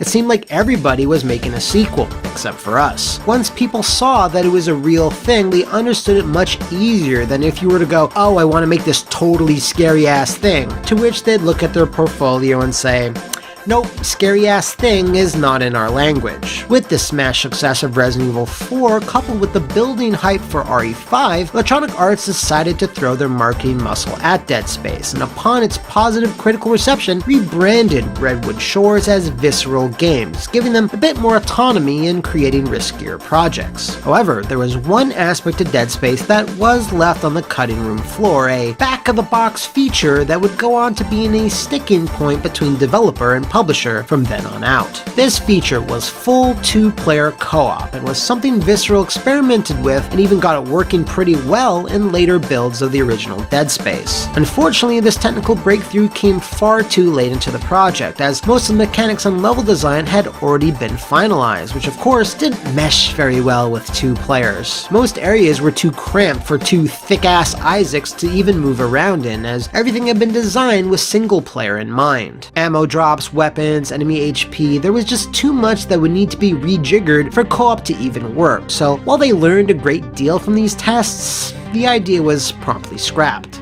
Dead Space went on to sell roughly 2 million copies in its lifetime, a good start to any franchise, but far behind what EA deemed to be a rollicking success. Therefore, for 2011's sequel, Dead Space 2, a tonal shift occurred to appeal to the fans of the blockbuster action of the current Resident Evil games. Isaac, who kept his mouth firmly shut in the first game, was now like an actual man guy. Jesus, Strauss. You okay? There were huge bombastic set pieces that would make even Michael Bay blush, and overall the game had a slightly faster, tighter pace, while still retaining lots of creepy moments and a sense of impending dread. Along with this though, there was pressure from marketing to implement some type of online functionality, because in 2011, if your game didn't, I don't know, I guess EA would just shut you down. Making the best of an unideal situation, Visceral felt strongly against the idea of compromising the vision of the single-player campaign by adding co-op, and thus started working on a separate multiplayer deathmatch mode that I forgot even existed until this very sentence. As expected, to the majority of critics and fans, Dead Space 2 multiplayer was just simply ignored, many citing that the mode just wasn't suited for the franchise. Ben Wannett agreed. I personally don't believe it added a lot of value to the product. Even though it was fun to play as a diversion, I don't think it's why people even bought it. Fortunately, people did buy Dead Space 2, 2 times more than the first game. All told, 4 million copies were shifted, but with the game's increased developmental budget plus marketing, this still wasn't good enough for EA. Then president of EA Labels, Frank Gibeau, now CEO of Zynga if you remember them, cut a shitty promo on Dead Space 2 shortly after it launched. In general, we're thinking about how we make this a more broadly appealing franchise, because ultimately you need to get to audience sizes of around 5 million to really continue to invest in an IP like Dead Space. Anything less than that, and it becomes quite difficult financially given how expensive it is to make games and market them. So, despite selling more, increasing its overall review scores, and being embraced by fans and critics, what resulted from all this? Well, that would be Dead Space 3, the final space nail in the space coffin of Dead Space. I don't think that's a good idea. Now, most of us know about the the changes. No, I mean the mistakes that DS3 made, and I'm not skipping those, don't worry, we'll get there. What I want to start with, however, is the more fascinating part of the story, what Dead Space 3 was going to be. Ben Wannett, in an interview with Eurogamer, opened up about what the original vision was for Isaac's winter getaway. While some of those aspects would be retained for the final game, a whole host of others went through what some would call EA-ification. Firstly, it would have been a harrowing tale of survival and desperation, and, like the retail game, would have primarily taken place on the planet of Tau Volantis, with Isaac and a group of characters exploring the frozen landscape. Eventually, each one would get picked off, either by the encroaching necromorphic horde, or, more intriguingly, an unseen assailant, which of course increased the tension and paranoia within the group. Sound familiar? You guys gonna listen to Gary? He can beat one of those things! Now, co-op wasn't even a consideration in this early concepting phase, but that would soon change. Ben Wannett, who had been promoted to creative director on Dead Space 3, stated that this original direction was going to be deeper, darker, and deadlier, which was marketing speak for the more personal, smaller, and slower-paced foundation that had been laid down by the first game. This pivot in direction was due to 2 main reasons. After the faster pace and bigger scope of DS2, slowing it down and narrowing the focus would be the smarter route than trying to top what they had already done. The other reason was linked to the first reason, because Electronic Arts slashed their budget, like, considerably. So yeah, they didn't really even have a choice. The idea of that unseen assailant was also taking shape, with an entity known internally as Shadow Isaac being the culprit. This was basically going to be a tormentor who would berate and belittle vanilla Isaac during the game, similar to Nicole in DS2. Still in denial? Afraid you're gonna cut your wrists if you listen to me? I'm not listening to this. Shadow Isaac was being reported on by several news outlets at the time, was never officially confirmed, which in the end was for the best, because the whole thing was cut, of course. But by who? While Visceral were sussing out all these details, the same thing that happened with the first 2 Dead Spaces occurred once again. Another box needed to be ticked to add value to the product. After the, let's be polite here, tepid reaction to the dishwater deathmatch of the last game, co-op was once again brought up as the big new feature. Now, since Visceral had conducted those early tests, they were able to build DS3 around it, especially since it was early enough in the design process. One had said creating games for EA around this time revolved around making a lot of compromises, and that you can't just say, no, we don't want to, so we're not going to put in any multiplayer or co-op. If you do this, you risk your game getting cancelled. In this same spirit of compromise, however, Visceral felt they could take the Shadow Isaac concept and integrate it into the co-op in a novel way. Meanie Bobini Isaac would have had his face covered at all times, not too difficult considering this is Dead Space, and his identity would remain vague throughout the duration of the game. This would then result in a big twist reveal showing that Liquid Isaac, i.e. the second player, was a fabrication of Solid Isaac's fractured psyche. So, Fight Club, but in space! This focus on degrading mental health and dementia, however, was frowned upon by the marketing department of Electronic Arts,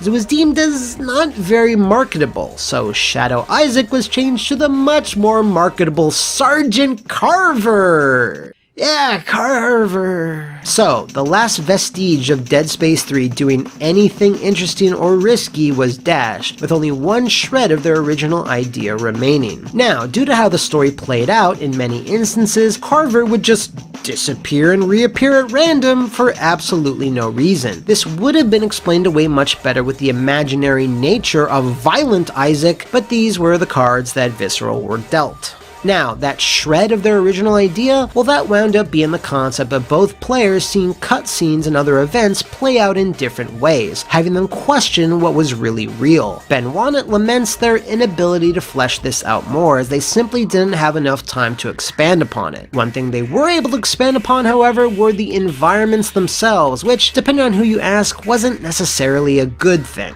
Dead Space 1 and 2 were lauded for having very detailed, dense environments that were meticulously designed. In Dead Space 3, though, environments were constructed to be bigger, simpler, and emptier, to accommodate the space that two players would occupy, with a focus on less objects and labyrinth-like layouts to mitigate getting stuck. Now, this can be seen as a step back, because to create a sense of dread and tension, environmental details are really important, but in an action game, not so much. And by this point, Visceral were very aware that Dead Space was rapidly necromorphing into an action game. The human element was then introduced into the campaign, a gun-wielding force that were designed to drain players of their resources, as cover-based shooting usually tends to do. Even so, with two players teaming up, these clashes, further mixed with the swarms of necros, still couldn't provide a suitable challenge. Ben Wannett admits that most players needed to turn the game up to max difficulty so as not to breeze through it, as they didn't have the time to properly balance the minutia of ammo and weapons between Isaac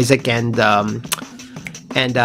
what's his face over there. Worse yet was the crafting system, which basically broke the game in a completely different way. In the same Eurogamer interview, Wannett again explains the original purpose of the crafting system, i.e. picking up bits of garbage to then bolt onto each other to fabricate some type of Borderlands monstrosity, was simply meant to get across Isaac's engineering background and to give fans slightly more creativity. However, it wound up providing maybe too much creativity, giving birth to weapons with very few weaknesses, like fast-firing, acid-tipped explosive saw blades and the like. This then led to an over-reliance on the same powerful weapons to get through most situations, and coupled with the co-op, made Dead Space 3, a survival horror game, contain very little horror and no real threat to anyone's survival. So with all that good news out of the way, microtransactions!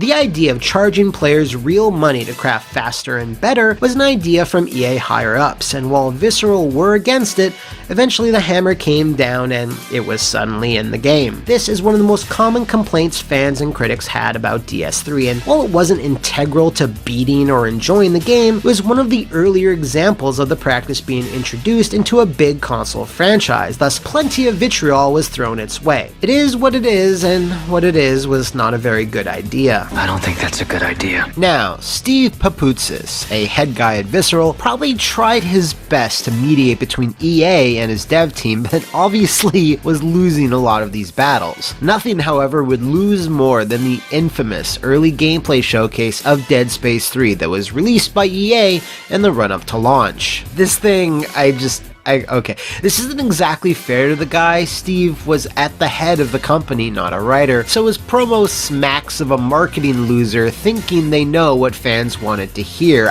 I'm not even gonna explain it more than that.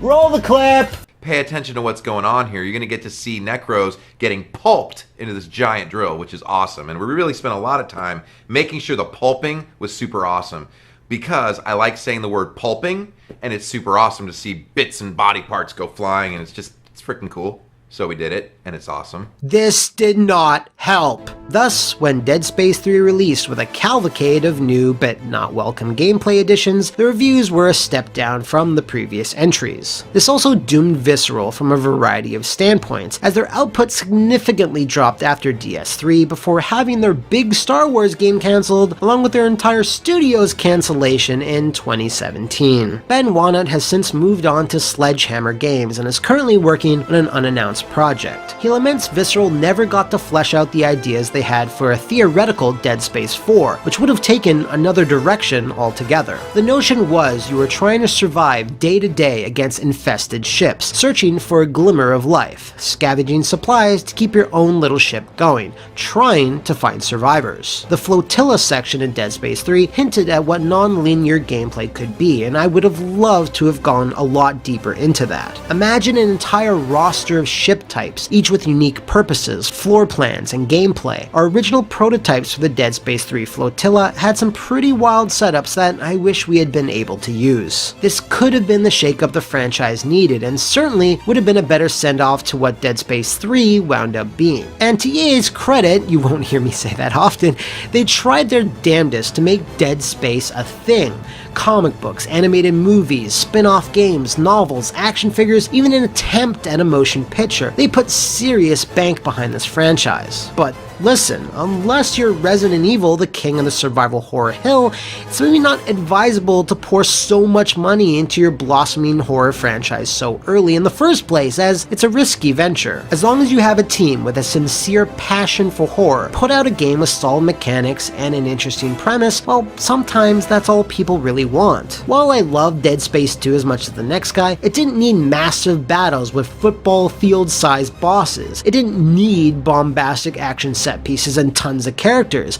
It just needed to be horror in space, and it needed to be budgeted appropriately. It's incredibly hard to just take any game and turn it into a AAA blockbuster immediately. Resident Evil looked like this when it first started, and it looked like that more or less until the 4th or 5th game, but EA couldn't be bothered to grow the franchise slowly over the course of like 10 years. Nah, man! So, Visceral is dead. The creative heads of the franchise have moved on to different companies, and EA has shown less than zero interest in reinvigorating Dead Space in any shape, way, or form. So unfortunately, stay where it is, orbiting in the cold, lonely void of space. Dead. So if you know of any other tragically tarnished tales of titanic trouble in the world of video games, movies, or etc., do a 0G jump over to the Flophouse VIP Patreon to officially cast your vote on our next subject. See you next time, fellow unitologists, and praise be to the marker.